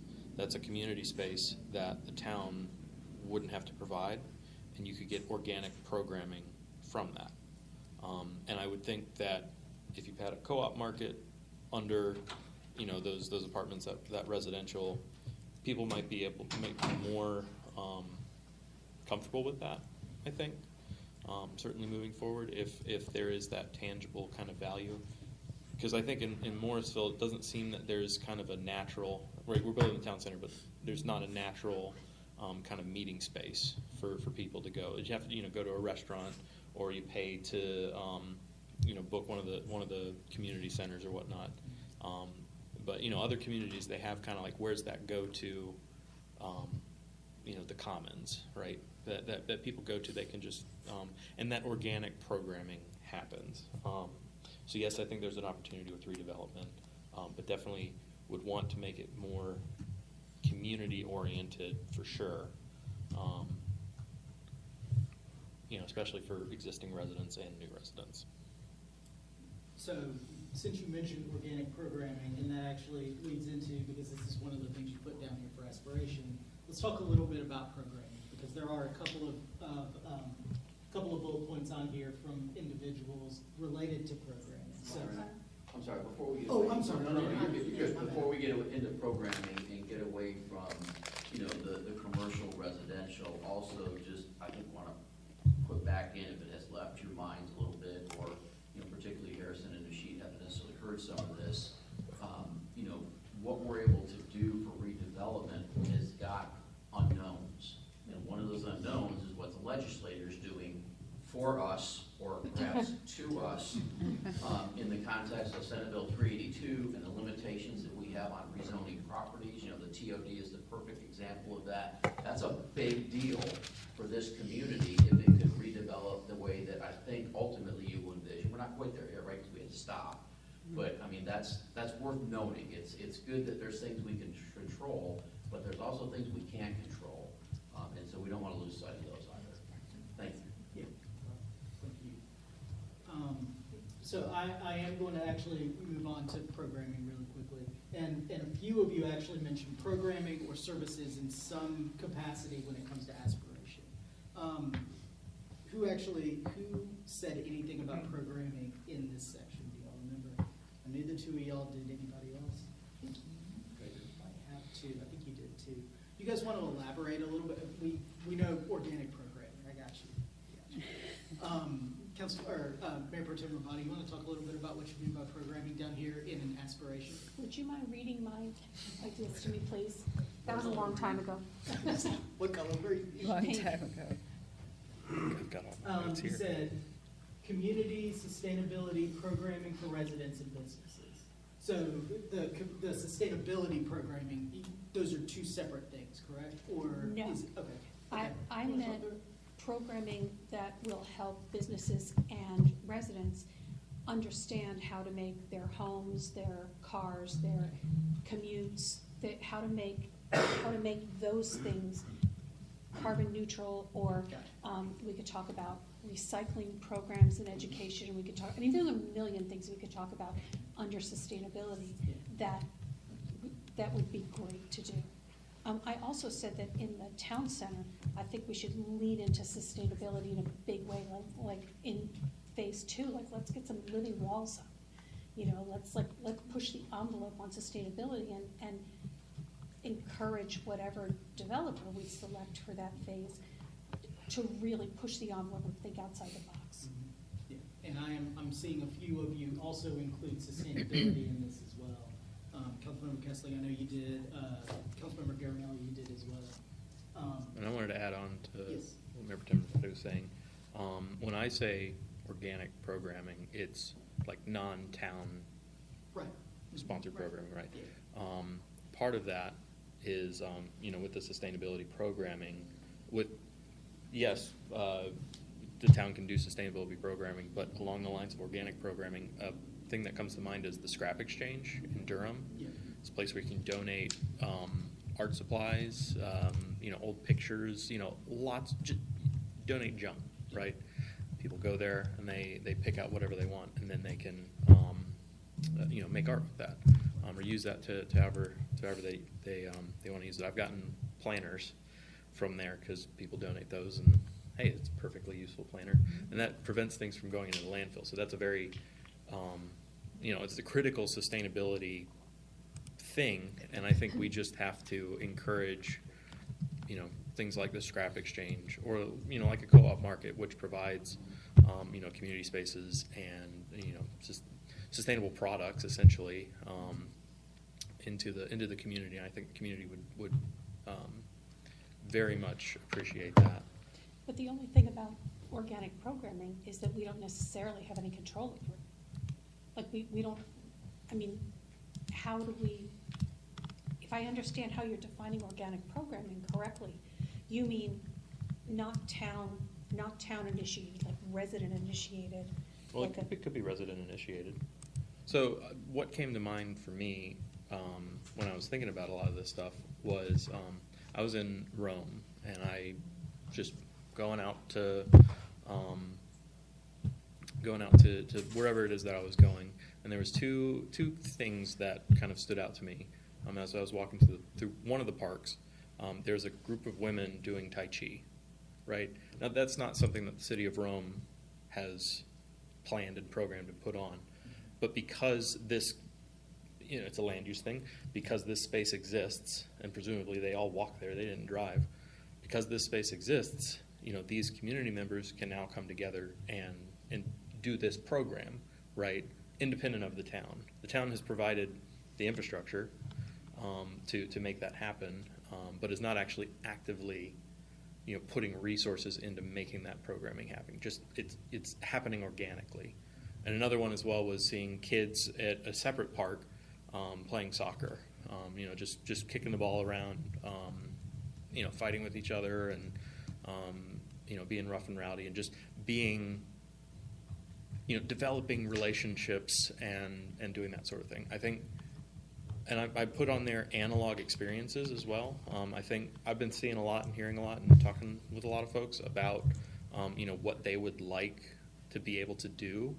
And certainly a big thing with mental health is people are online a lot, and then we don't offer, as just the community just as a whole, right? Those spaces for people, those third places, those places where people can come together. It's like going back to what I was saying, is like where do you go in Morrisville? If you want to meet your friends, that's not a restaurant or not one of the community centers that you have to pay for. That's kind of tying back that to land use, and if we're redeveloping, thinking about that when we're doing that. Anybody have any other comments about aspirations really quick before I kind of wrap us up in results? Oh, I thought. This was important. So one thing that I will say, just to kind of wrap us up, I know we're drawing down on time really quickly, so we won't necessarily have too much more of a discussion about results. We'll bring that back to you all. But I see a lot of community in results. And what I'm hearing in all of these sections is it boiling down to this idea of community. Whether that's livable community, whether that is a community that you can, kind of live and work and play in the same general area. It's all sort of coming back to that.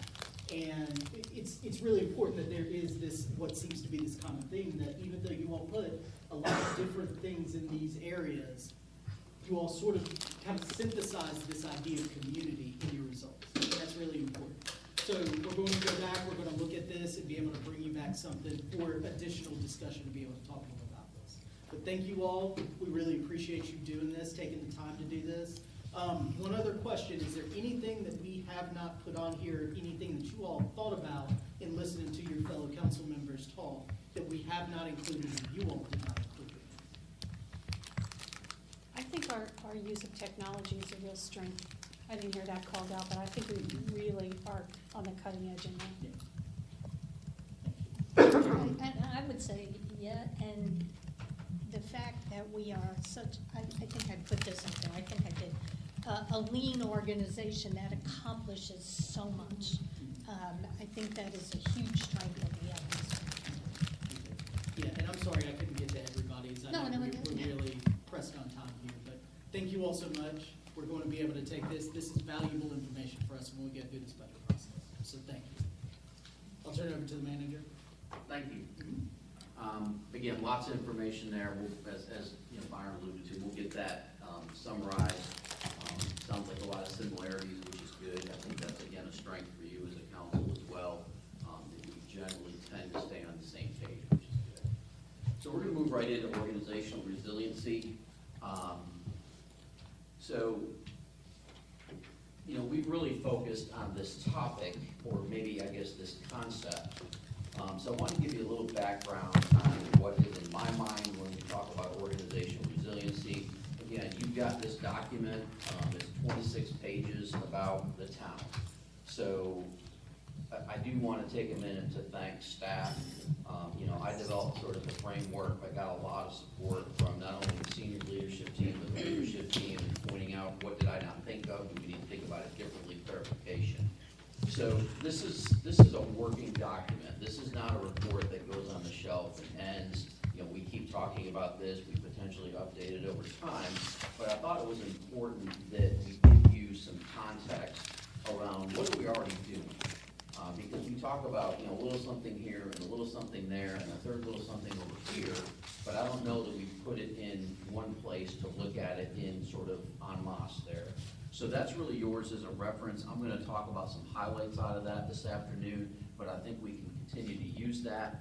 I would tell you that this afternoon is not also a find a solution to anything. It's really more of a kickoff conversation about how do we continue to look at this, looking for any reactions you may have that might suggest that I'm like off my rocker and going in a completely different direction than what you're thinking. So some of this is from a little research, and then a lot of this is from staff. So again, organizational resiliency, really talking about our ability to continue to provide services, and really at the base of it, it's our core services when we face challenges. And those challenges can vary widely. They could be, let's say, an ice storm that's about to hit, and we're going to have to figure out how do we continue to provide at least basic services. You know, police is going to run, fire is going to run, public works is going to be out there, and we're going to get back to work next week as soon as it's reasonably safe to do so. But also talking about some of the things you've already mentioned, reduced growth potential. You know, we're not likely to see 5% or 4.5% to 5% year over year anymore. It's not going to happen. That transition to redevelopment, you know, there's some real opportunity there, there's some unknowns, and there's some challenges. We'll talk more about rising personnel costs. Again, it's really that two-edged sword of we need to be able to afford good staff and retain good staff, but it's becoming more expensive to do that. And then, you know, really our ability to prosper in an evolving economy and a political environment. And I think that's really where some of this conversation started. Councilmember Johnson and others really got us going with, you know, particularly as this evolving economy occurs, you know, some of that we just don't control, but we got to figure out how to survive in it. So that's some of what we're going to focus around. Again, you know this, but as a government particularly, you know, we've got to make sure we're providing safety, security, health, and welfare. We don't do all that ourselves. We have partners and collaborators that we work on that. But we do that through, you know, some key services, right? Adopting and enforcing laws, collecting, allocating resources, providing essential services, and through that, we can promote and strengthen not only our own resilience as a government, but our community's resilience as well.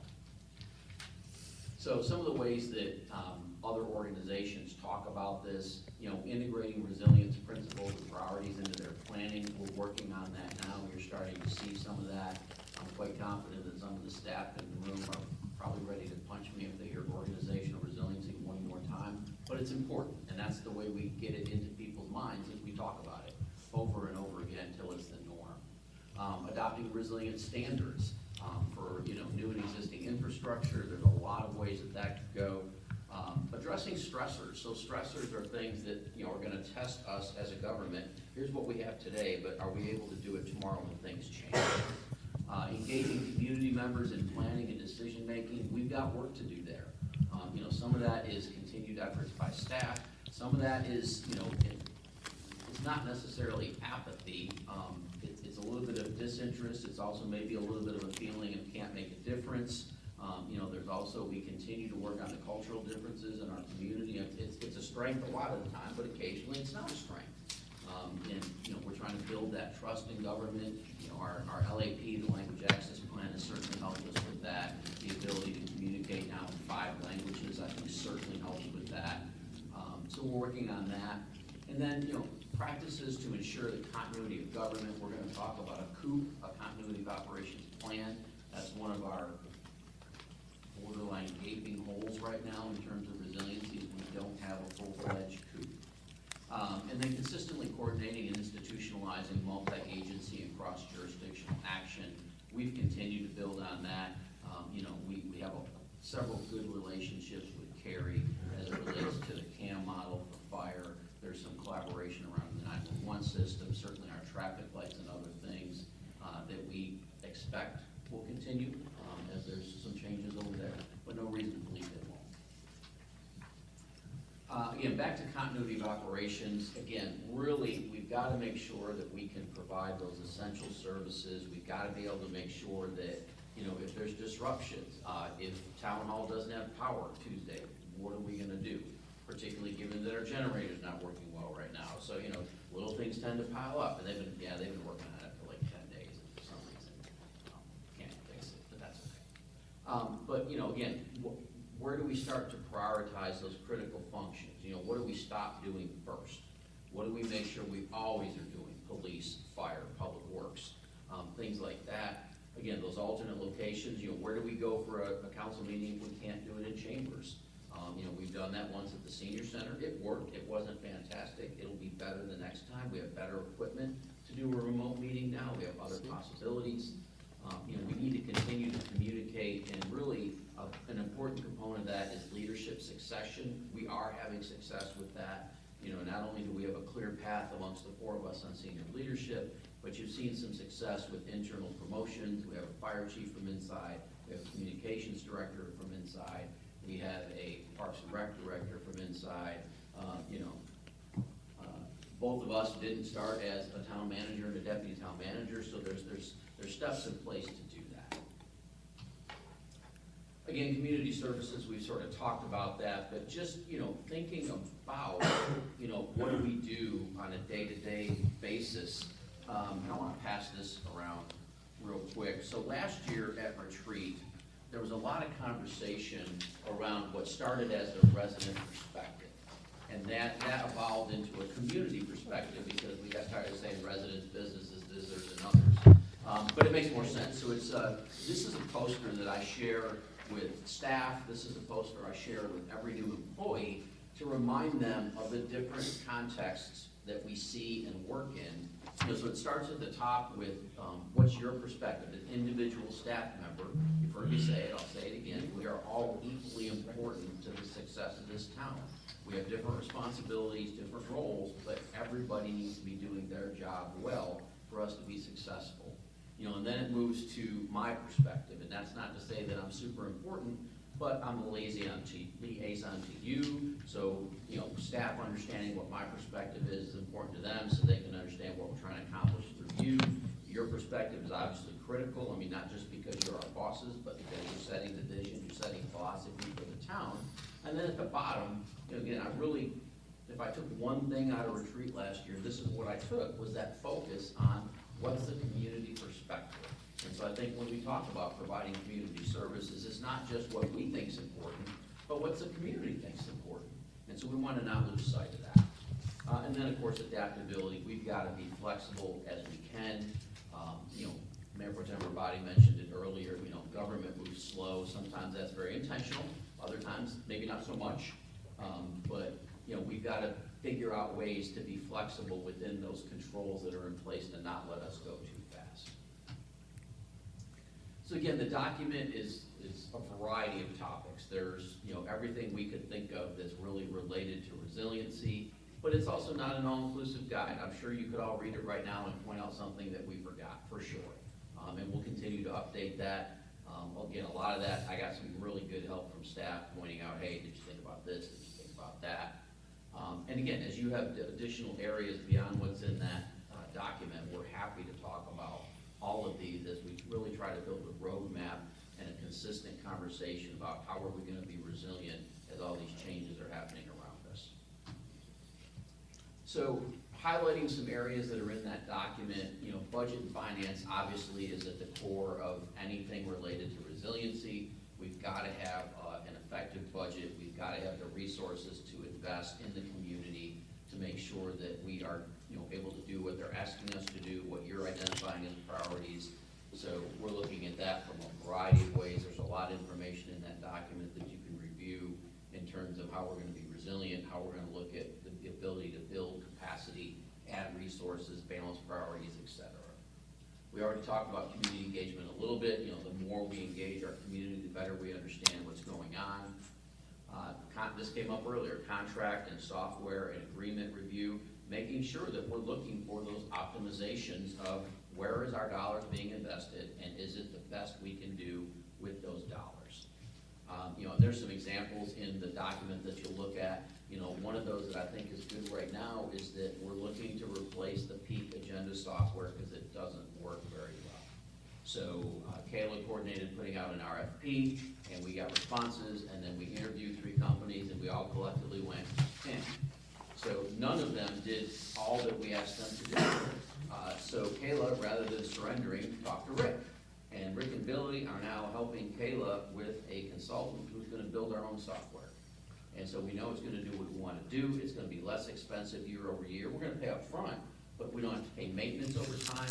We have good customer service. We don't have to wait a week for peak to get back to our request. We don't get told, sorry, we can't do that. It has to change for everybody because it's going to be ours. So one example of some of that innovation, that we talk about in our values. The continuity of operations plan I'm going to talk about in a minute. Economic development obviously is critically important to what we're doing, and we're seeing real good success there because we're being so proactive in being able to engage where we haven't before. Already talked about earlier, we'll talk about a little bit more some efficiencies that are out there. That environmental resilience, the sustainability component, really important. We've heard that from you. We agree with that.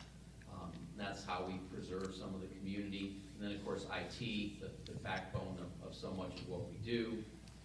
We talk about level of service, and I mentioned that from the context that we typically provide a pretty high level of service. I'm not suggesting we change that, but I'm suggesting we think about and talk about that as we, over time, look at what could be shrinking resources and other demands, and where is what we're doing critically important and it can't change, and are there other areas where maybe we could back off of something a little bit because you feel we need to focus on something different, or we maybe can't afford to do as much as what we've done before. Again, not suggesting anything change tomorrow, but we've got to start thinking that way as we think about limited resources. Partnerships are critically important. Anyone and everyone that we can work with, we are trying to do that. Personnel, we're going to talk more about. Again, 50% of our operating budget, so we can't ignore what the costs are there and how do we maintain that. Showed you a list of professional memberships and accreditations. That's what really helps us, I think, stay efficient and be innovative in some cases, is by understanding what others are doing, learning from their lessons, whether it's success or failure. We are taking advantage of that. And then again, I hope that you are incredibly proud that we're one of very, very few communities in the country that has 4 accredited departments, the only 4 that can get accredited, and we're an all-America city. And we're looking at trying to be an all-America city again in 2026. So that's, I think that speaks to trying to do a lot of the right things. And yes, there are costs associated with that. So if there comes a time to think about trying to cut back, yes, we may need to, but you also want to do a cost-benefit analysis with this, and that won't be the last time you'll hear us talk about that. Purchasing and leasing, again, trying to be innovative, trying to be smart about that. One example is certainly the Public Works facility. Could be as much as a $10 million savings because of some innovative work by our staff, including Mark and others, to identify an alternate location. The purchasing of the chamber building is going to save us money. Yes, we're going to pay for it, but at least we're getting something rather than paying a lease up the street. You'd rather own your home than lease your apartment. So that's another opportunity that we're pursuing. You just saw from Paul within the last couple of weeks the strides we've made very quickly with him in terms of strategic planning, particularly what's gonna come with data analysis. And then, of course, transportation, critically important to this community. We've gotta continue to look at that. We've gotta continue to identify, what is critically important, what can we afford to do, and is there a medium somewhere in between there? Questions about any of that? That's things we've talked about in little silos from time to time, but we haven't really put that together for you all at once. Okay? I'm gonna jump then into council spending or investment. In some cases, I'm not sure it's all investment, but when the issue in Cary came up, several of you reached out to me to provide some information about what do we do that might protect us a little better, assuming that you assume what the media is saying happened there, happened there. I'll just put that as a disclaimer. And so I offered up an email or a memo of sorts back mid-December that talked about, what are our limitations in terms of what council can spend that's what I would call discretionary. And so in that context, your discretionary ability to spend really only exists in two categories: travel and training, and then dues and subscriptions. So again, the governing body budget, so it's similar to a department. Each of our departments have a budget. You as the governing body have a budget. And that budget is $10 million, well, $10,559,129 this year. However, the bulk of that is not yours to decide how to spend, respectfully, because it counts for our annual debt payments, which is $6 million. Those transfers to reserve that you do, that's almost $4 million. So we're right at 94.6% of the governing body budget, really not yours to decide other than the general guidance you give us in the budget process. Again, there's another $107,000 that goes to salary and benefits. So really when that's done, it leaves about $458,000 in the governing body that can be invested and spent by staff and council. There's a little bit of both in there. And then your real expenditures from that are $57,700.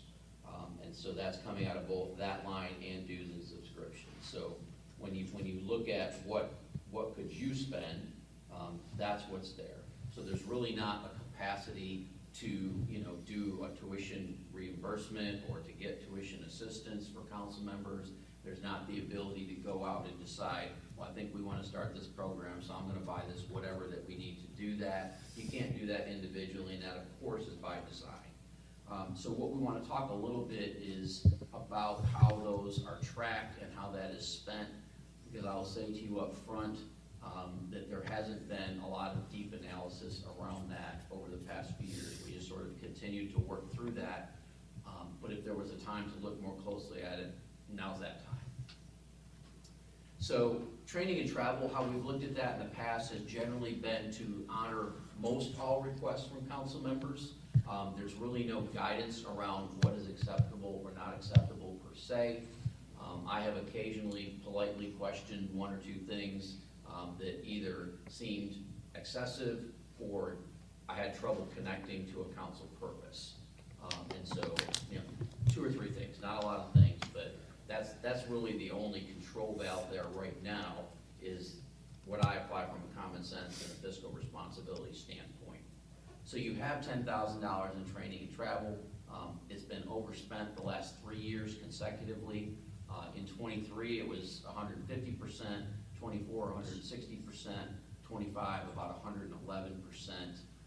This year, we're actually on a good pace. We're about halfway through the year, a little bit more, and 49% of that budget has been spent. So that's a good pace for this year. Again, there's not currently a policy. I am going to talk to you about recommending a policy. And again, as I mentioned, I apply some discretion here and there. So with dues and subscriptions, again, this has generally been approached to honor most all requests from council members.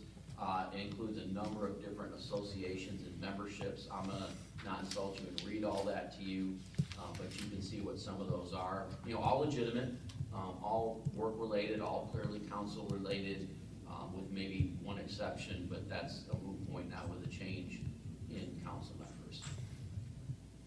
So, again, with that dues and subscriptions line, it's been overspent the last couple years. In '23, it was at 92%, '24, 123%, '25, 128%.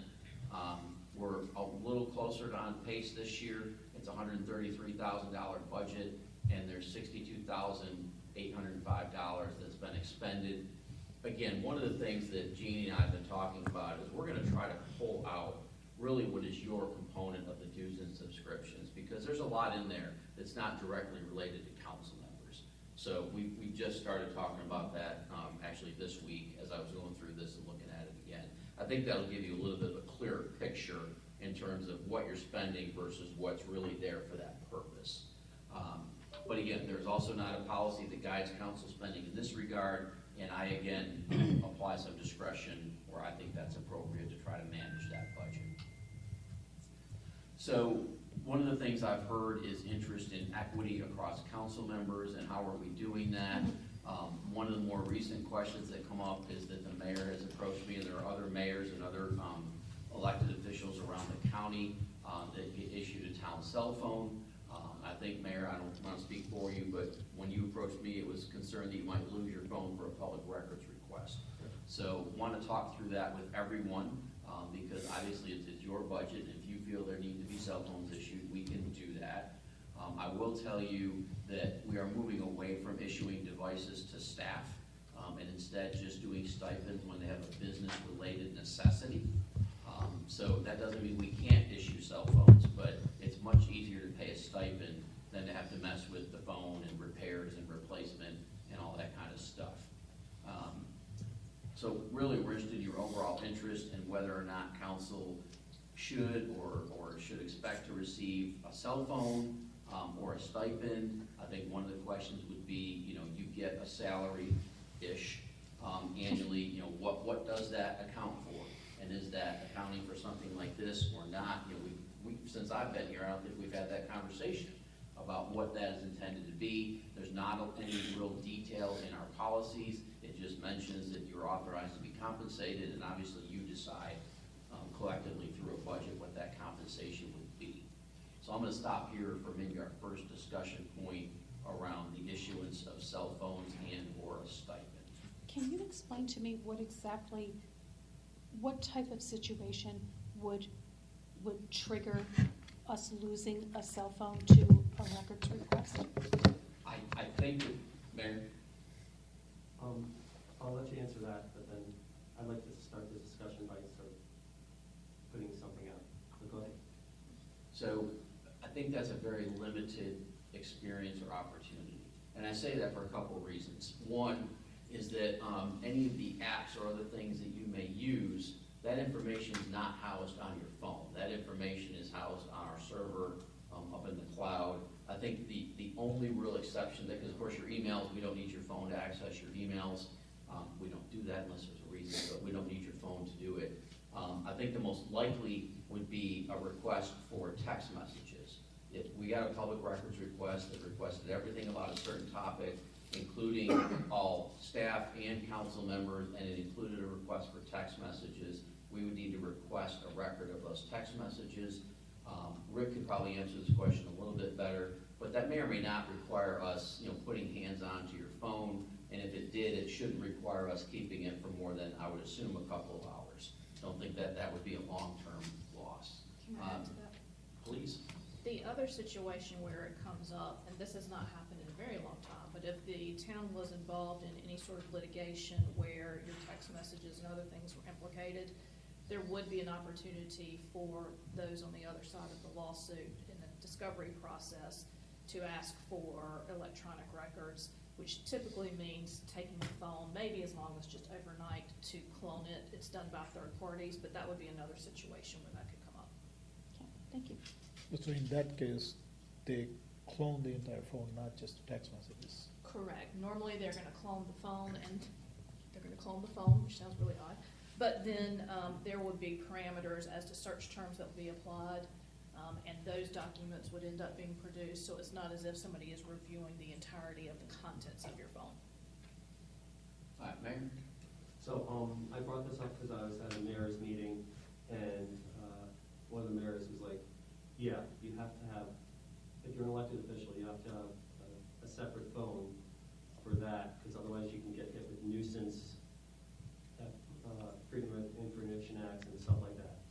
it ends up the shoes exaggerating quite a bit. So when I went to speak to the manager, I was like, yeah, we should all have phones. But then having spoken to you and hearing more about it, I don't think it's really a risk. You indicated to me that if that happened, I might hand it to staff for an hour or two. It's not like you lose your phone for a week. Because I mean, this was happening just before elections and stuff, and I could see someone just attacking and just making it really hard in bad situations and stuff like that. So you sort of, I didn't follow up on the request anymore because I thought by not following up, it just went one way. But I'm glad that we're having this discussion because I think it's important for all of you to know that someone could do that, and I think staff would pretty much have our back to make sure that it's not a nuisance or really burdensome. So I just want to share that. Thank you. Councilmember Johnson and then Councilmember Johnson. So actually, my comments are going to relate more to the next slide, but we're here. I think, again, context matters. When I first was elected, council was paid with two different payments. One was our salary and one was for expenses. And honestly, I do not remember the breakdown. I don't remember if it was 50-50. I don't remember if it was 80-20. I don't know. But staff came, after a couple of years, staff came and said, you know, we don't want to have to be, and we got checks back in the day. So, you know, we don't want to do that. Can we just combine it and pay you like we do with the rest of payroll? And the answer was yes. So, so for me, in all these years, I've kind of always had that in my mind, that this was not always a salary. I realize others came on later. I'm the only one that's affected by this. But, so for me, I have always expended everything myself. So, well, I have an NNO subscription, I have a Triangle Business Journal subscription, I have my own cell phone, I have my own, well, now we had cable, I paid for all that so I could get the news, so I could be up to date on the news. I paid for all that. And honestly, I feel like that's what we should all do. So I like the idea of having a policy so that we all can have this discussion and that we are all treated fairly, because we're not right now, which was news to me, by the way. So I'm kind of disappointed in that. Because I've been paying the Triangle Business Journal for probably 10 plus years. And now I find out that others were getting it for free. So, and I know that's recent because I know in the past we talked about the fact that there were town subscriptions that were available to all of us to use. And somewhere that changed over time. So I think a policy is definitely needed. Thank you. Councilmember Johnson. So I think the cell phone issue really is very small compared to the big picture. I'm most concerned that the travel and training allocation has been overspent year in, year out, which says one of two things. One, we haven't allocated enough for travel and training.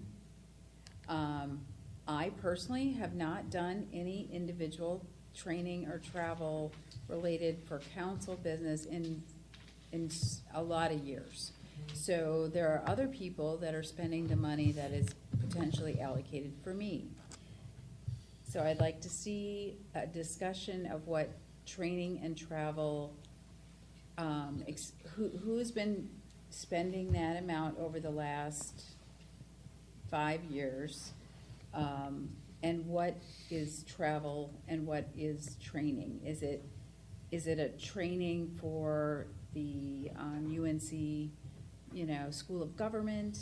Is it training for? There's many different types of training that we could be engaged with as it relates to our position on council. I think that I was considering applying for training that was from the UNC School of Government, but I decided not to because it looked kind of expensive. But we were gonna talk about this. So it's just, I really do think we need to dig into that. And the discretionary expenditures with, memberships. There are memberships that are directly applicable to Morrisville, and then there are memberships that are national, and then there are subscriptions. So each of those are buckets.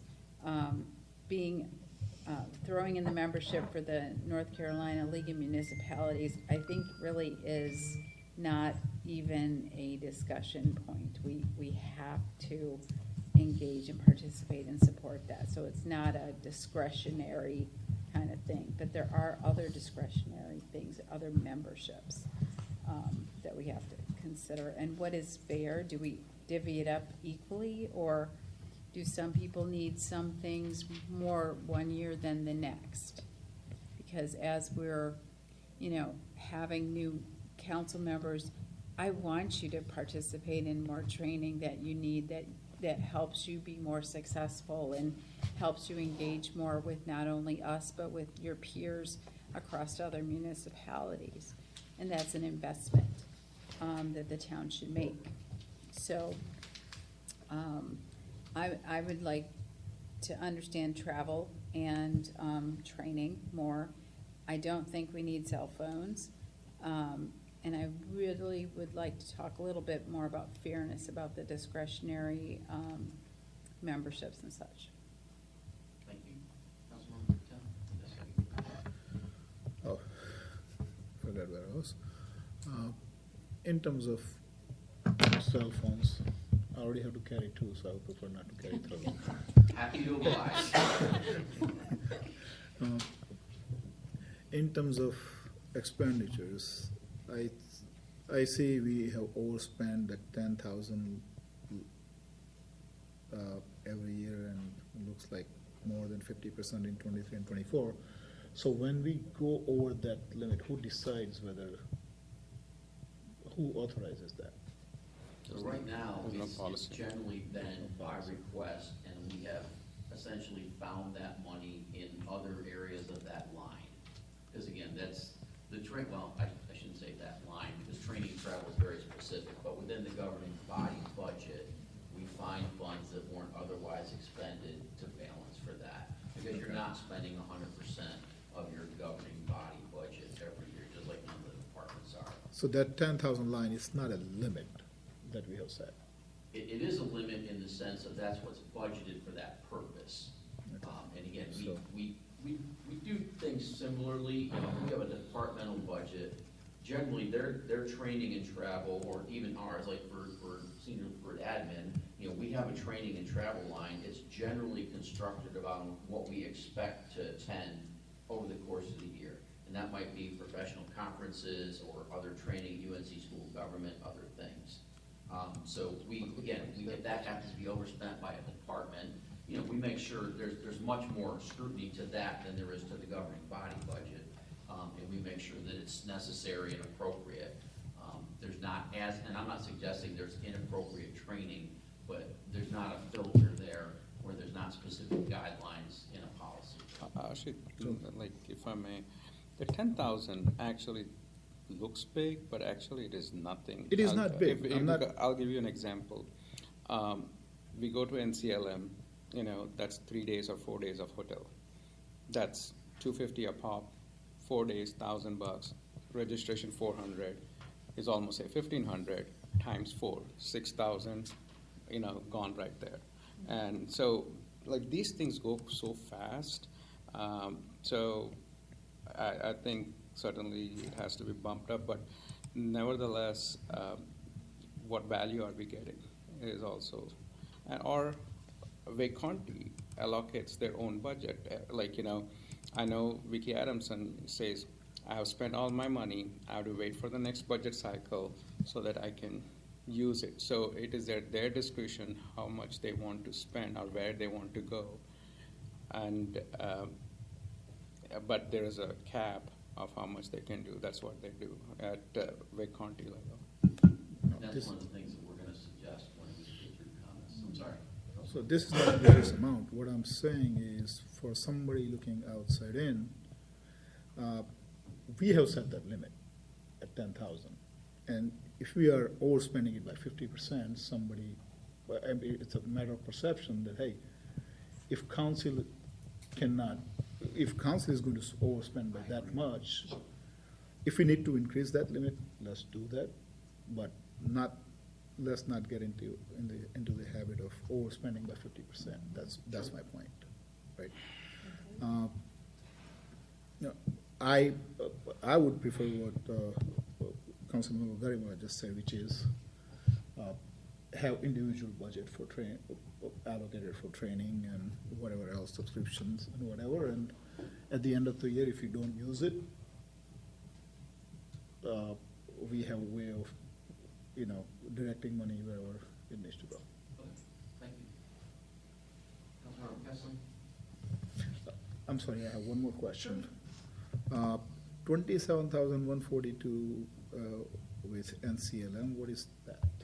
So that's the membership for NCLM for the organization is based Okay. on population and I believe staff.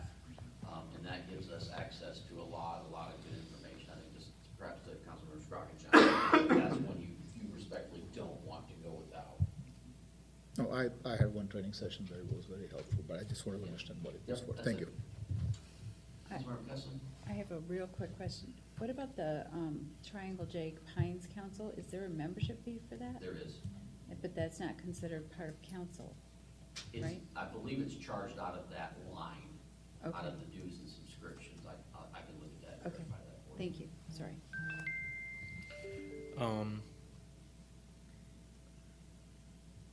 I think most of this is generated from what's going on in Cary.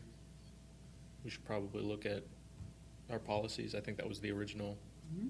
Well, we're gonna need It to was create even a before policy. that. so you- Right. We have no policy. It was before Um, that. When you sent out whatever report it was showing the breakdown, I was actually surprised to see that, I had already generated, what, like $750, was it? It's like, okay. So yeah, I think this is a good conversation to have. I guess to answer the phones, I don't think we need it.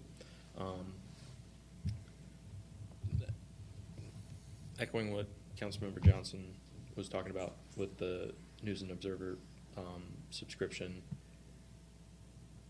yes, it's unfair. I would say. I think a possible breakdown is needs versus wants, right? It's kind of how I think about, do I actually need this thing or do I want this thing? Kind of basing my decisions based on that. Kind of a middle ground is like a good idea, or like a gray area is a good idea. So like the News and Observer, maybe that's wanted. You want to have the News and Observer, but maybe it's not. Maybe that's not something that the taxpayers should be subsidizing, let's say, or maybe they are subsidizing it indirectly because you're given a stipend and you can use the funds from that stipend for that subscription. I mean, you can conceptualize it that way. In CLM, I think that's, sounds like that's a need to have. And then I think with just trainings like, it's a good idea to have this, that, or the other. I don't know if it's necessarily a need to have a particular training, but it's a good idea to have that training, so we probably keep doing that. But all in all, I think policy makes sense. Yeah, thank you. Mayor Pro Tem? So I'm finding this whole discussion very helpful. I really want to say this was a great idea. I don't think we've seen this kind of breakdown before, and it is very helpful. So good job, whoever thought of that. I did want to say that I do think that it's really important not to over-rotate on these things, right? I mean, so for example, I just got into a training at the UNC School of Government. I very much want to take that training. I mean, I'm bringing it up because if that's not an appropriate use of funds, I would very much like somebody to tell me that before we spend it, right? But I think that when we've rotated to the point where, like, you go to a conference and pay for your own hotel room because of the optics, we have officially over-rotated at that point. And So I think, again, I'm gonna say this again, but I think that we cannot look at these things through the lens of what's happening in Cary. That is not a good lens. We need to look at these things through the lens of what is important that we know, what's important that we be trained on, what trainings, largely speaking, are appropriate for council, what travel is appropriate for council, and then figure out what that costs and budget that amount. And if we don't have that amount, then, okay, that's a problem. But I think we do, but,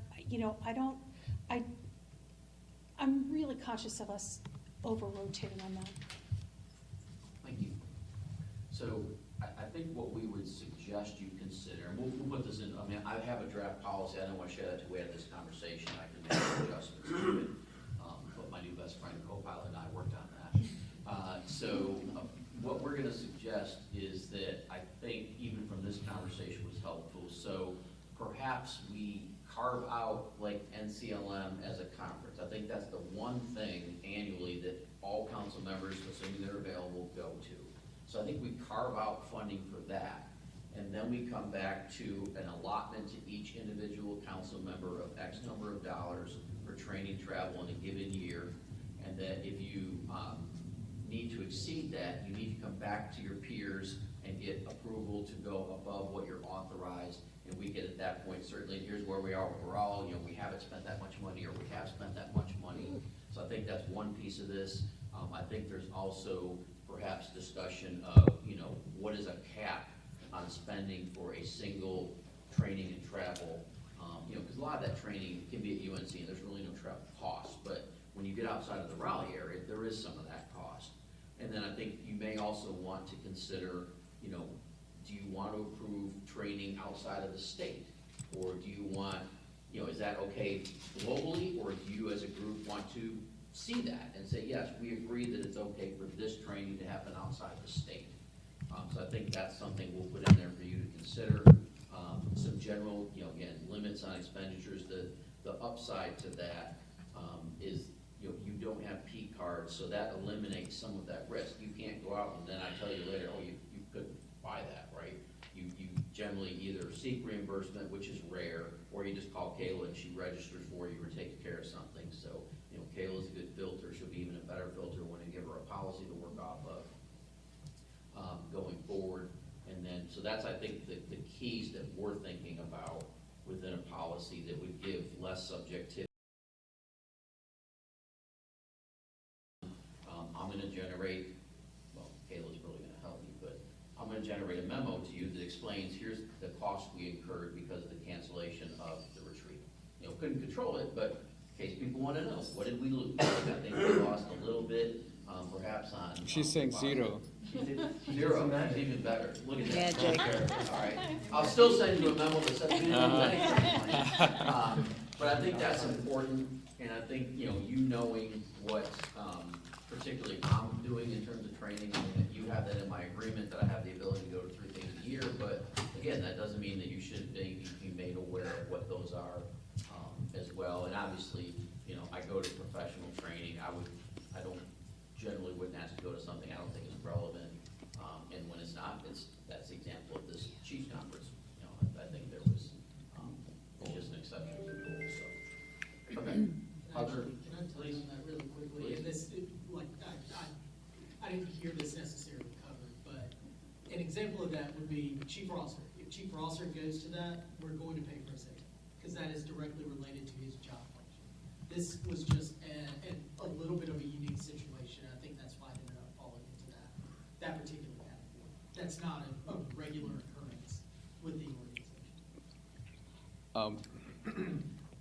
Brandon, this is just our council expenditure policy. What is the staff expenditure policy? So I can certainly bring that to you. So there's guidance around, again, there's a budget created that each department has their own training and travel line. Generally, that is built upon, we expect to go to X, Y, and Z. I would tell you, like a department like Parks and Rec actually breaks it out by cost center. So they're that specific about, it's not just, well, here's 20 grand, hope it gets you where you need to go. There's always an outline of here's what's in that, intended to be in that, and there's flexibility, right? Because things get canceled, something else comes up that's like really good training. But all of that, anytime an employee wants to go to training, they have to have supervisory approval to do that. And then once they come back, they make their report of what they spent, and that has to be approved by their supervisor and by finance. So everyone agrees there needs to be policy that is tabled, that's done. It's not about the training either, okay? Training is needed, justification, no questions asked. It is the things after that. How much is the per diem for breakfast or lunch, or, and then how much is the hotel? What kind of airline are you booking? Are you booking one night before $900, or if you are done before, it's like $200? So AT&T or GSK, we have all those policies in place. I don't see, if you guys have it, or, and this is only so much you can use. Like AT&T had only, I think, American Airlines and Delta are the only two preferred carriers, period. They would not take anyone else. So these kind of things, I think we need more granularity. Not that we are all local, 99%, we are not going outside. But from a staff point of view also, it is important because you don't want an article saying Brandon went for $1,000. I'll share that with you. That's a policy that exists now. It has a lot of that guidance in it as far as when can you travel, how early can you go, the expectation that you use, if there's a conference, for example, you're going to use a conference hotel room, but we expect you to get the most reasonably priced one. Don't go automatically for the nicest one. Go for one that's convenient, Yeah. but reasonable, things like that. Do you follow GSS schedule for hotels and per diem? Yes, we have a schedule for per diem. It actually just adjusted, what, now? Yeah, so we do adjust based on the changes in the GSA rates. We would follow it for hotels. Honestly, hotels tend to end up just always falling outside of that anyway. It would be nice if we could end up just paying whatever that state rate or that GSA rate for a hotel would be. But oftentimes, because of demand, they end up being a little bit higher.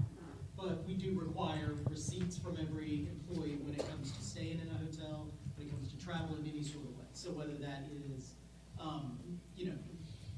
the airfare, the hotel, any sort of like taxi, bag fees or anything like that, they're expected to submit for reimbursement for that with an actual receipt. They don't have a receipt and they can't produce a receipt, they don't get that reimbursement. That makes sense. Do you guys have your own Amex like corporates have, or just any card you can use? So we do have purchase cards, and purchase cards can be used in some of these particular situations. Not every employee has one. Okay. So, there are going to be people that kind of fall outside of that. But for the most part, yes, that is something that we do utilize, particularly for travel and things like that. The same thing applies though. They are expected to still have a receipt. If an employee decides to go and, take a flight to wherever on, Delta and they don't come back with a receipt, just because they paid with their purchase card doesn't, eliminate their ability to go in. It's interesting because All those charges are checked by multiple people. It's Yes. not just no. The reason I said Amex is because the receipt is automatically generated in the report. Like you can just click it. You don't need the receipt, so it's like easy. So that's the reason I said. We need a little bit more oversight, not just from Okay. employees, but also You from go to the way restaurant. that the card's administered. That won't tell you whether All you right. ordered $100. I'm going to try to wrap this up real quick because we've got Eric here and we have a town center conversation to have and a CIP conversation to have. So priorities and decision making, again, we're going to continue to work with you to make sure that we are focused not just on what's in front of us, but long-term planning and assessment. Again, we do that through budgeting, capital planning, evaluation of master plans, partnership opportunities. And again, this is also, continued use and even some expansion of replacement plans, so we're not surprised by big expenditures. We have done that, I think, very well with public safety, particularly with fire engines, which are one of the more expensive things we buy. But we're also doing that now with public works more because they have so much equipment that has to come up and get replaced. The the idea that, well, we'll just pass that to next year is not a successful approach. You know, you're kicking that can further and further down and just increasing costs. So trying to establish some sort of a baseline around realistically what do we need to plan to spend annually. Mentioned the COOP. We need a COOP. And so what I'm likely going to do is look for someone to come in on a contract and help us with that. I will utilize some of the money that was reserved for the part-time position in the manager's office that's not filled. And that'll spend some of that money this year, and then we're going to revisit that in the new budget and see what's the best use of that potentially. Again, already we talked a little bit, Paul, I think, gave you a good example of data-driven assessment and how that's going to help us do a better job as we go forward. Development, redevelopment obviously are a significant role in this and will impact town revenues. You know, we're going to have to continue to make sure that we understand what your preferences are. I think a lot of that will come out as we see projects come in now and have some conversation that may be different from the prior 7. It's just things are going to change. And we will continue to do our best to help you understand what the impacts of that, what the challenges are with that. Of course, it's Friday. Environmental sustainability is certainly important. You know, you'll be hearing from Kimberly Conley in February about the master plan update and what the next version of that's going to look like. You're going to start to see that greater external focus. We've primarily done that with the town so far.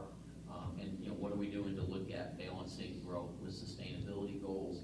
Lots of great opportunities for sustainability. May not be able to afford it all, depending on how you prioritize that against other things in the budget. Again, there's been a lot of talk about home ownership and that creation of generational wealth that will continue to be a factor in decisions that you make about potential projects.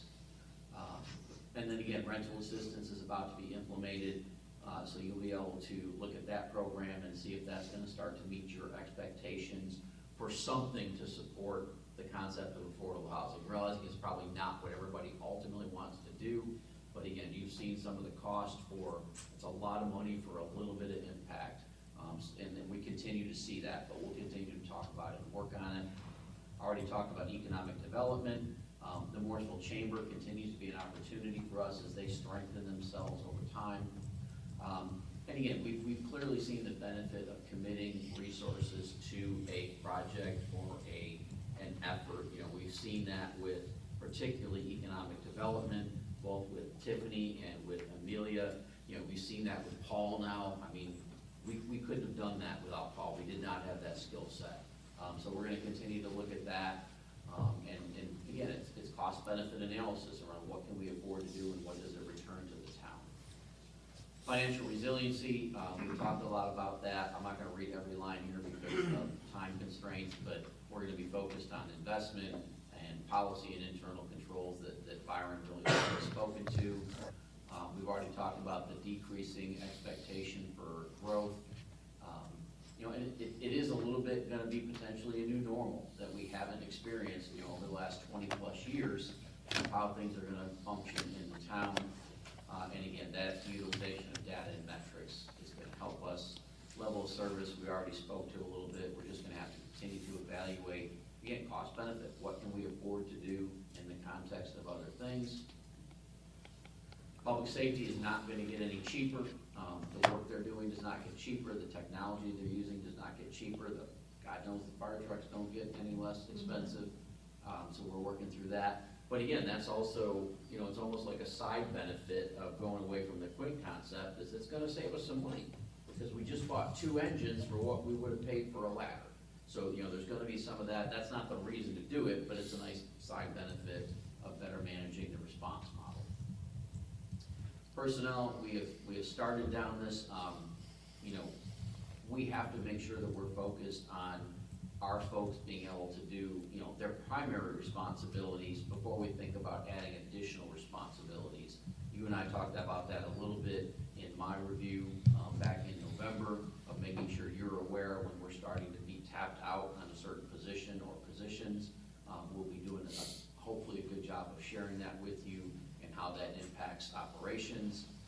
Again, there are needs in all of these departments in terms of particularly public safety, Parks and Rec, Public Works, in planning is another good example. I mean, we want to keep up with all that work. One of the reasons we got Novartis is that speed to market. Well, but that takes people, that takes time to do, and so you respectfully don't do more with less. You're challenged to do more with the same. We want to do more, we need more resources, we need to continue, to Councilmember Scroggins Johnson's point, to evaluate the resources we have. Are they being the best and highest use? Can we make any changes in that regard? And then again, just as we add facilities and staff and technology, that impacts staffing in other departments as well. We talked about that. Okay, so are there any remaining questions that you have? Anything that particular that we didn't address that you would like to hear more about?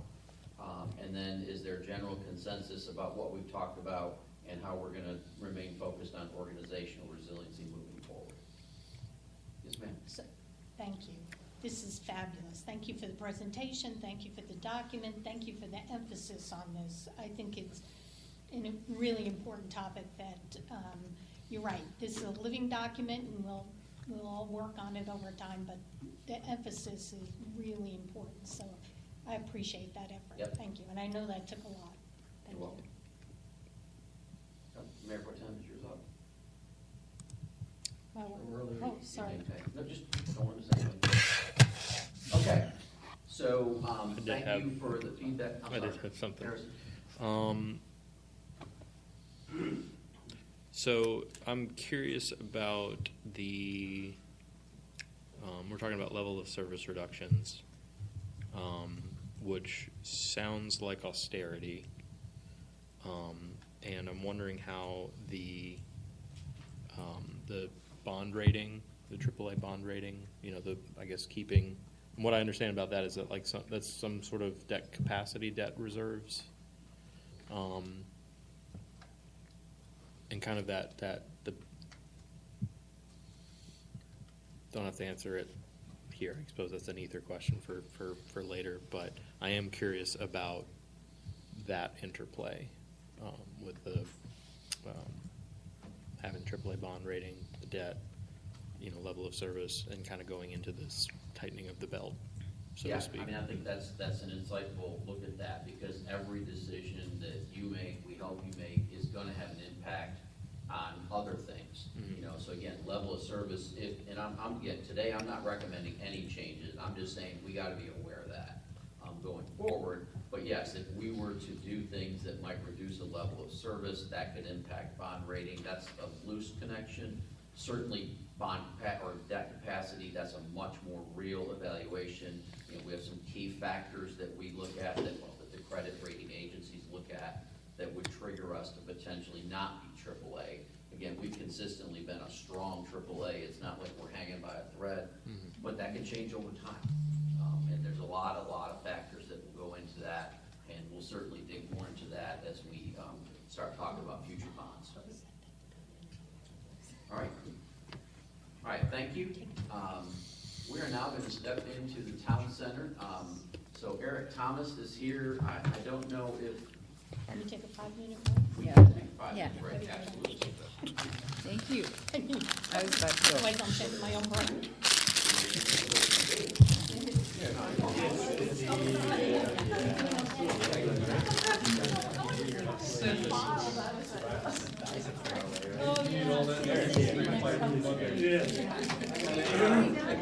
Good to see you.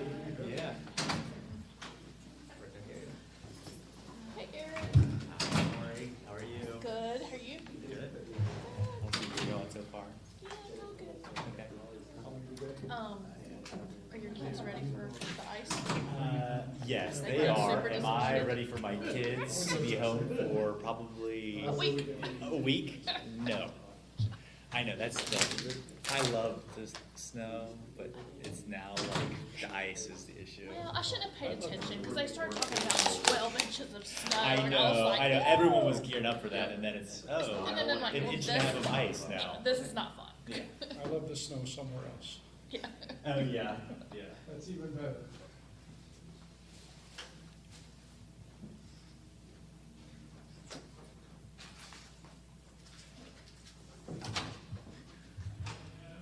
Eric, if you need something to drink in the next room, there is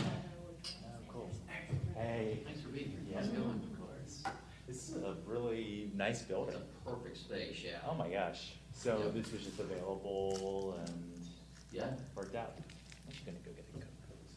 It's one of our developers. What's that? It's one of the developers. Yeah, yeah. This is, where is, This is owned by King Street Properties. okay, okay.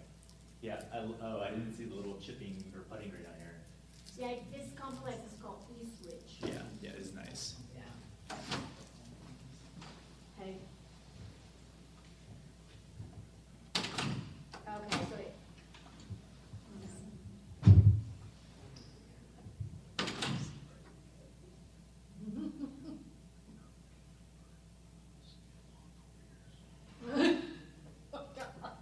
Okay, that's fine. So Because yeah, Kayla was trying to get us It's just ready to a- kind of share that, and I was like, wait a second, I think I'm gonna send it before. And then Erin was also preparing to send something to the media, so, okay, nope.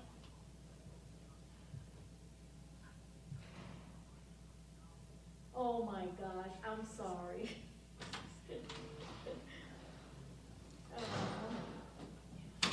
Okay, perfect. Well, I think we should be good for now. Okay, bye. He says they are a little delayed.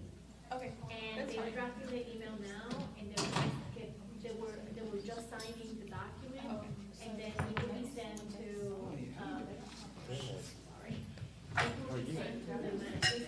There's an email group that has all the managers, the fire chief, the police chief, and we'll send it to that email group. So if you can get it in the next 30 minutes, to that email. So I don't know if I should see it. We haven't flushed it out. I know, we're not talking about it today, right? So I Yeah, think, but we're not. So what, Yeah. I don't think that Frustrating. that makes sense. I don't think that's Okay. That's why I want to make sure to see it first. See it, You see are it not first. having to work. Okay. I think, the way it is that they are naming us in their office. Okay. And that's kind of what it sounds like, we would join theirs, so we weren't gonna issue our own. Right. But I was really- The way it is. Right. I think it's- and it's not even mine. No, I said, I don't have it. And, I feel like, We say after like a 46, the last it was like. okay, that's the only one that I found. Okay, Yeah. I am not aware that I have to see anything Yeah. else I want. And then, So then probably not, that we would do anything, if coach is the last How one. about the last one that I can't Cancel remember it. for COVID? Well, we could see how quickly they change it. Did the finals? Oh, well, actually, so co-pilot fails on references Yeah, yeah, from yeah. outside, but it's into our Yeah, website, yeah. which are actually broken down. Yeah. So it was able to pull something from our website, I couldn't see it, and I haven't gone back through the records, like There's like a carefully. lot of interest. Because I know we did one, but I don't remember if they joined the marriage or if they did audition. Hey, where Where's she? It's like, Yeah, it what can we? kind of read on title, I mean, we're, I mean, the only reason, But which I think also has to do with purpose, because it's draft, this is why I was like talking about purpose. I told him basic. So probably. Okay. And that might be okay, I guess. Yeah, I'm flexible, so either way. I guess. Yeah. Oh, yeah, I guess. Because that's the part, so Casey. I mean, I think we're gonna have to. It's a small building. It is a small building. Still small. Yeah. It'll be all right. Do or don't. How's the rest of your time going? Good, I've heard all of those places.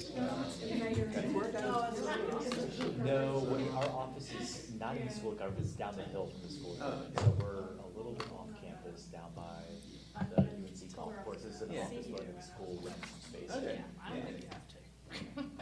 It's nice, it's much easier to park than the school. Oh, yeah, It's yeah, got, it's a little bit of a wonky building. Yeah. you know. So it's a much more accommodating kind of setup for us to come in and out. That's cool. Yeah. I enjoy going to campus. My son just graduated this afternoon there. I enjoy going to. Oh, nice. What program was he in? He told me he's got a bachelor's in communications and a bachelor's in studio art. So very much like an animator or something. I don't know anything about it. What like, I think he loves me like a animator for like a. Pixar or something? Yeah. Or, yeah, one of those for sure, yeah. So three, yeah, or something like three in school. Like he tried to get involved. He's trying really hard. Yeah, And then I like bet. with 56, so, I bet. He's working on it, but he has a fantastic. I wasn't gonna have one, that looks good. My wife was caught in the monk traffic on 64. She's like, what the hell's going on? The monk traffic. I learned what it was, and then she said, Oh, I "Something know. about things about monks." I know that sounds weird, but we went to Bhutan and and there's the baby ones. Oh. And there's like the kids, they have all the monks in training. Yeah. I love them. So where are they right now? 64 between like Pittsburgh and Apex. Okay. My wife teaches at Northwood. She comes across 64 to get on 540. Yeah. She said she's gone nowhere in 56 minutes, so. Wow. All right. Where's that? Or, The monks that are they walking across the country? Something like that. Yes. They're on US 64 now, but in like, They're causing West traffic Apex, they're causing some back. jams. What are they gonna do you're nice. Saturday and That's what I was Sunday? thinking, like, they better get to wherever they're going, or some kind of shelter. I thought they were supposed to get to Raleigh tomorrow, right? Is that what it is? And I thought that was, is that the end? Is that what they're stopping for? I don't know. Yeah, I don't know the full details. It's been on social media. for a Yeah, while, yeah, I've but- seen some. I had a question. Cleaning up the highway. Yeah. where did the Hey, cups come from? Brandon, Oh. last time when we had a snowstorm, Jeffrey was not in town, right? That might be true. And he was leaving that morning to Mexico. Somewhere. And so I just texted him, I said, hey, we need the street to clean. He said, I'm just coming back from Cabo and just landed in Phoenix. I said, damn it. He's at it again, he's at it again. So my wife is not thrilled with the monks. She's been sitting still on 64 for 56 minutes. So they just passed now. Like this is live I'm seeing. I'm going to go right from here. So they're in like Apex right now, right? They're Apex. I think if you know the 751, they cross the 751. So I actually want to go. I want to take my drone there, but it will be dark by the time this gets over. Yeah. But tonight is Apex High School, right? He was saying it's gonna be dark by the time this gets over, and I was blaming you. Well, I didn't create no ice storm. We're somewhat on track for 60. Hey, wait. Brandon. This is a picture of 64. So they're going to Washington DC. Oh my gosh. Oh, I that's know, right. my wife is stuck in that crowd. Wait, let me see this. These are all the people, you know, who have parked their cars. It's 64. Wow. Oh my gosh. It's not their fault, because the people are responsible. I know. It's the people's fault. It's always the people. Yeah, yeah. Well, they've had that social media Well, they started, it was October, so they were known for a long time, too, so. I would like to point out the lack of alternative transportation as well. That is. Brandon, where did the cups come from? These birth cups? Yeah. From around the corner, you know, where Okay. If you go here where we ate, go a little bit farther into the big room, and then there's a coffee machine. Okay. Did they have compost here? No, and they don't have recycling either, which not good. So it's not like a surprise? Yeah. Because the cups are compostable. Okay. Yeah. And they're actually the same cups that we'll be using for the wedding. Oh. I just ordered them. Oh, when is the wedding? February 13th? February 13th. Yeah, 13th is the wedding. We're going to go down to the courthouse.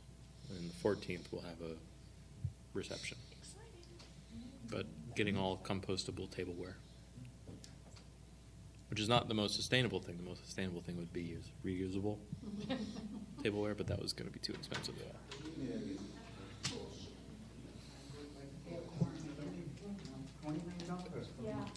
Yeah, that's what, well, I mean, they're not editorially independent anymore. how are you? Fine. How are you? Good. Okay, that was way more Nice to see you. Sorry. I just was in Lebanon yesterday. Sorry. It took a hot minute to learn how to work the machine. Said you work together. And I did say that. Yeah, yeah. I'm taking It's a this small back. world, I we're all know. connected. I know. I'm taking She's this a back. lovely lady. All right, thank you. We will come back to the meeting then. And just FYI, Wake County has issued their state of emergency for what it's worth. All right, so we want to spend a little bit of time talking with you. And again, I think everybody knows Eric. Did you get a chance to meet the new? Just in the council hallway, members? So just briefly. Harrison Kessling is one of our new council members, and then Ashit Patel is our other new council member. So Eric, and for the group, we met with Ashit and Harrison a week ago, and we spent a good amount of time talking through the background of the town center. So they're not quite as up to speed as maybe you are, but they've got at least some of the background of how we got here. And that includes Eric and DFI on what year, 11 now? Yeah. Working with us. So I told him that he's making the lowest hourly rate in the history of man at this point. So got a little bit. That's how DFI operates. Yes. So, And as you know, quick we're. question, what is DFI? DFI is the Development Finance Initiative, and you've been hearing a lot about the School of Government. We are based out of the School of Government. We're a program there. So, and we've been around for about 12 years, and we support and sit on the side of local governments to evaluate public-private partnerships and real estate development opportunities. And what we do is essentially act as developers assessing real estate development opportunities, but we put the communities and public interest at the forefront of all the projects that we work on. And then we help structure public-private partnerships. Thank you. Just as a brief overview for those that I haven't said this to, dozens and dozens of times over the years. All right, so we're here today to talk about next steps after Phase 1A. So Phase 1A is under construction. You haven't been by there in the last day or two. The fencing cover has been changed. It is now all about Morrisville and the project and images and things. So I it's saw that. really, That looks really cool. great. For the most part. That's it. The image is great. It is. So what we want to do today is talk through, and I'm going to go fairly quickly through the background because most of you have this, and again, we shared a lot of this with Harrison and Ashit. Again, the land use plan, this was originally developed as a sub-area plan for 25 acres for planned mixed use. And you can see the imagery there is not incredibly different from what we're working on now. It's evolved over time. But again, also highlighted with the two new council members that like the goals of this and the primary focus has not changed since the plan was adopted in 2007. And you reaffirmed those goals back in 2021. So this is our current timeline. Obviously, we are near the bottom, which is great for Phase 1A. We expect some of that to open in 2027. The very last bit of it may open in early 2028. The school or calendar? Calendar. Thank you. So again, you see the construction started for that temporary parking lot. Singh is working on their Block A plan reviews. Block C work is in progress. That's us. Block A is the multifamily. Budget alignment remains a key focus as costs evolve as the project progresses. And then we're actively working on operational and programming plans. Cindy and Parks and Rec have really stepped up in that regard, and we'll be ready to activate this space for us.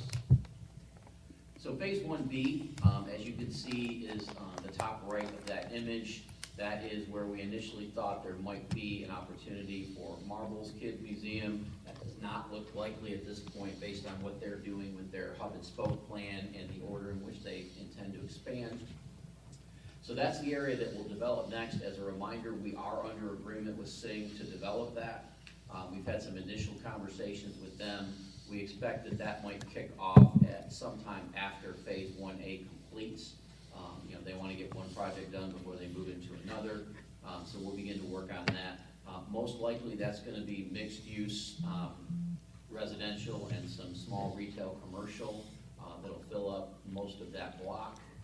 Again, there'll be a new side street added that will be the edge on the right there, top right of Phase 1B. So a connector that'll be between Foxglove and Church Street, connecting Carolina and Jeremiah. So really what we want to talk more about today is Town Center Phase 2. And so Mark is here, he's done a lot of work on this with us to state what this could be. That's why Eric is here, because Eric, I think, can really help us from what's development doing, what might work here, what adds on to what we're doing in Phase 1A and B. Just some real quick highlights. Land acquisition needs remain. So, we have 3 parcels there that are owned by Mr. Shaw. We have, I think, several, John, that are owned by the family there that don't want to do anything right now? Corner? No, there's Zuniga, but there's a family that's Tollers, occupying. 3 properties on Tollers are there, they have 3 properties. Mr. Shaw has, his firm, his group, have 3. And then the Zuniga brothers own all those properties that face out onto Church Street. So we're in regular discussion with Mr. Shaw. That's not borne any fruit yet. The Tollers have politely told us, heck no. And then the Zuniga brothers, we asked them for where we were, and they gave us a number that would make you all very, very upset with me, so I'm not even going to mention it. So again, for Phase 2, we need to reevaluate what's going to be a public investment versus a private investment. We do anticipate that being another public-private partnership. We need to identify what an anchor project or projects are going to be in that space. Need to look at land use and design flexibility. We would anticipate extending the zoning that you all adopted for the Main Street downtown development, plan development into this area as well. And then, of course, we have to start talking about some conceptual plans, and then we would need to do another RFP. As a reminder, Singh is interested, but we could not commit to another phase with them as a part of Phase 1. Certain attorneys in the room told me that we legally can't do that because we didn't issue an RFP for it. Okay. Now, what we will do is we will write that RFP in a way that we're looking for people with certain experience, which is perfectly appropriate, and Singh may align with some of what those are because they've done the work, so. And partially, the value in having that arrangement is essentially to protect your interests for a future phase, right? We're very confident that Singh can execute with what they say they can, but for Phase 1, but also knowing Phase 2, we want to make sure that you have the best partner at the table for every project that you work on. All right. So really, this is going to be more of a discussion. We don't have 27 slides for you, but some of these prompts that we would like to talk about with you, I think start with, is council supportive of the concept of a community center, or is there another anchor amenity that would be, likely town-funded, community-based, that might be appropriate for this next phase? Other things you could think about: municipal town hall, a multi-purpose facility, additional parking deck at some point is going to need to come into this. Again, that's probably the benefit of doing a public-private partnership, if we could get that matter worked out again. Also, how should Phase 2 complement rather than duplicate Phase 1A and B? What are the lessons learned from Phase 1A so far that we would want to consider when we plan for Phase 2? And then how do you envision Phase 2 to contribute to the tax base and to workforce goals? So that certainly becomes more important as we get into this next phase, given what we're doing right now is primarily the park, right? So that's our significant investment, but we'll have more of an opportunity to look at other aspects of that in Phase 2. And then what outcomes are you interested in committing to and measuring in Phase 2? That could be enhancing access, that could be affordability, that could be what the programming is, any number of things to think about there. And then, of course, there's also the timing on it and how we're going to pay for it. So from a timing standpoint, we don't really envision going to RFP for Phase 2 until Phase 1B is either completed or at least under construction. So you're minimally probably three or 4 years away from that. But that doesn't mean there's not work to be done now. So we don't want to wait 3 years and also, oh, hey, we should think about this again. It needs to be an evolving project as we go forward. So, Eric, anything you want to add to that? I think this is a really unique opportunity at this point, knowing we have for Phase 1 and what's coming down the line, to think about this public amenities or public features that you'd really like to see, and how really linking this next phase into Phase 1. What would be the strategies that you would want to see? Would it be connectivity, open space, community facility? And so, yeah, we have the time to plan it accordingly and appropriately. And something about the market, DFI, we're tracking the market very closely. Right now, we know the demand is there for residential and for retail office. We haven't seen a lot of demand come back yet for that. And so obviously that's something we track a lot of, knowing that's gonna really influence what a private developer would wanna think about and develop for this site. So, what kind of housing or residential would you all wanna see as part of this next phase? Would affordability be something you'd want to focus on? Those are the kinds of questions that can really tailor our work to make sure that the plan meets your goals for the next phase.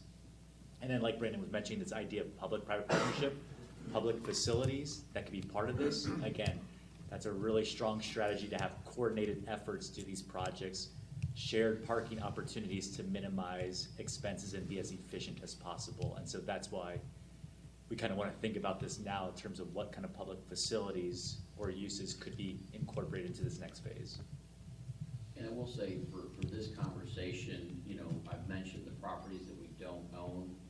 We're not gonna get into any specifics of how we approach that here, because that would be negotiation tactics that we wanna do in a closed session. So just, if I ask you to pause, that may be why I'm asking you to pause, just so we do that in a separate session.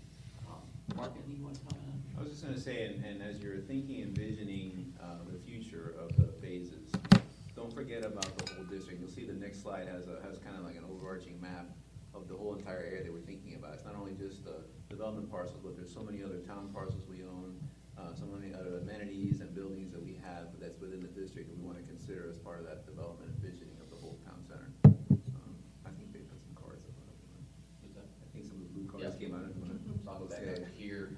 Councilmember Johnson, and I'll come over to Mayor Pro Tem, and then Councilmember Sparks Johnson. Well, I think Ed was up Okay, first. Mayor Pro Tem. Could I get one clarifying question? Sure. What is 1A? Is it the town green? 1A is the town green and the multifamily And in what we multifamily. call Block C, which is behind the library. And so 1B is that, The next red block box, if you behind the library. Right now is where you see a temporary parking lot going in. But yeah, it's about half of that distance from Fox Glove to Church. There'll be an additional side street constructed. And 1B is a red box. yeah, I'm good. Mayor Pro Tem? Good question. So, I'm so in favor of a community center. I love that. And I think that the reason I love that is because I think how phase 2 complements phases 1A and 1B is phase 2 can help us to activate 1A and 1B. So yes, community center that's gonna draw people from all across the town, absolutely. I would also love to see, whether this is gonna be part of the retail or if we're gonna do it, I would love to see there being things to do, like Dave and Buster's or escape rooms or something, right? And I also am not giving up on the skate park, because I think a skate park over there would be amazing. And so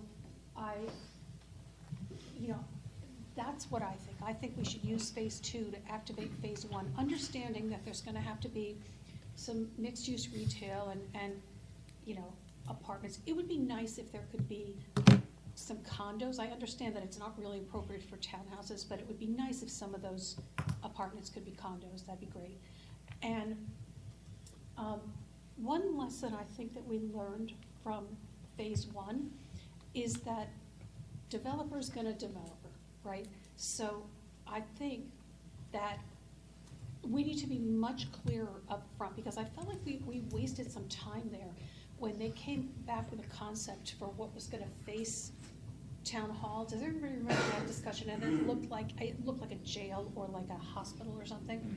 And, we pushed back on that hard, and they redeveloped it, and they are great, right? But in the final analysis, they're developers, and they're gonna do what they do. So I think we could be way more clear in the requirements, like what are we looking for, what vibe are we looking for along the streets, and all that kind of thing, because if we're not clear about the requirements, then we can't be salty if we don't get what we want on the first try, right? Agreed. And phase 2 to contribute to tax base and workforce goals.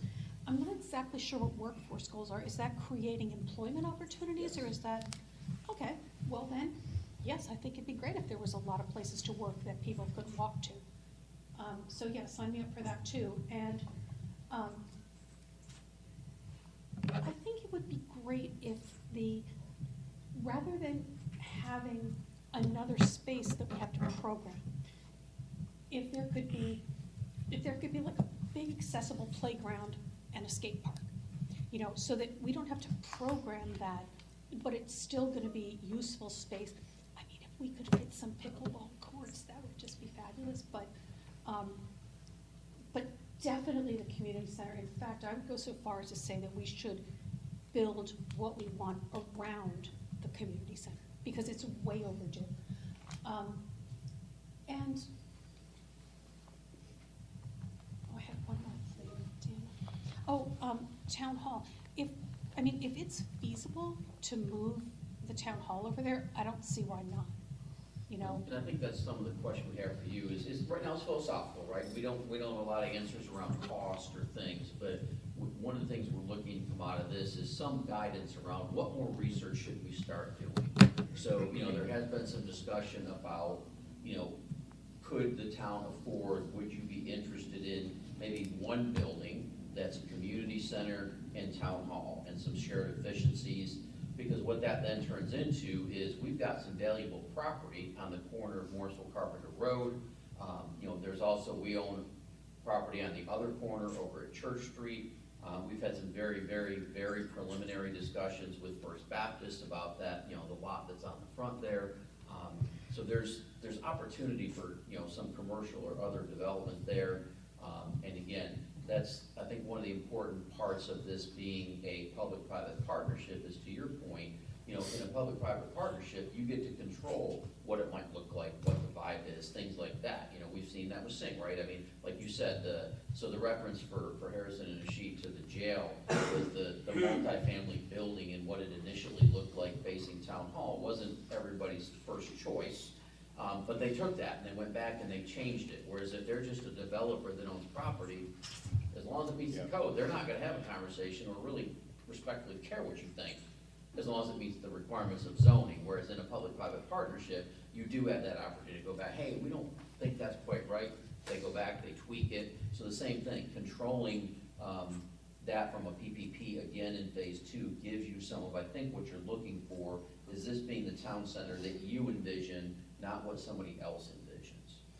In a public-private partnership, would there be an opportunity to maybe, if, let's say, the partner could help us with the town hall and community center building, which is gonna be so horrendously expensive, if the partner helped with that, could there be an opportunity to leverage the land that's now available along Morrisville Carpenter and make some kind of a trade where they can develop something on that area?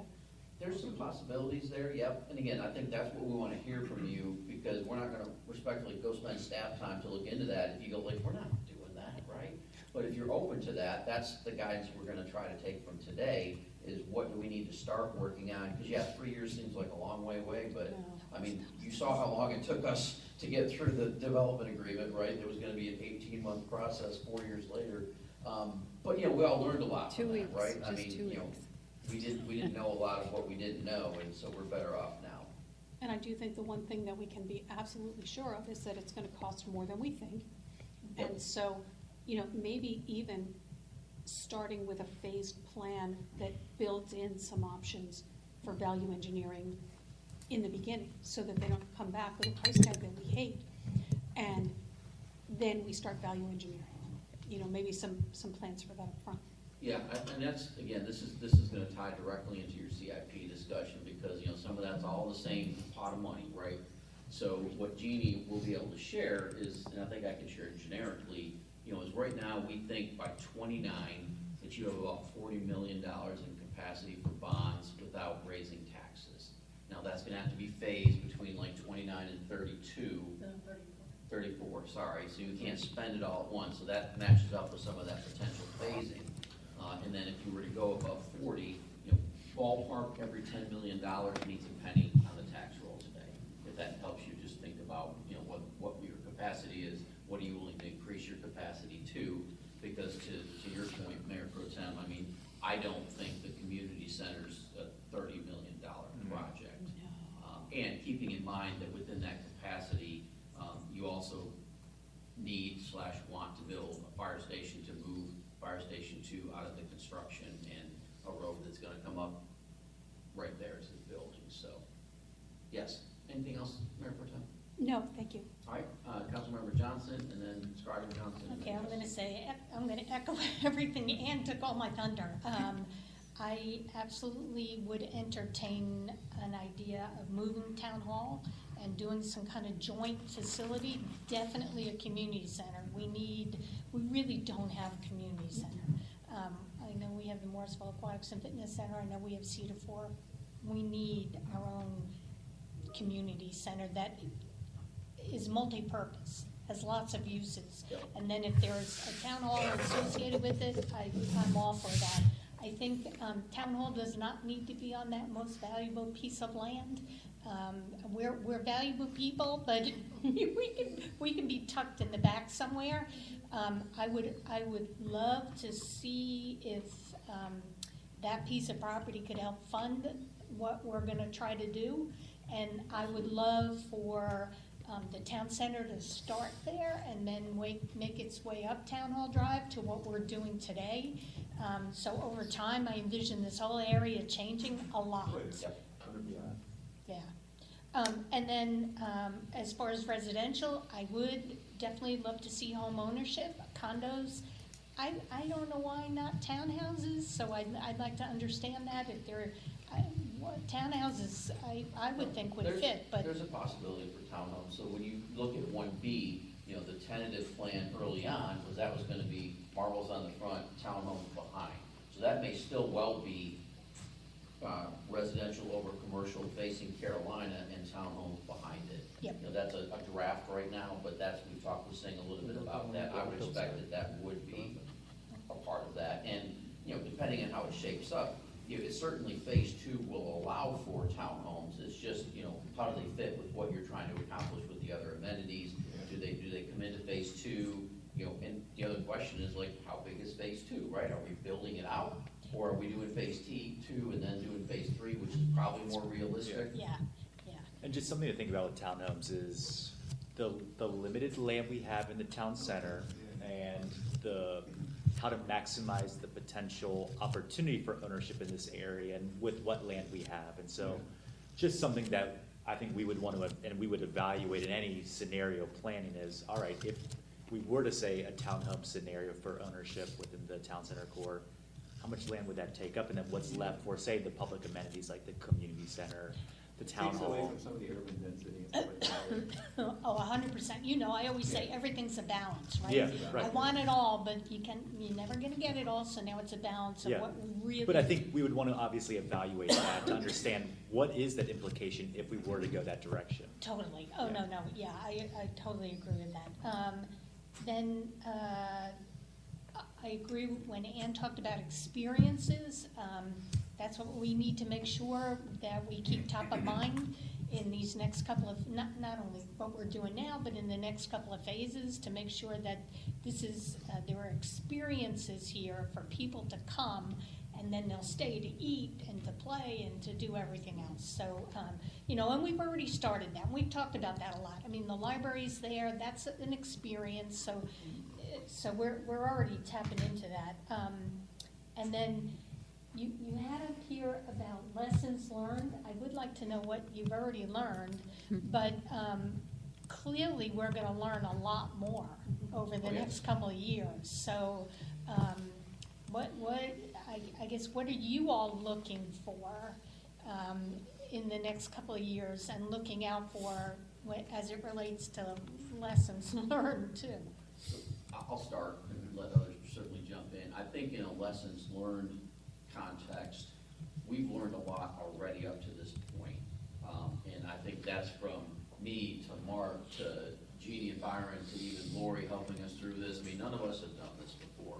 So I think we learned, you know, things that would we go back and do things differently? Yeah, there's some things we certainly would do differently. You know, again, we plotted through that. I think there's probably a more efficient way to do that. We know that now. So I think looking at, you know, phase 2, we're better prepared to talk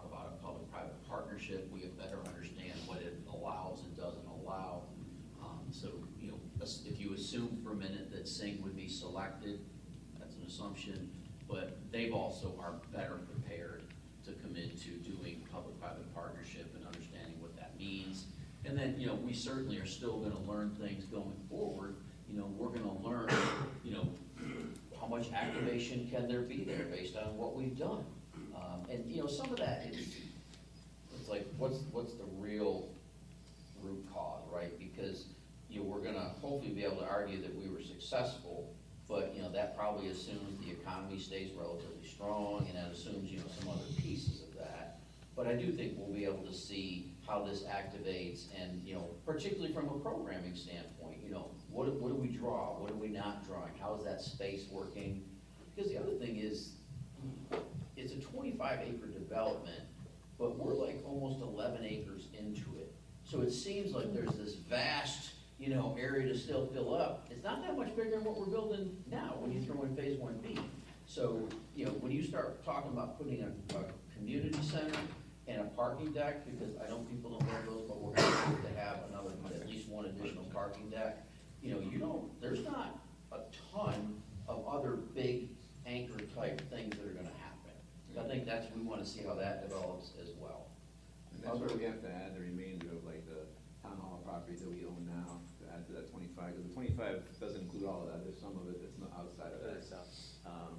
And then how the rest of the area redevelops around Page and Church, those older parcels there, and even across the street where the Pew House is and all that's still part of the district. So that overall, there's the 25 acres that was shown in the land use plan, but overall there's a lot of property that we don't control, but we want to guide the development of that. That's right, and that will happen. That will happen Yeah, over because time. it's more like, I think the whole district's like 70 acres if you're really taking everything's on the medication. Could I super quick ask one more question? I'm sorry.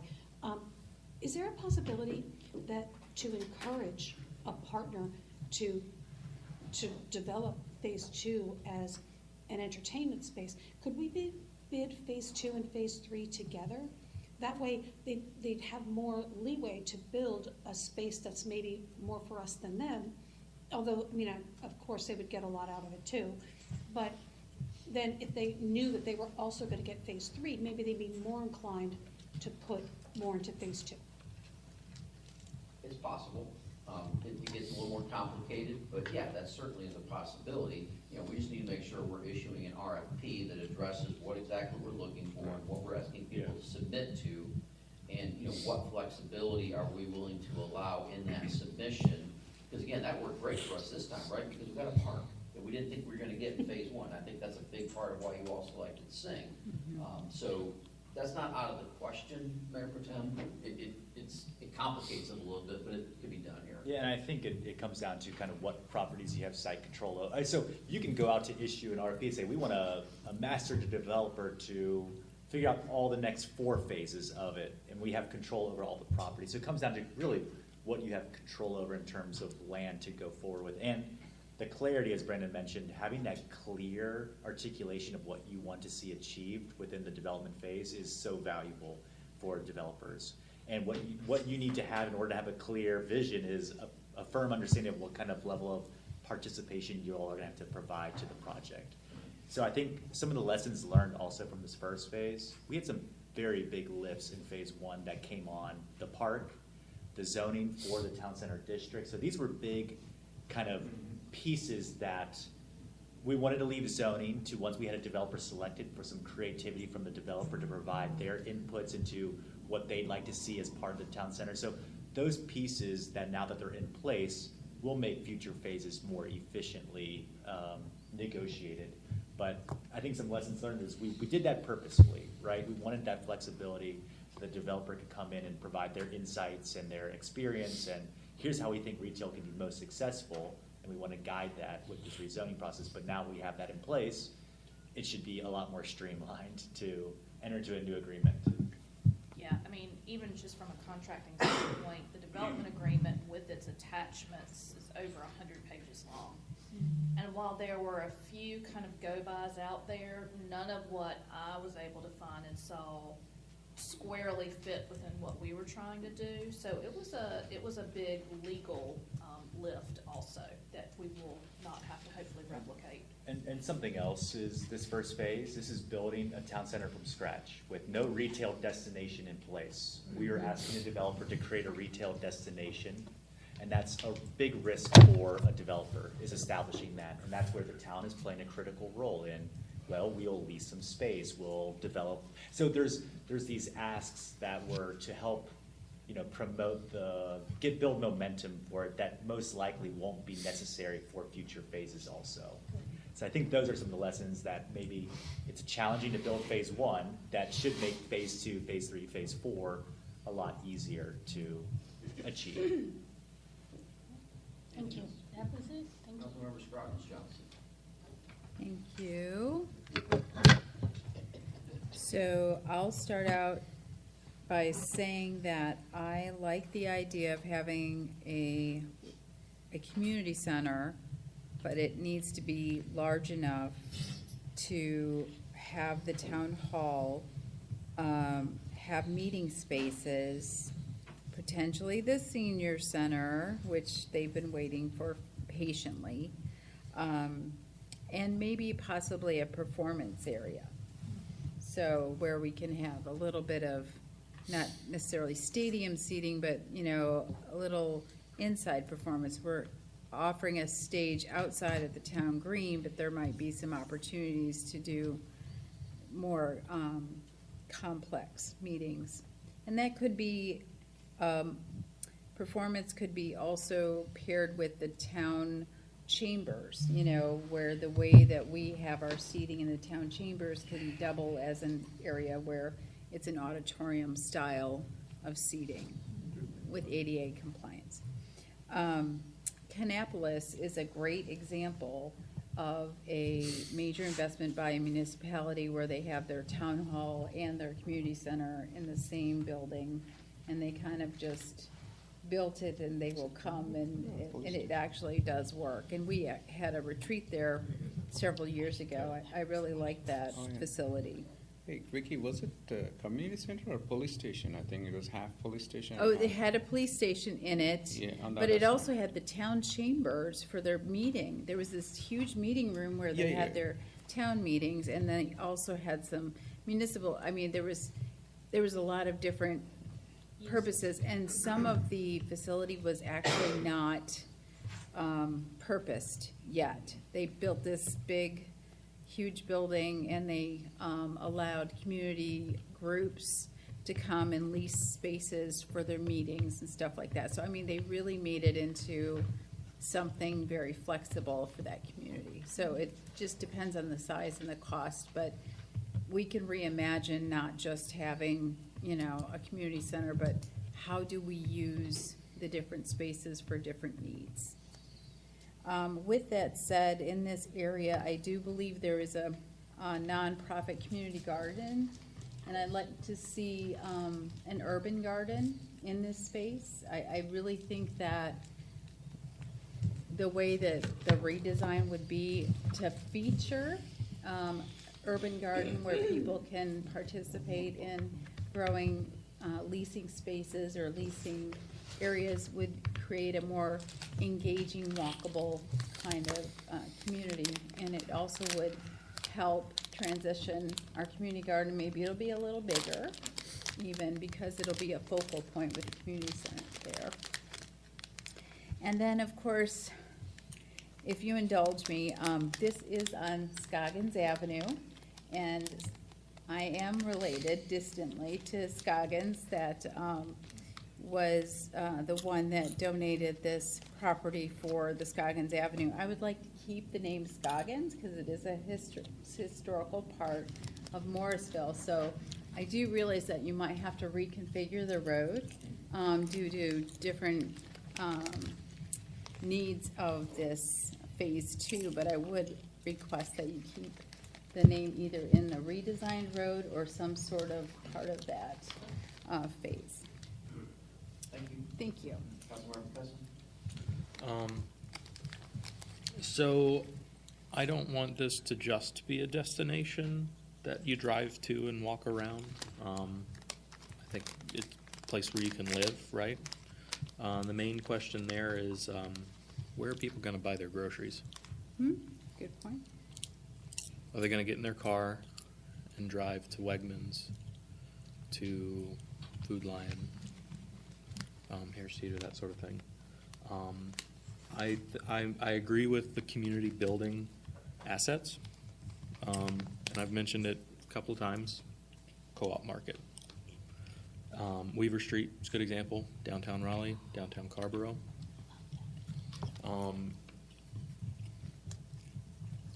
I like all the ideas that I'm hearing about community centers. But I think one, with limited land, and two, I'm just thinking about, where are they gonna get their groceries, right?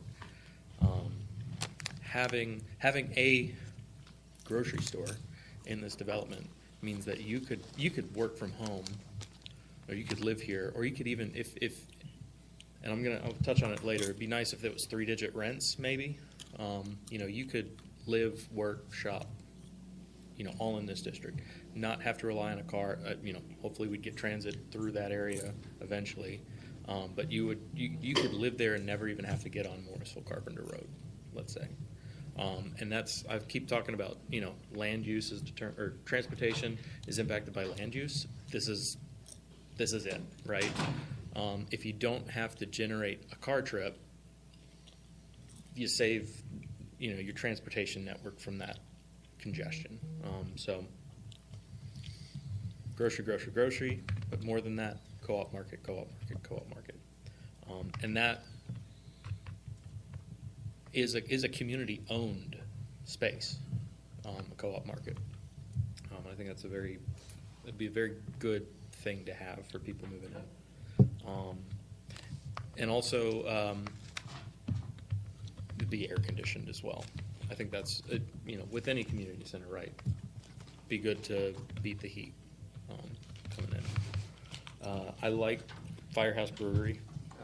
I don't think that's necessarily in. Yeah. Firehouse Brewery. Yeah. I'm in. Another thing that I'm into urban planning. I'm not an expert by any stretch of the imagination, but one thing that I saw recently, I can't remember the name of it or what the concept is, but like people like to be enclosed.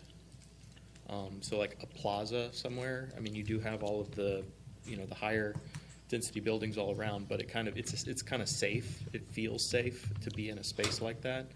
And with the town green where it's located, with the roadway right there, that's just something that I think about each time. But I know that's in the past. We're talking about the future. There's a developer. I think the development is called Cul-de-sac. They have it out in Phoenix, Arizona, or Tempe, Arizona. There's one in Atlanta.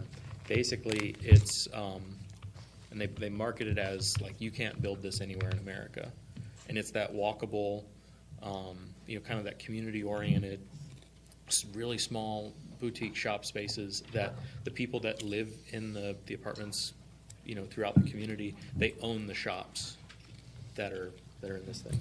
They're just called cul-de-sac, and I think those are like, it's like studio apartments basically, and that would, I think, I don't necessarily want, I mean, home ownership would be great, but I think it needs to be dense, and it needs to be a place where you can live. It'd be nice if it didn't cost, if it could cost 3 figures. It could be more nice. affordable. Be more affordable, yeah.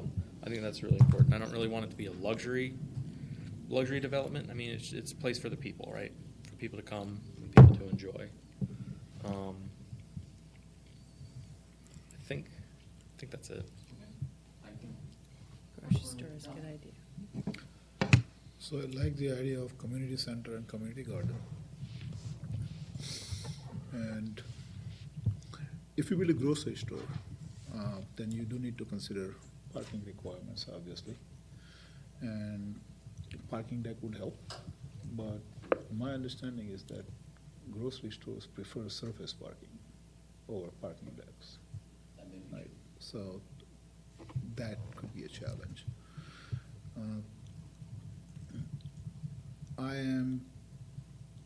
So I need to understand what value moving town hall to that location from where we are would add.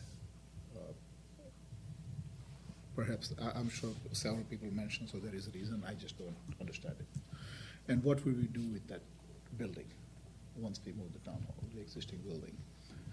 Would we rebuild something there or repurpose the building for other use?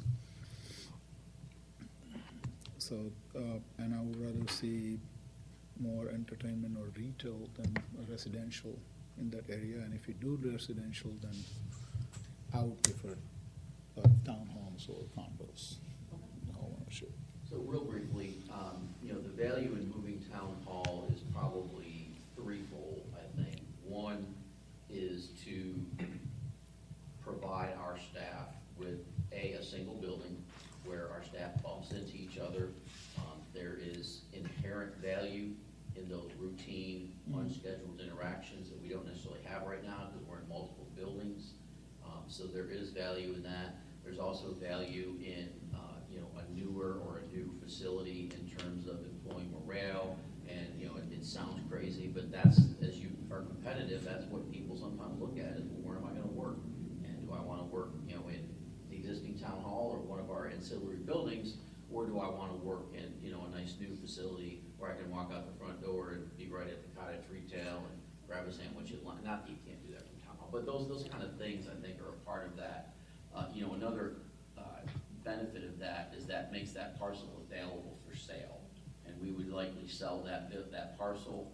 The building would probably get removed. It's old. It's got some significant issues, the town hall building, in terms of HVAC and some other challenges. It's not an efficiently designed building. So I don't know that anyone would make use of it. I think anyone that would buy that lot would probably knock it down and put something new there that would attract people coming off of Morrisville Parkway Road. Plus you increase the density right now, it's Yeah, that's kind of spread out. Yeah, we've got a lot of parking there, and there's that open field, and so that would get to a better and higher use of that property. Thank you for that. Thank you. Councilman Garamella? I know a lot has been said. I'm okay with the concept of community center, but I like, if you go to Fuqua Arena, there is a small, performance, like, I don't know if you have been to their arts council or something. It's I would say a capacity of 500 people, but it is kind of a proper acoustics. And the same thing I've seen at Cameron Village. They have a small theater. I don't know the name of the theater, but there is. Those things are hot commodities because it can be rented all the time. And look at the repurposed value that it can get in rental point of view, because these are expensive. These are capital, but the operations has to come through some kind of, we have this cost recovery kind of a thing, and these are pure rentals. And there's a big need of a big gathering space, we have seen that. And also, regarding the grocery stores and all that, you can't force a grocery store into a place because they do their market research. And they are very, very sharp in ensuring, because even before you came in, to have many developers, I can ask, they wanted to do only apartments and out. And when we started pushing for commercial, and they said there's no, appetite for many of the Gray Star and all those guys, they just left. So you can force it, but we don't want boarded rooms either.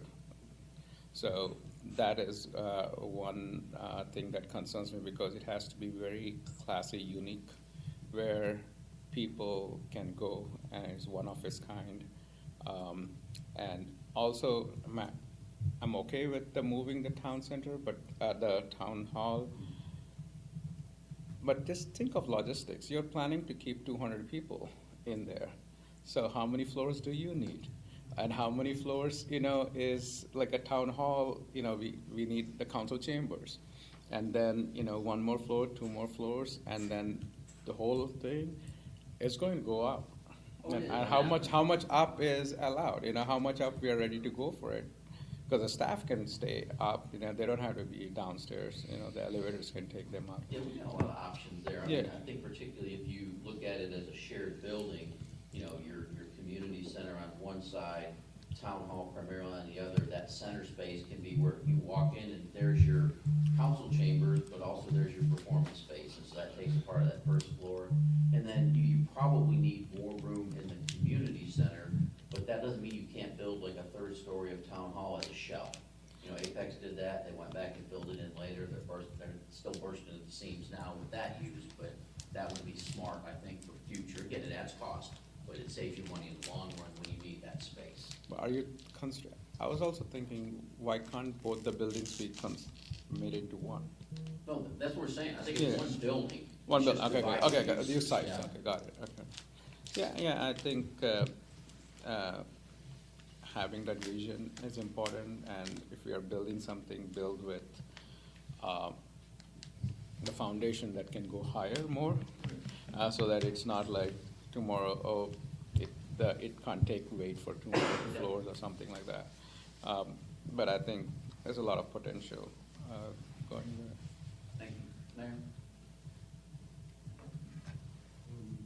So I'm very much in favor of the community center, kind of like, I think about Herb Young in Cary. Because we need some basketball courts, we need some meeting spaces. That seems like a good thing. It's got a parking deck right next to it, so that's kind of what I'm imagining, something like that. As we're near build out, I'm not sure what our final staff count is gonna be, but right now I just don't see moving to town hall, because I think what we have, although not great, it's sufficient for how the town's gonna be. So I know it'd be really nice to have a nice new building like Annapolis and everything, but I don't see that as the best use of all our funds. When I look at the phasing, right now we have the library in the park coming right now, so that's like one end. And I think the community center at the other end is gonna be really good, but I always imagined like an Apex downtown, like a Main Street with retail on both sides and the apartments above. So our original 3D modeling, we had like a fly-through and showed big buildings on the sides and the park in the later phase. So that's still the vision that I have, although you're mentioning we don't have that many acres left. I think that's still what I'm imagining in that area. So still look for a real Main Street. Because the park with cottage retail, I want more than just those 8 cottage retails. I want a Main Street of retail like that. So that's kind of where my vision is right now for this. I'm a little disappointed about marbles, but I understand that's kind of happening. I would really like home ownership, but our developer current is not interested in entertaining that. We have to work with them, so the next phase, if we're able to do something like that, I'd be very much in favor of trying to do something like that. I'd love it to be affordable, but it's going to be so attractive, the market is going to push up the prices. So I just think realistically, we're not going to, this isn't going to be for everybody. This is going to be like near downtown Cary Park. The market is going to push it up, is my thought. It's a really good conversation. Everyone's adding a lot of great ideas to this, and I think this is a great start for kind of reinitiating this effort for the next phase. All right, thank you. I'm gonna jump through the conclusion here because we want to get into CIP before we run out of time. Did I just move into CIP? No, we had a couple There we slides go. about the town center. So I think this is just about the town center district to, again, give you a look at all the different components that we're identifying in that. So again, that district really is the border of Morrisville Carpenter, Church Street, Town Hall Drive, and Jeremiah. So again, you see a lot of things that are already there. There's a few things that can still come. Obviously, the Veterans Memorial's on there. We've already opened the dog park. There's opportunity for an inclusive playground at Indian Creek Trailhead to replace what's there. We've already got the stormwater So there's a lot that can be going on there that, again, is gonna help draw people to this area, and a lot of diversity, you know, so it's not just typical residential over commercial. You know, we've got some unique things to Mayor Pro Tem's point, you know, as we enter into phase 2, some activities, some draw you to do something kind of things we think will really help with this as well. All right, so real quick, what I heard is that you are open to us beginning to look at phase 2 from a conceptual standpoint. You are definitely interested in a community center, maybe combining town hall, maybe not. And then, you know, some interest, I think, in maintaining a Main Street feel, which we think is Carolina Street. So we figure out how other pieces fit around that potentially. So I think we've got, I feel like we've got good feedback to take some next steps and do some more research over the next few months to be able to start having conversation that's a little more detailed after this. Okay? Great, thank you. We're gonna roll right into CIP. Hand this back. Thank you, Eric. Yeah, thank you. Yes, Eric, thanks for coming. Yeah, Appreciate I'm glad we were able to the get this drive in and for the weather. insights. Yes, Yeah. Yes, Yeah. yes, we'll get you home in plenty of time. All right, see y'all. All right, thanks. Thanks, Eric, appreciate it. I'll Thanks give for you a call. giving me a little bit of time to, I'm sorry, did I interrupt? No, you're good. Sorry, thanks for giving me a little bit of time to touch base. This is the first touch point for our conversation and developing a recommended CIP for this budget year. We'll highlight some changes, some influences that we consider really what we've already done with updating our debt model and working with our financial advisors. Mostly I want to spend some time really in tag teaming with Mark and maybe even Michelle here to give some specific major project updates and talk about challenges and opportunities. I'm not seeing right now, you know, we're not in a major update. That's not gonna come till 27. We are at that point of, okay, what do we need to take in? How do we adjust these things slightly? You've already given us a plan to work with.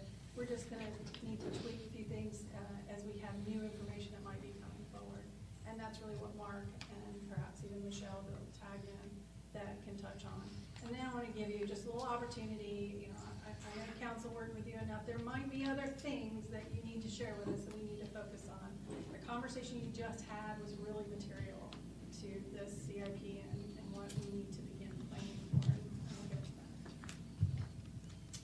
All right, I wanted to touch on the policy because I know we have a couple of new folks here, but also, you know, council's not touched this in a while, and just to refresh, we have a policy that we follow, and it was adopted back in 2015. Maybe some minor tweaks since then. The plan, the policy itself and the plan, it's really meant to be that long-term or long-range community strategic plan. It's a planning tool, helps us improve budgeting and the management of our debt, financial predictability. It's something that helps us build trust, and it's that transparency factor. If you give us a plan to work with, you're giving us your vision, you're giving us a guidance, and it stays still for a little while. We talked about that. That's why we have this policy with a 2-year refresh and a 4-year major update. It needs to stay still for a little while for your staff to actually transact and activate things and bring these concepts to become tangible projects.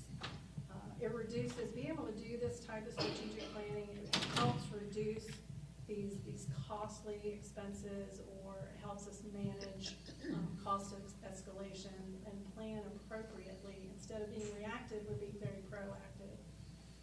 It strengthens the opportunity for grants. You know, you hear from Michelle and even Mark's group all the time is how having something show on our CIP help, and in having it be even further grounded with studies like the CTP, it gives us the ability to show commitment, to be able to apply and qualify for grants. It gives us a much stronger level of labor of influence when we're at the table competing with others. It helps us prioritize and keep in perspective not just what staff thinks should be there, but more so through your policy, what the community's needs and interests are, and what you're hearing as council of how we prioritize and we bring things to fruition. So a very intentional process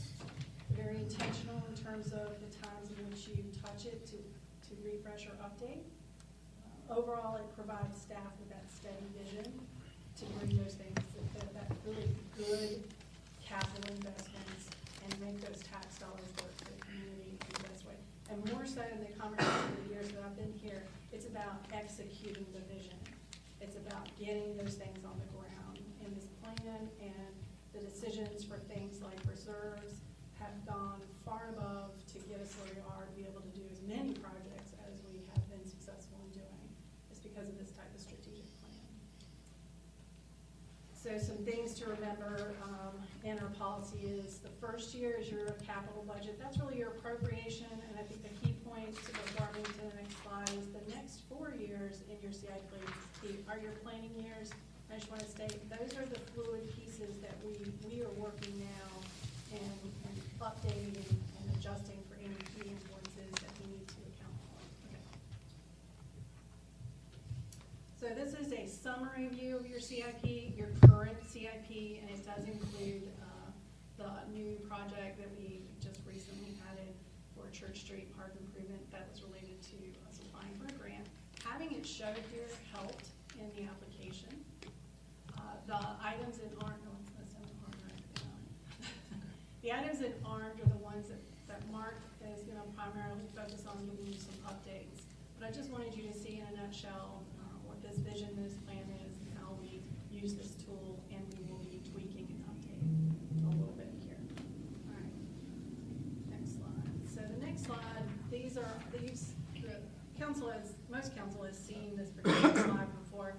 When we're at this stage, these are the things that the CIP team is looking at that are critical influences in looking annually at your CIP. It's making sure that we're effectively investing or managing that debt affordability to get more projects done. That we have transitioned in terms of being more aggressive, taking a more aggressive stance in leveraging grants and finding new resource opportunities. So here is where potentially sponsorships come in play for the future that might help us be able to get even further with some projects. It is essential in retaining our credit rating that we have a strategic plan like the CIP, and it helps when we are doing things like installment finance planning for the public works in the chamber, that we're able to achieve a better interest rate because we have that AAA credit rating, and the CIP and our long-range planning prowess helps us demonstrate our financial solvency, our sustainability, and that we're looking beyond just a single budget year. We're looking multiple years ahead. We have big picture planning strategies in place. Then at this time, we typically are also accounting for through folks like Mark and Michelle is adjusting for any inflationary factors. We're always keeping an eye on that. We've put some things in place in the model that help us get ahead of that, so we're not constantly running back and saying, hey, we undersold this estimate. We've got good strategies in place to try to get ahead of it.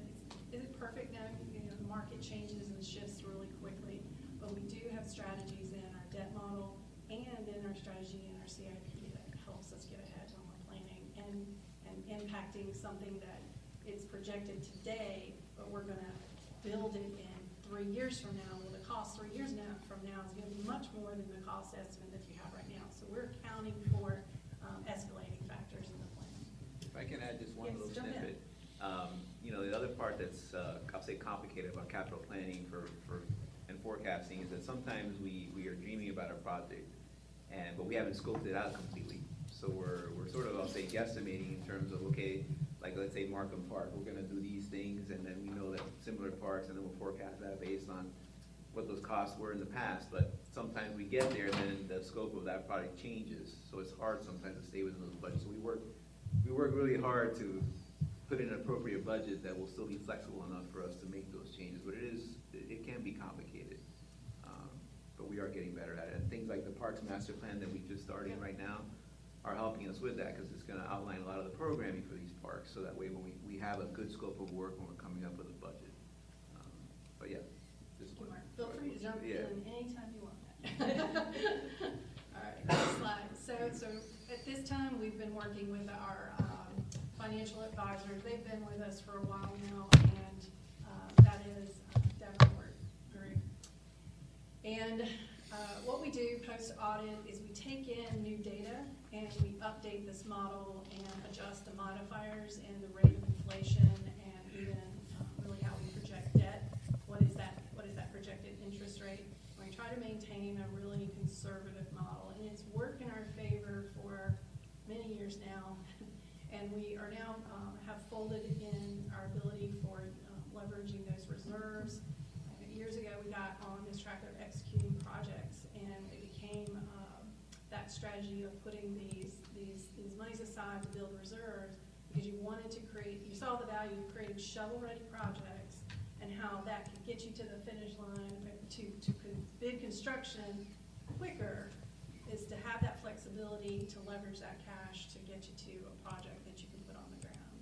And that just really caused an explosion in how much we were able to program in that 5 years. It's just a bit of a game changer.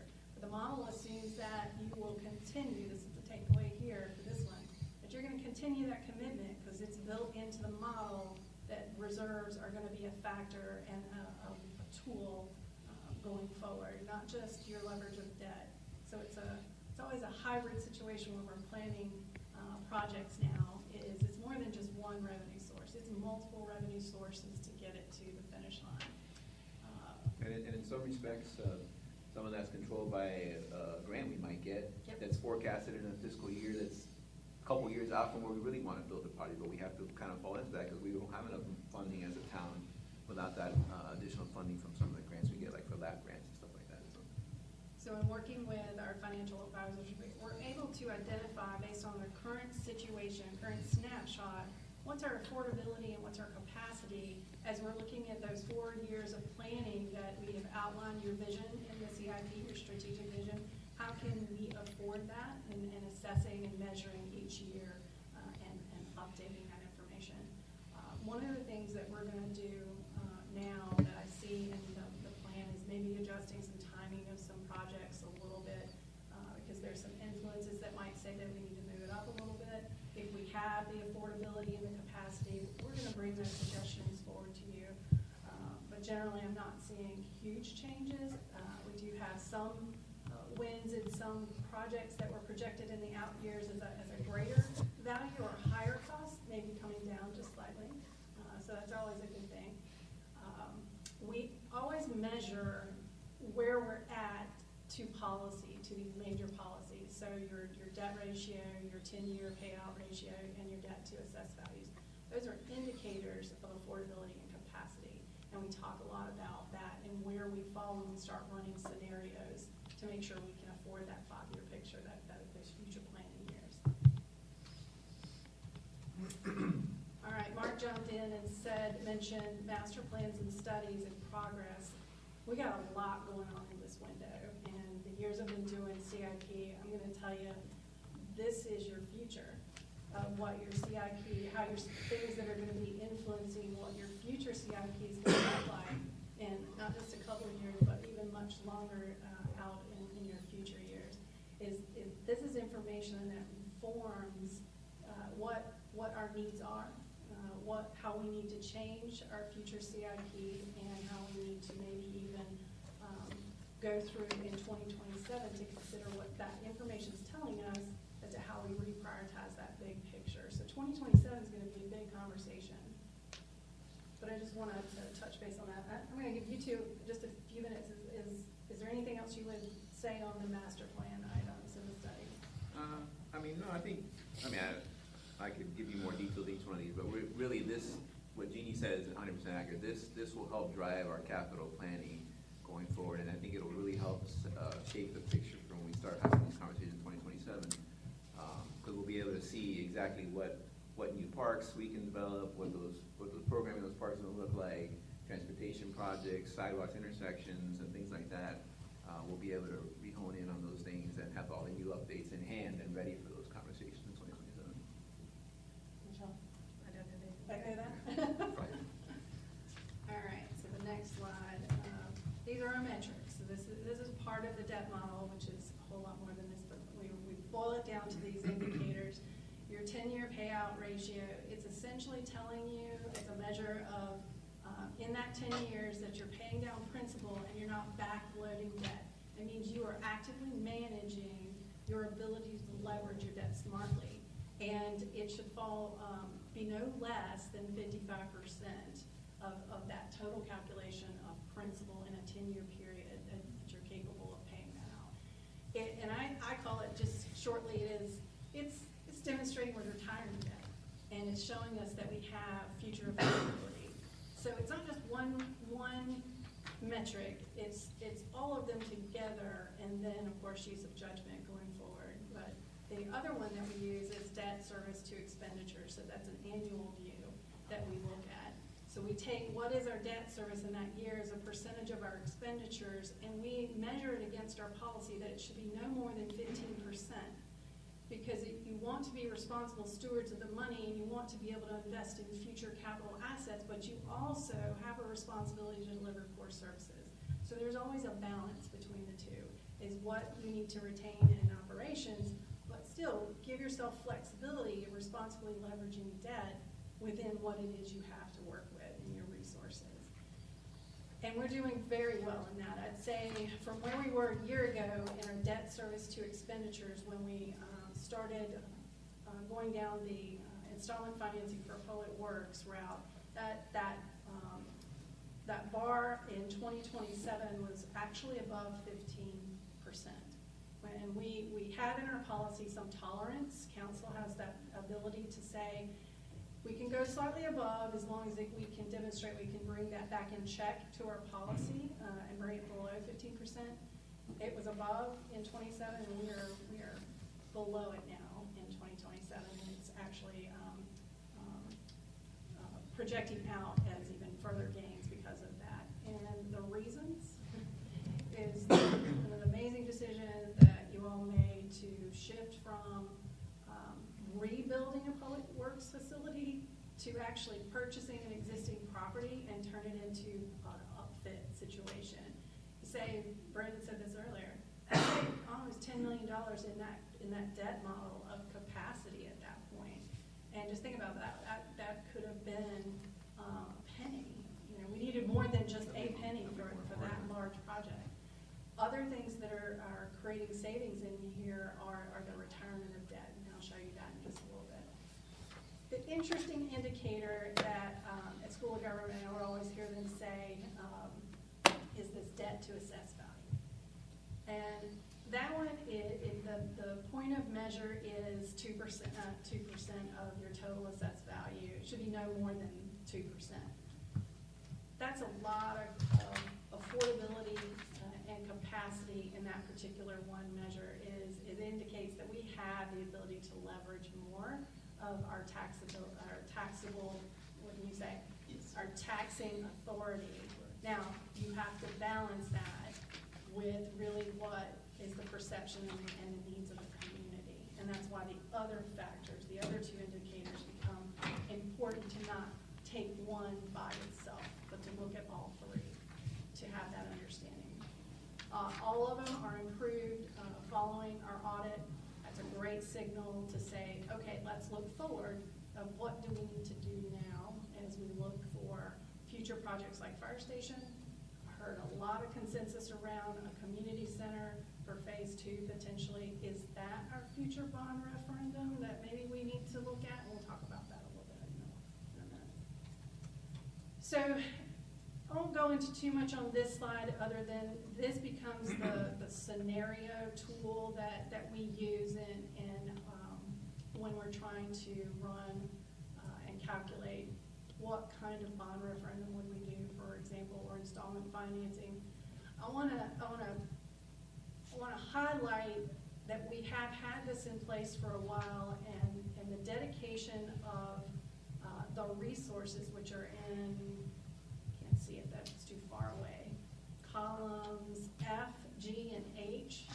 We've made intentional decisions, the council has made intentional decisions to maintain a level of resources that build our ability to have debt service reserves that allow us to actually afford our 5-year CIP. And if you look on the far column, which is L, you can see that there is truly demonstrated capacity building. Now, this is current debt. We need to add in things like the fire station, and we need to add in if we did a town's community center. But this is telling me we have the ability, when we're planning that 5-year picture for you in CIP, that we have the ability to afford it, and we have that capacity. So this is the tool that you'll see if we bring back a bond referendum. We would run scenarios for you, depending on what kind of projects you would be interested in, and aligning to that or any installment financing. So this last slide before I hand this over, or pause for a minute actually for questions and then pass it over to Mark, my partner here, is I just wanted to show you the tracking that I have actually kind of going back a little bit further, but I thought 21 to 26 would give you an image of the projects that we have on the left and the visual image of the things of retired debt that have fallen off. And I wanted you to also see the status of some. When I ran scenarios with the financial advisors, and Brandon asked me, like, when could we do a bond referendum in the future? It started to become clear that we are already building capacity even right now, and it will continue to build until 2029 to 2034 is that sweet spot of maybe when we can start considering another referendum for the community to vote on, if that's council's will. And it will be important to talk about that, because that's a process that takes time to build. So getting ahead of that now this year and moving that forward or not is something we should consider. But knowing where your capacity is and being able to see how you're going to retire debt, and then how you are able to leverage your additional capacity through the commitment of the resources that are coming into the debt service fund, is what's going to be able to give us the ability to do that. So I'm going to pause there. I think I have, a sheet. Were you up before, Councilmember? Oh, no, Councilmember Johnson. Question. So thank you for the eye chart on the debt schedule, because we do ask for details. We are very appreciative of it. One of the big questions that I have, and I have a little bit of heartburn over this, is that as we have our debt, service roll off, because we've met the objectives of the bond that was voter approved. So we've completed some projects, Morrisville Carpenter Road, some of the other, park amenities have now been improved, and the community is absolutely over the moon with the pickleball courts. We still are collecting the same amount of money as when we were, we activated those bonds. So if we go for another bond referendum, I'm assuming that it's to create the permission to continue to collect the bond money versus add new money, because it's a bait and switch in a way. We have been given permission by voters to assess a fee to do capital projects. Once those projects are done, they didn't say you could do that to infinity. If we then ask them saying, okay, we've done as promised, now we'd like to use the money to do new capital projects, and once those are done, then we'll ask another permission. Because in some states, you are not allowed to continue to collect bond money once those projects or that bond debt has been retired or whatever. I'm saying it wrong, but you know what I mean. I follow what you're saying. Yeah. And this is where I'm having a little bit of heartburn as we see our base budget go up continuously because of the new projects that we're adding on, and we have more committed costs with staffing and other facilities. The bond issue, a lot of folks just see it as a new tax. Is it truly for the projects that we specified, or is it a new tax? So I'll leave it there. I want to hear from council. I don't necessarily like just adding to infinity. I really think that we need to be aligning with, asking permission again to continue to collect money for new projects. That way, Oh, I'm sorry. versus just collecting and collecting. I think I understand your question, and it's a very good question. So the items that are associated with the pennies in 2022 bond, I assume that's what you're Right, referring to. similar, yeah. Because that's the one that had the tax. And then the tax that's associated with, or the penny dedication associated with the public works facility was necessary. You're still paying on that debt and needing those pennies to pay that debt. And those are 20-year terms, and those are recent. But I follow your logic, and that's a policy or council discussion, if that's a collective consideration on other items where debt is falling off. Do you still intend that to be repurposed back into the debt service fund? Because that's been our policy. And it's been what's allowed us to do the things that we're doing in our CIP. But that is a fair discussion for council. Now, I will say the pennies, again, are still necessary because you have the term of debt that it was associated with. And if we need to do something for the community to message that or make that more clear, then we can certainly work on that.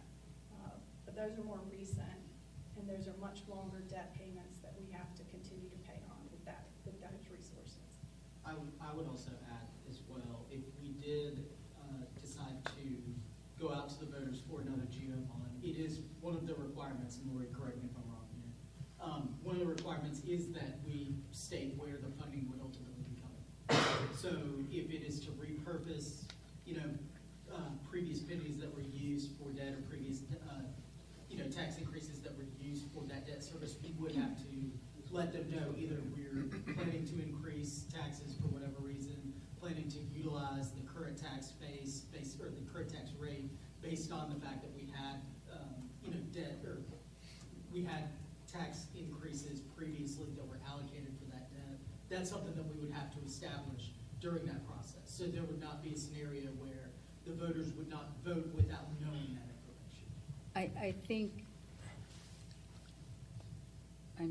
it's like once we have retired the debt, we have to ask permission to get new debt. So if you have revenue from the previously approved debt and you don't really have any debt anymore, then you're just accumulating that money without having a project or anything obligation assigned to it.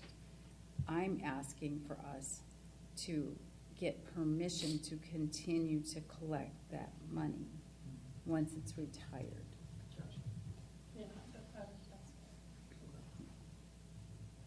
All right. So, Any yeah, comments or sorry. questions on that thought process? I know it's complicated, but yeah. If it helps, I think maybe you let staff just sort of take that away and do some peer research of what some other structured policies could look like if it is different. I will say, not putting, the decision to not put or your retired debt and repurpose it back to debt is a shift from prior decisions. And I think us doing our due diligence and putting some information back out there to you might help you make a more informed decision. Right, because what we're doing is this. We're never rebalancing, we're never going down, we're never level setting. We're always doing more. I want us to consciously think, and have some checks and balances. I understand it may seem that way, so let me work on some more information that might help Yep. with this discussion. Yes. Thank you. I think You guys come. Councilmember I'll Patel. explain it. Okay. No, you go ahead. Okay, so I want to make sure I understand. So you're talking about when we retired debt from a bond, which the public Right, voted on and agreed to a tax increase. right. When we retire that, right now we're using it to leverage some more projects. Correct. Right. But should we, without asking permission again, to get the public to give us permission to continue to collect? So I'm that not money? sure we have the mechanism to ask the public that question. There are only certain, you're talking about putting it on like a vote of the public? So I guess that's- we've added it to the tax base and we're collecting it. Once we retire the debt, we're not reducing the tax rate to offset That's that correct. retirement. I'm asking for us, to be conscious about and transparent to the public that we've retired the debt, to say, hey, we would like to keep the tax rate because we have all these other projects, are you okay with that? Right Yeah, now, and we're just saying, oh, we got some more projects, And so that's my question, then you're saying you want to ask the public on a ballot, a question on a ballot? Correct. Like, and I'm saying, I'm not sure we can I'm not legally sure, do yeah. that. But we That's can not do- one of those, yeah. no, but it's we based on a legally- new bond, it's not like, So, So- but that's what we do, when we retire that debt, but we it comes talk with about an it. increase. All the bonds recently have all come with an increase. I'm saying we could still ask for a bond and not have an increase. Yes, You, you can. oh, sure, we can, but when we do that, you correct me if I'm wrong, when we do that, when we go out to ask for the new bond, we have always identified that what's available, and therefore the ask then to the public, and I'm gonna make this up, the ask then to the public is not 10 cents, it's 5 cents, because we're using that, and we talk about that, when we talk about, But I'm trying not to always increase with every bond. If So- we've retired debt, we're just replacing the permission to continue to collect it. got it, but we have not been able to do that yet, because all our projects are so expensive. I'm with you on that. Right. But we have chosen It just, to fund even more projects. right, and I'm trying to But build what is- public What is trust. ethically correct? Yeah. So let me Yeah. just jump in No. here and walk this through just a little bit, because I do hear both perspectives here. Just give you an example, the only projects that have a tax associated with them that we are using to pay the debt service that it was intended to do through the referendums are the ones that were done in 2022, and then there's the tax associated with the Resource Public Works. So those are not gonna fall off until 2042, for example, on one of them.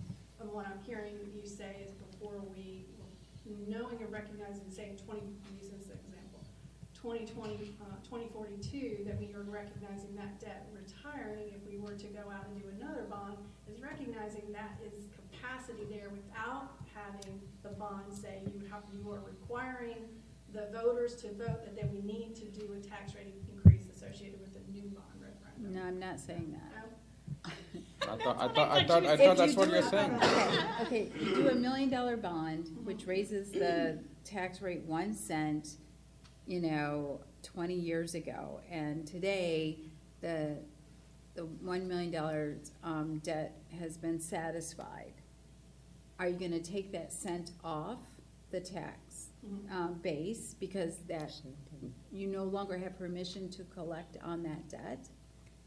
Or are you going to say, hey, now we have a cent capacity, let's go get another bond, more permission from the public, so we can now take that 1 cent that was retired but maintain it?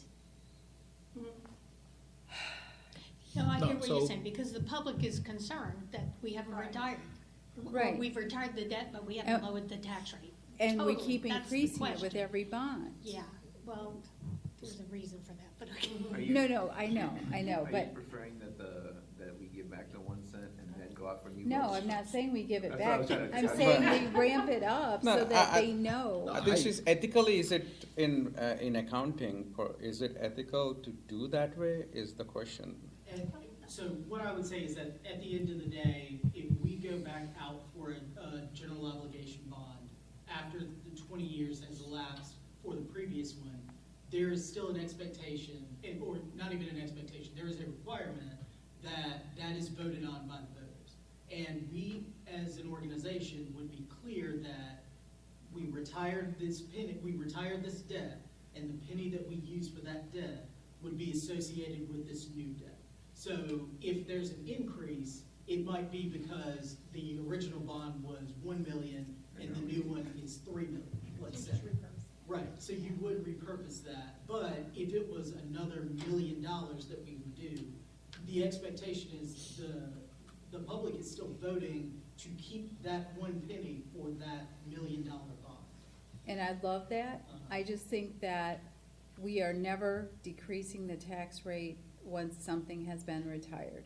We just roll it into the overall budget. And I think that that's my point, is like, as we retire debt, we need to be a little bit more transparent that we now have more capacity for projects for the public, and to get them to buy into the fact that this is a celebration, we've met our obligations, let's go do some more stuff.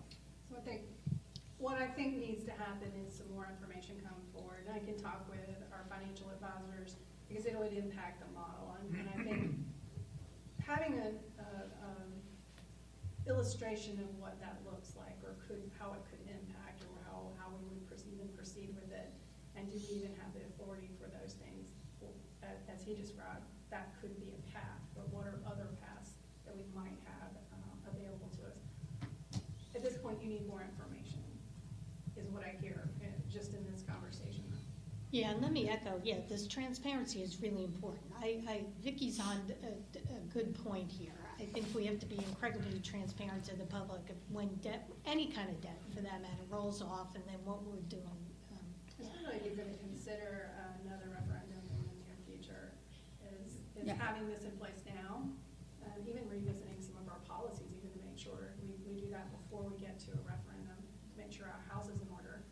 This is the same. Right, I just want us to take pause so that we're not constantly always increasing everything. We just cannot afford to do that, especially with near build-out. We are approaching a very flat kind of environment. Well, I appreciate the perspective, because that is different than where we have been in the past and where this model has been built. And it's good to throw those new thoughts out there and see, okay, how does this work now? If we were to consider this different, because our culture and our community needs have shifted maybe, and we need to recognize that. That's the other thing that I'm hearing here. Right, I appreciate it, Jeannie. Thank Yeah, you. it's always somewhere in the middle, It's a right? good question. No, so Yes, sir. I'm with Vicky on this, that if debt is there, then, yeah, give that penny back to taxpayers. And then whenever, after that, when we go back and ask for that permission to, for next time, they'll be more receptive to it. That's an interesting point. I like that. Okay. All right. Other questions? Am I missing anybody at the table? Councilmember Kessler. So I've voted on bond referendums before. It's always great, affordable housing, parks. Right. And it's like, yes, I want those things. But I don't think I've ever actually understood the mechanics behind that. And I think a lot of people probably don't understand the mechanics behind that. Misconception. Yes. Yes, sir. So definitely, perhaps an educational opportunity for residents, especially if we're having this conversation. Yes. Not now. As well as, if we're gonna be doing it. Hell no. And we're the Not at this time, educated please. ones. If we're gonna be doing this in the future, I think it would be good. And I'm not gonna ask for a whole explainer. Well, we have some, so that's actually one of my takeaways I've already written down, even before we got to this conversation, is if you are interested in that, in this future picture that we're trying to work on, we have to start talking about it now, and it's not so much what it is we're doing, but how do we do it first? It is this, we all have to be refreshed on what is the referendum process, because it's pretty lengthy. So I already have that written down, there's some information that we need to share with you, and start building that understanding, so then we can get to, well, okay, what are we going to do, when are we going to do it, and what are the outcomes we're trying to accomplish? And that's a good point, because we do like we did public workshops when we did the last bond referendum. And I think we're pretty good about giving layperson information, but maybe the mechanics of it wasn't so forthcoming, so we can, that's easy for us to do. That was over the top, over the top. Yeah, I mean, Okay. we're happy to provide that. Other questions, because I'd really like I'd really like Mark to have some time to talk through what he needs to talk to about these projects, because it's essential if we start. I'll try to make it quick. No, it's important. I'll try to make it quick. And just for a reminder, we provide an update on the website for all of our capital projects each month, so you can absolutely log in and take a look at the latest update that we provide. And then we always have the quarterly updates that we provide directly to the council, so you can pull that if you have any questions and so forth, but you can go to the next slide. 6:15. So we're just gonna quickly go through some of our key projects. Only 2 minutes. I'm gonna do 10 seconds each if you want. Don't worry, I know everybody's probably getting a little tired. Some of this stuff you can read on your own, but this is the Aviation Parkway pedestrian project, one of the projects on our capital plan. Initially, this project was going to be a sidewalk project, advancing the sidewalk work that was going to be on aviation. We have somewhat shifted from that because we know that if we do those sidewalks, they're not gonna be able to maintain, they're gonna tear them back out when the real aviation project comes, because there's no way to put them in exactly the location But where they're- what there will be. But they're betterments, so wouldn't they have to replace them by code or whatever? No. No, I thought so. I thought Find a those. way. No, they don't have to they don't have to replace them and then they'd be on their dime. No, we would still have to, so That's knowing that disappointing. the primary goal here was to get pedestrians pretty much from, I'll say, Cedar Fork to HSNC, that was to keep people in a safe fashion. We have a couple things going on.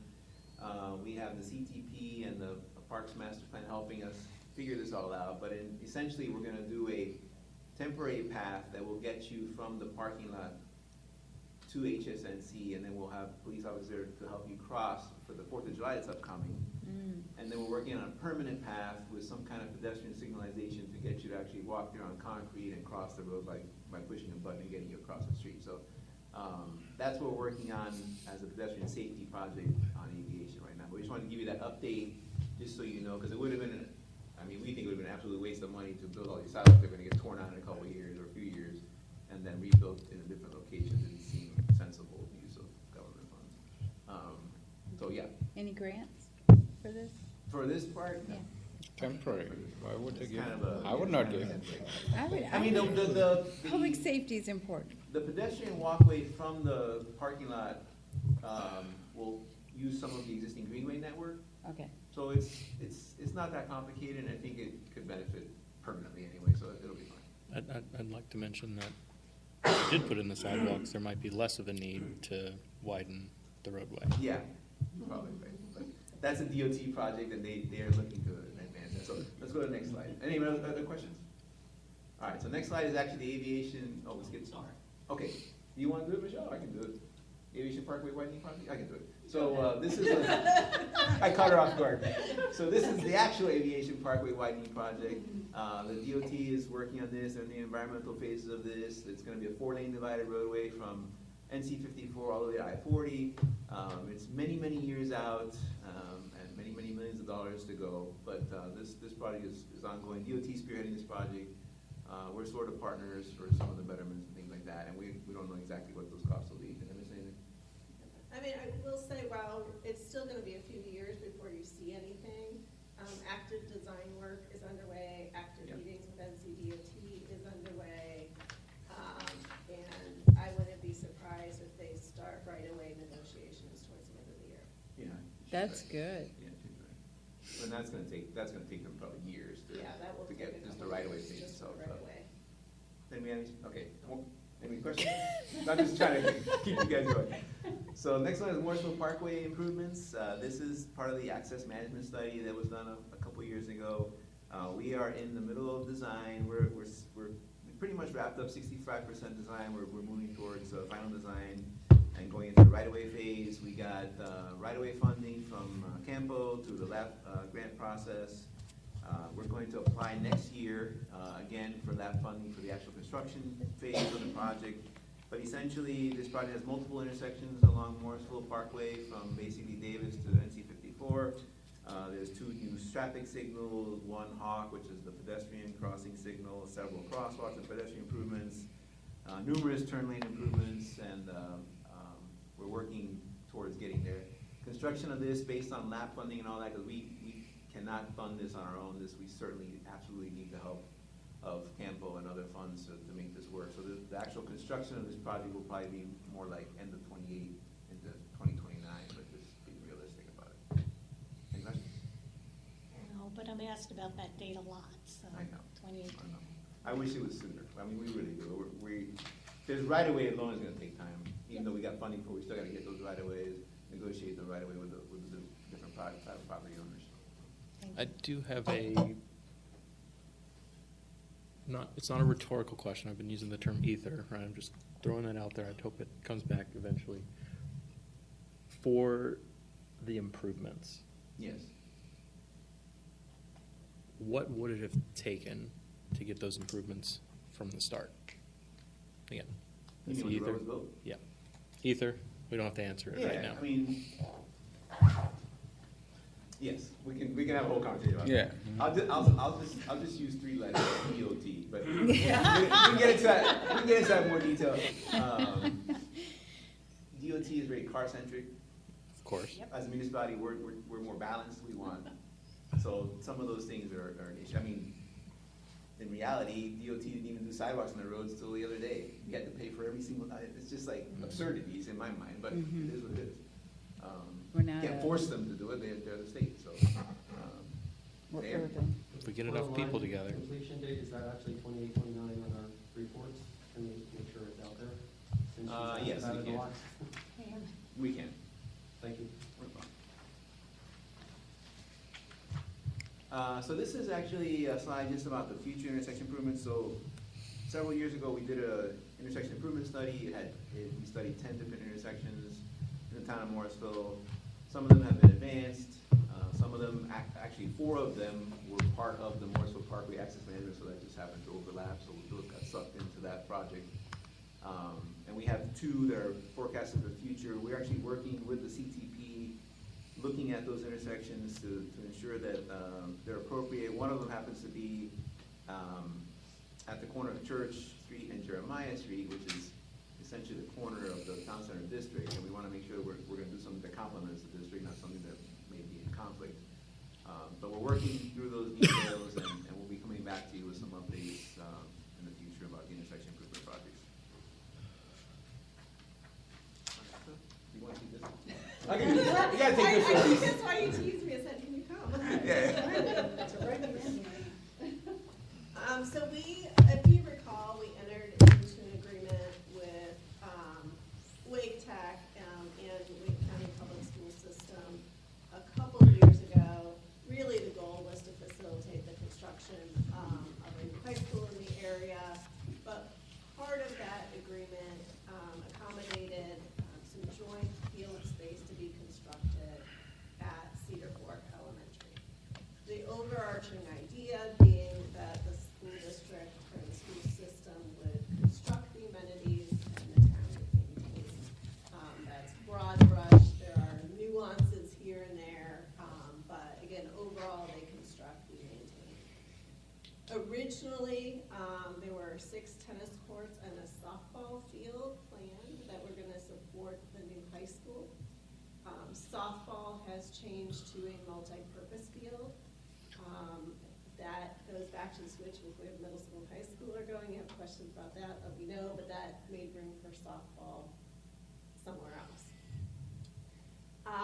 So we've been meeting with Wake County Public School System. We do need to amend the joint use agreement due to the change from softball to the multi-purpose field. With that, you can also see in the back of the property that there is an existing multi-purpose field there. That field has also been brought into the discussion in terms of upgrading and refurbishing that for use as well. So right now on this property, you're now looking at 6 tennis courts and 2 multi-purpose fields. Again, an amended agreement, to come before you sometime early this year. What we are in active discussions with the school system on with those amendments is scheduling, because the use by the school system is going to be a lot heavier than if it was softball. So since we are going to be maintaining, we want to make sure that the town is still getting sufficient time and use out of those fields. The 6 tennis courts, 3 of them, we have discussed striping for pickleball, so 3 of them would be kind of joint purpose. Other details, I'll try not to bore you with all of them, but I'm going to throw a number at you. We're getting in some preliminary cost. Again, these are scale of magnitude types of costs. They are not bid costs at this point. but we're estimating about 1.75 million in terms of the additional ask by the town. If you look at that, most of that is lights. The initial estimates for the lights for tennis and both of the multi-purpose fields are just under 500,000 apiece. So you're looking at about 1.5 million just in the lights itself for those three amenities. Sport lighting's expensive. I think it's all, But say in the background. That would allow the town to use those facilities in the evening. Right. so the schools are not paying for lights because they don't want to use the facilities in the evening, but because the town wants to expand use, because that's probably the only time we can use them, we pay for the lights. Anything additional beyond what they would have normally constructed for themselves for the original ILA is a town expense. They don't have tournaments? This is above and beyond what they would otherwise do. What's that?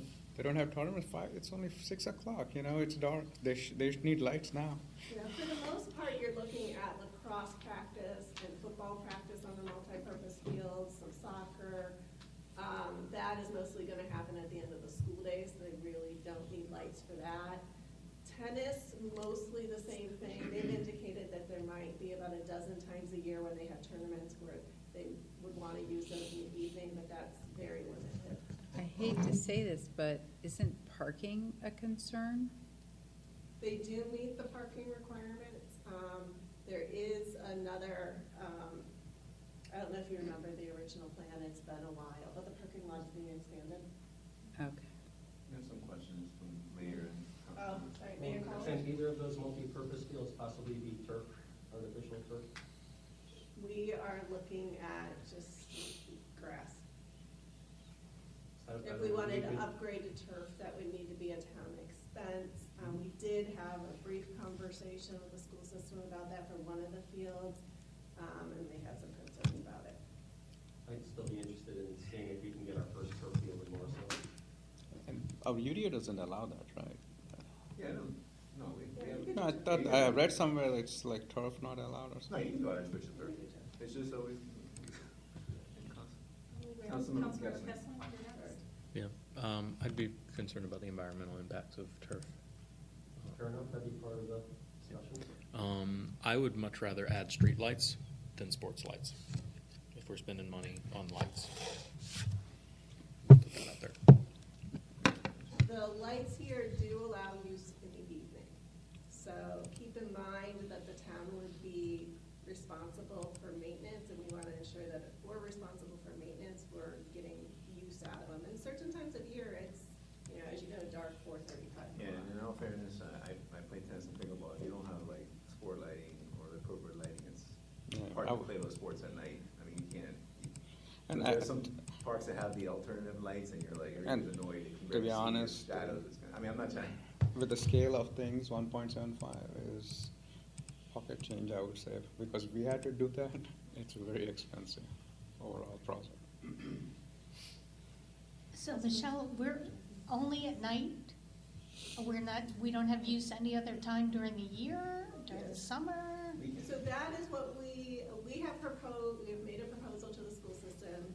We're waiting for their response. We expect there's gonna be some ongoing discussion about schedule, but, during the school year,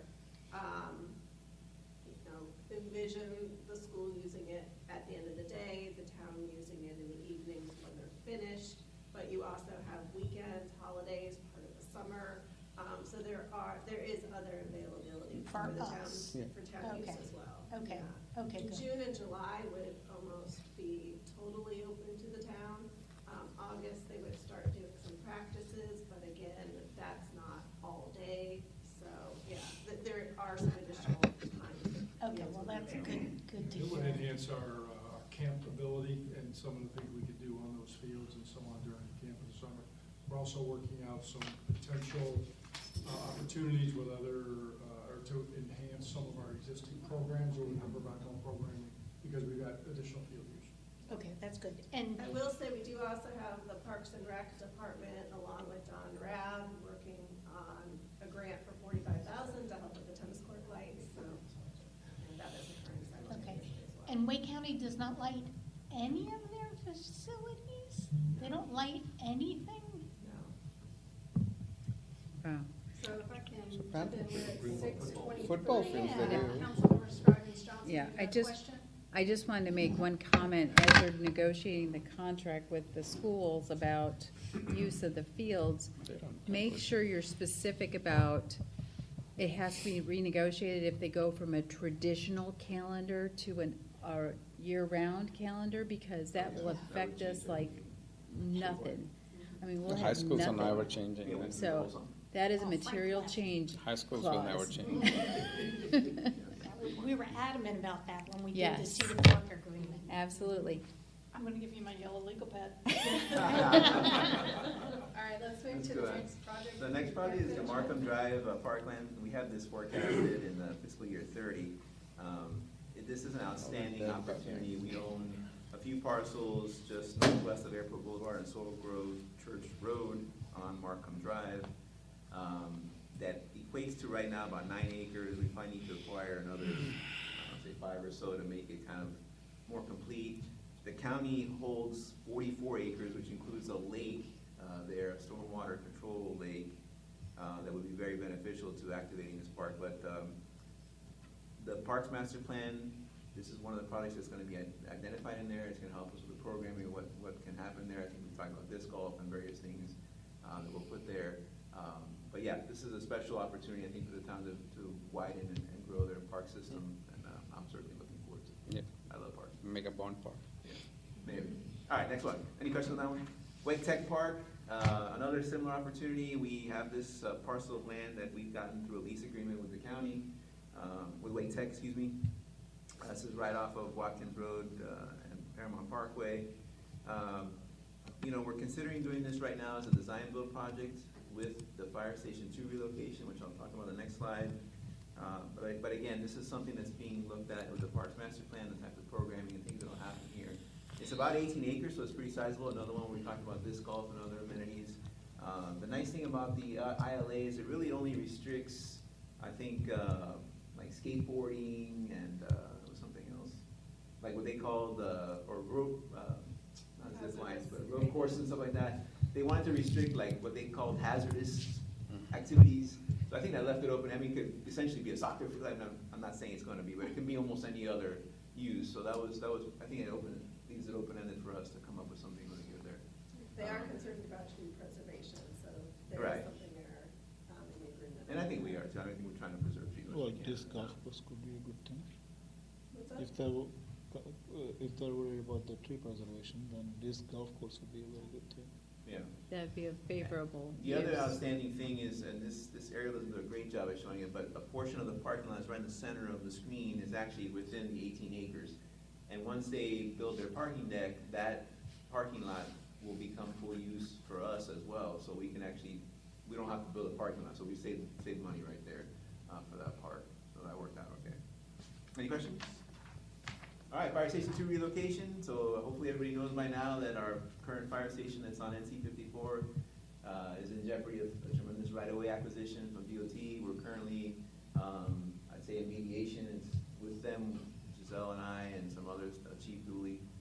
We've been in mediation, trying to get as much money as we can for that right-of-way acquisition. It's on hold right now. They've already deposited some money into the county court system for that, but we're still negotiating much more for that. But anyway, Fire Station 2 needs to be relocated. This is another deal we have with the Wake Tech in terms of the property. We have about 4 acres in the corner of Paramount Parkway, right next to that development that's on, shaped like an H, I guess. So just to the north of the H. And our goal there is really to rebuild another fire station, Harris Mill Fire Station. We've already kind of accepted that that's a great design for us. It works well. It has the proper amenities. So we're going to be looking to do a design build with that as well and advance that in the future. So any questions? All right. Public Works Facility, we're knee deep in design of that. Thank you so much for working with us as a team and making this happen. For those of you that don't know, it's a 51,000 square foot building we acquired. We're going to be occupying about half of it for public works operations in terms of the interior of the facility. Much of the space behind it will be used for more or less additional public works operations. We are looking to start initial construction of roofing and some site work, probably towards the end of February, early March, but we're gonna be coming to the council in February for an award, contract award for some of that initial work. And then the construction will continue on through the end of the year, and probably a little bit at the beginning of next year. Something to jump in here on Mark. Mark, Byron, and myself had a pre-app call with LGC to prepare for this next installment financing. Good call. You know, this is one that we are trying to wrap up before the end of the fiscal year for both Public Works and the Chamber, since we're combining those two together. A great call. The point of it is you're gonna start seeing, I believe it is probably April, where we're gonna start bringing those formal logistical items that are necessary for installment financing. It's just a series of formal actions that council has to take and then do public hearings on to be able to do that. And then we're anticipating approval, hopefully. Well, we will get approval from LGC, but it will occur in early June, provided everything stays on the track that it's currently on. And if you all recall, we brought very similar documents to you, I think September, late August, September, in order for the first issuance associated with this. So same basic idea, same exact concept. Councilmember Kessler? Oh, Yeah. sorry. I think you were the other. Did not Yeah, see go that. ahead. Past 20, 30 minutes. Well, I'm fine, I'm going Uh, I'm going fast. No, you Drone fast. Ether question. Your drone is definitely out of question. I would be interested in I knowing just wouldn't. how we develop program requirements for some of these buildings and uses and all that kind of stuff. Oh, yeah. Main thing, Public Works, I'm assuming it's gonna have a warehouse space, you're gonna have unit heaters in there. I'm particularly interested in, reducing carbon emissions throughout the town. So if there's ever a decision point where it's like, are you looking at gas heaters or you're looking at electric heaters? It'd be nice to have the policy to say, hey, this is the performance metric that we want for this building. I send out that email about net zero energy, net zero carbon, that sort of thing. Just something that I would be interested in kind of developing a framework around that. You may fix your brain from that. So I'm gonna pause here. We are at 6:30. I'm gonna skip Municipal Service District. Mark actually brings you or provides you a great update. That project's going the way it needs to go. So if you allow us, we can move past this one. For the new council members, if we need to provide you some history, we can certainly include that history. And what we do with after retreats is we start an FAQ document. You know, one of those most interesting things you need to know that come from not to be named the parking lot. So I'm going to move us past that and go through these slides a little quick. We've talked about these. These are things that we're considering. You know, it's what do we need to capture as we are looking and redeveloping the CIP at this point. Not a wholesale update, but what do we need to do in terms of adjusting and for inflation and timing of projects. So go to the Do you next one. think we've got some time, if we need to wrap back up with them in another work session? I'm gonna suggest we do that. Yeah, I think we're losing people's attention at this Communicate as we point. finish. So appreciate, all your interest today, all your insights, all your commitment to being here and helping us with the modified schedule. I think we learned a lot of what we're looking for. I hope you enjoyed it as much as you enjoy a workday retreat. Right.